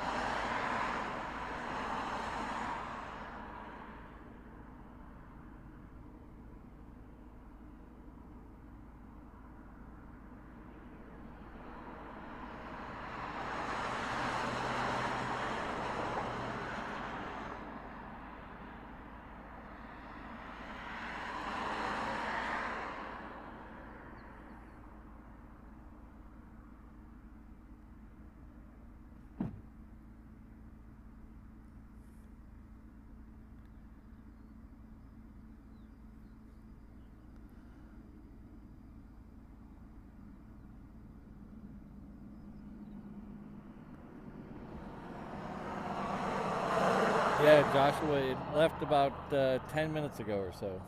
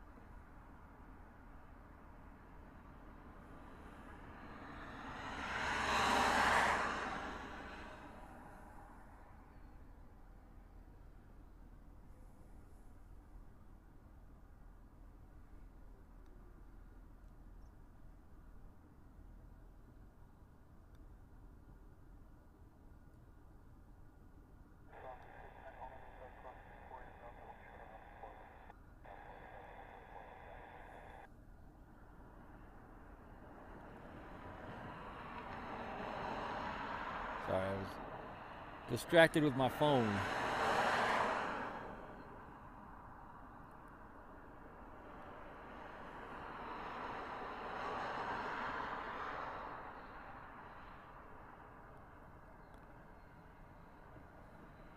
We have the Korean pushing back as well. That's the Dreamliner X. X gonna give it to you. X gonna give it to you.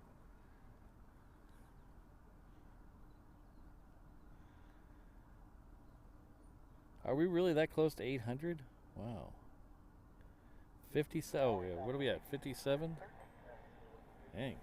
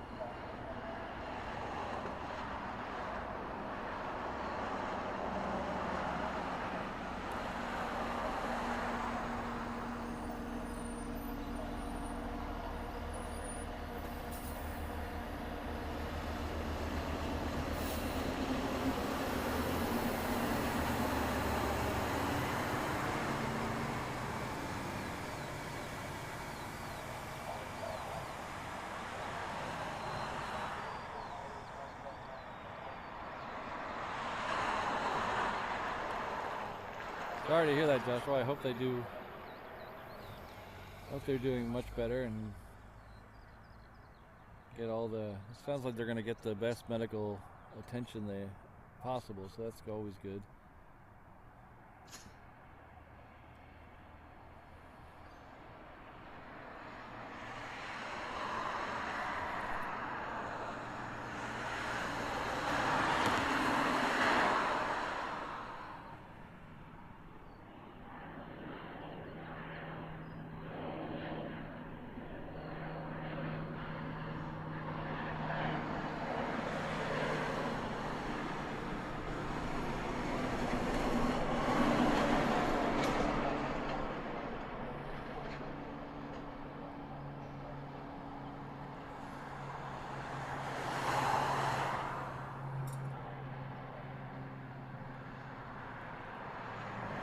Back over to Korea and just push back over here as well.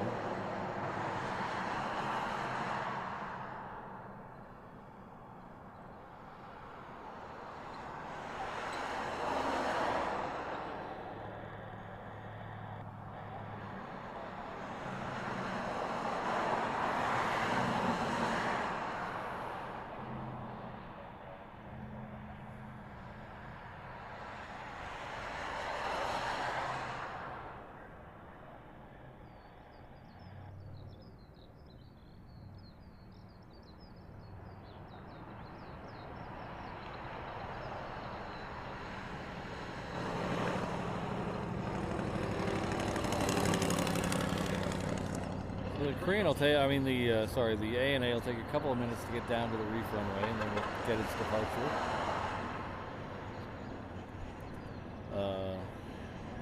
In front of that, we have a Hawaiian that's heading off to Tokyo. It's a 330.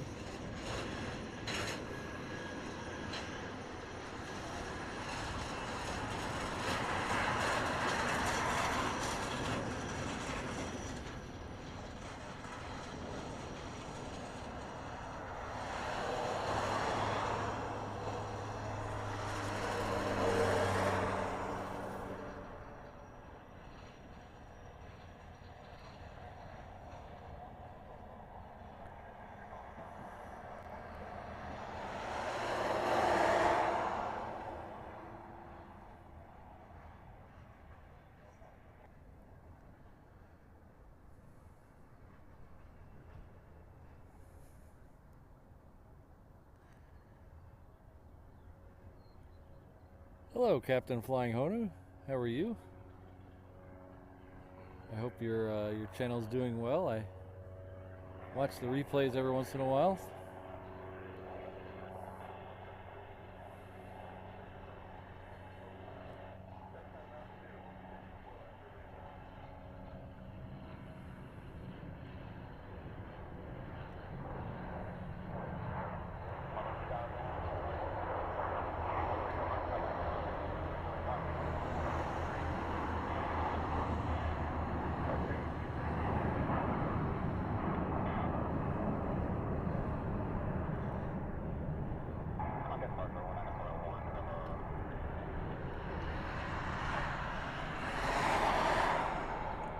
Alright, so the next one out will be the A380. There's a Hawaiian pushing back. Yeah. We're probably going to stay for the Korean, and then I think that'll be our last plane of the day. I know a lot of you are probably going to chuckle when I say this, but it's getting very hot out here.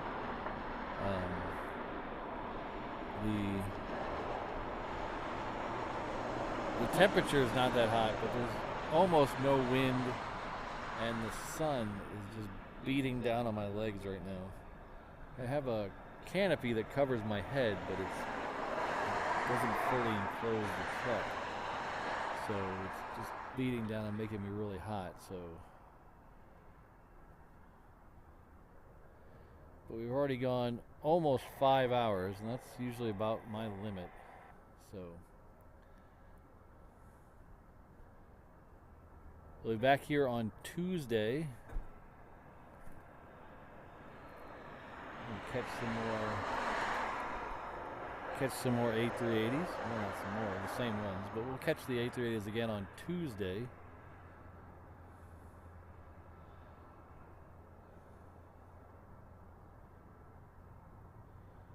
Ooh, nice and cool up in Mililani, jeez.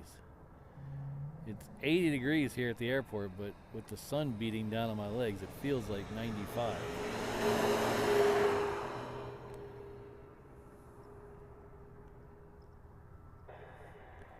Alright, so Honu's on the roll.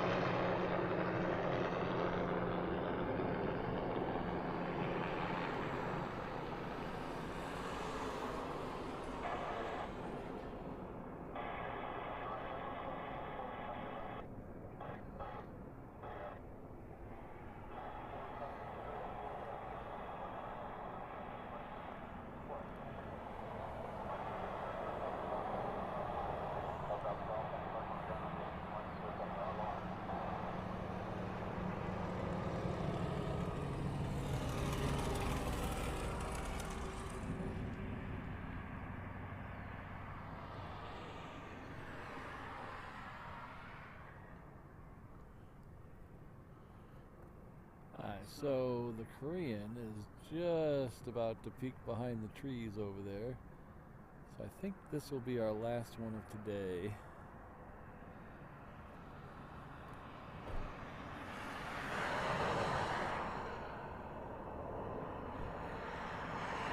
See if we get 37 more likes before the Korean goes out. That'd be great. 800 would be awesome. I like big round numbers.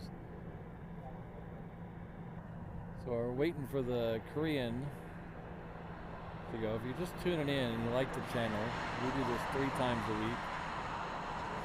We usually have a lot of weird action like today. Today had a lot of planes that we weren't expecting, departures with rivals we weren't expecting.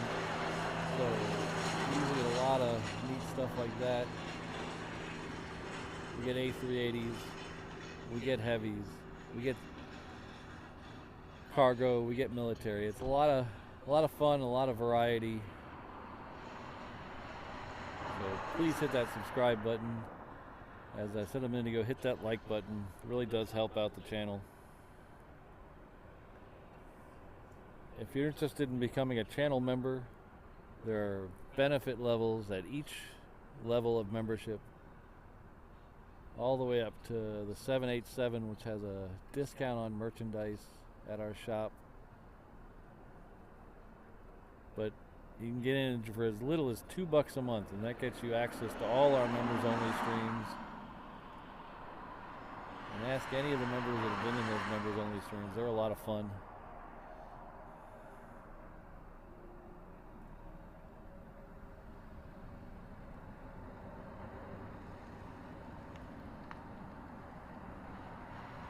quite welcome, Marco. Okay, let's make sure we don't miss the one we're waiting for. Okay, Korean is at the end of the taxiway, so we're going to flip over here so I don't miss it.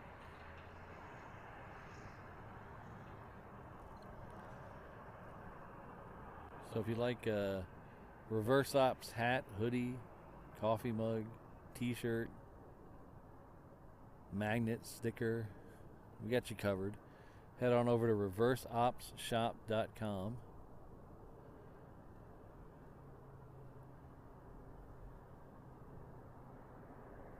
We got all that stuff in stock and ready to ship.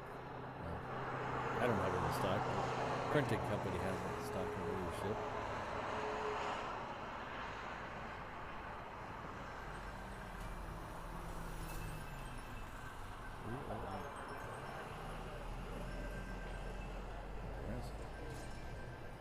Hold on 1 second, ladies and gentlemen.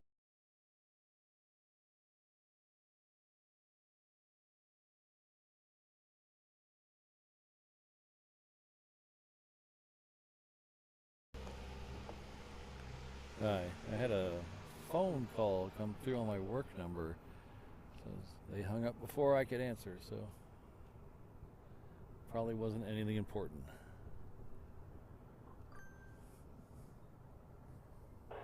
Lay down. Oh, okay.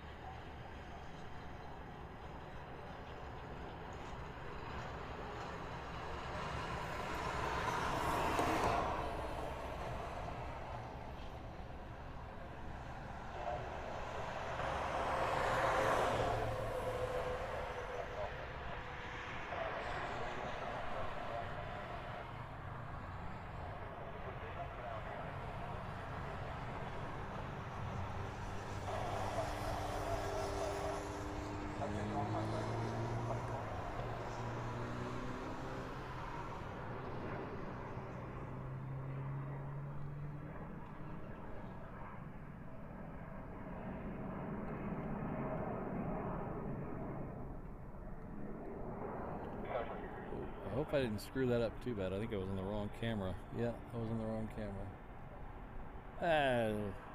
Just chalk it up to being a newbie. Alright, we'll watch this United taxi thing while I make sure we're not going to miss anything.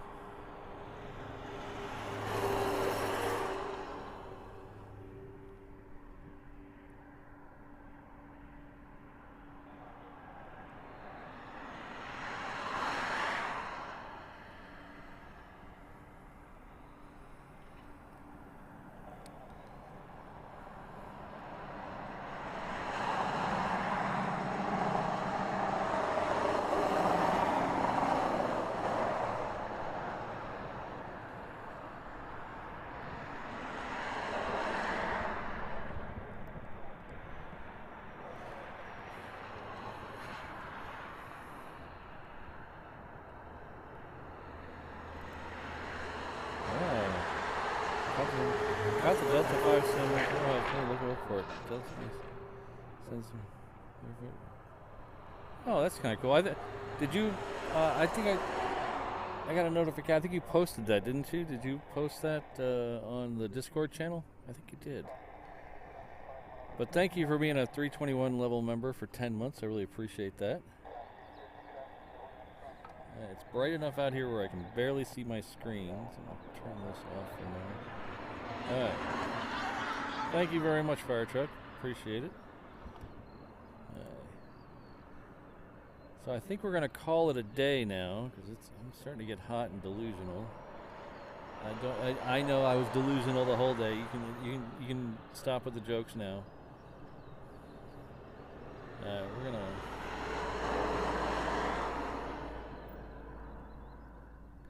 But thanks to everyone who was here. This list is a couple of days out of date, so if your name's not here, it'll be on the next stream. If you think your name's supposed to be here and it's not, it'll be on the Tuesday stream. I didn't get a chance to update this yesterday like I was supposed to. But thank you nonetheless to all the channel members. Every single one of you, whether you're at the 787, the 320, the 330, or down to 717. Thank you all. You really do help this thing move along smoothly and get stuff paid for and get internet paid for and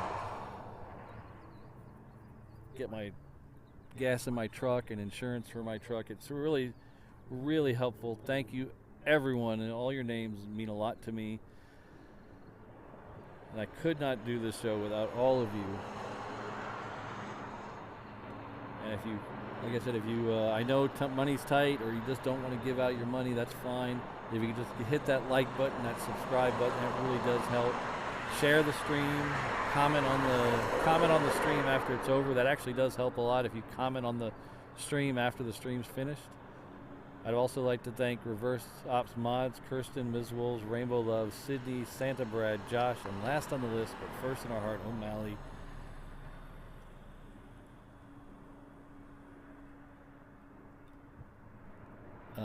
Looking around, making sure we're not going to miss anything. All right, I think we're out of here, guys. Thank you very much. Uh-oh, just when she says she's back.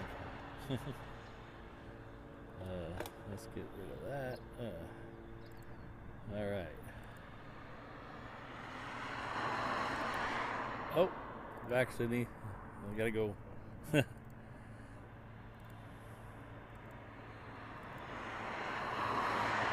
Have a great rest of your Saturday, rest of your weekend. Like I said, we'll be back here on Tuesday at the airport for another show. Birthday is next Saturday, and I think we are going to stream on next Saturday, so it'll be a birthday show for me next Saturday. I know it's not on the schedule, but we're going to change that. So next Saturday, stop by for my birthday. I'll be 31 years old next Saturday. Thank you, everyone. All right, I got to get out of here. Thanks for all the likes. Thanks for all the support. Thanks for the other stream that sent their viewers over here. I really appreciate that. Hopefully I can return the favor soon.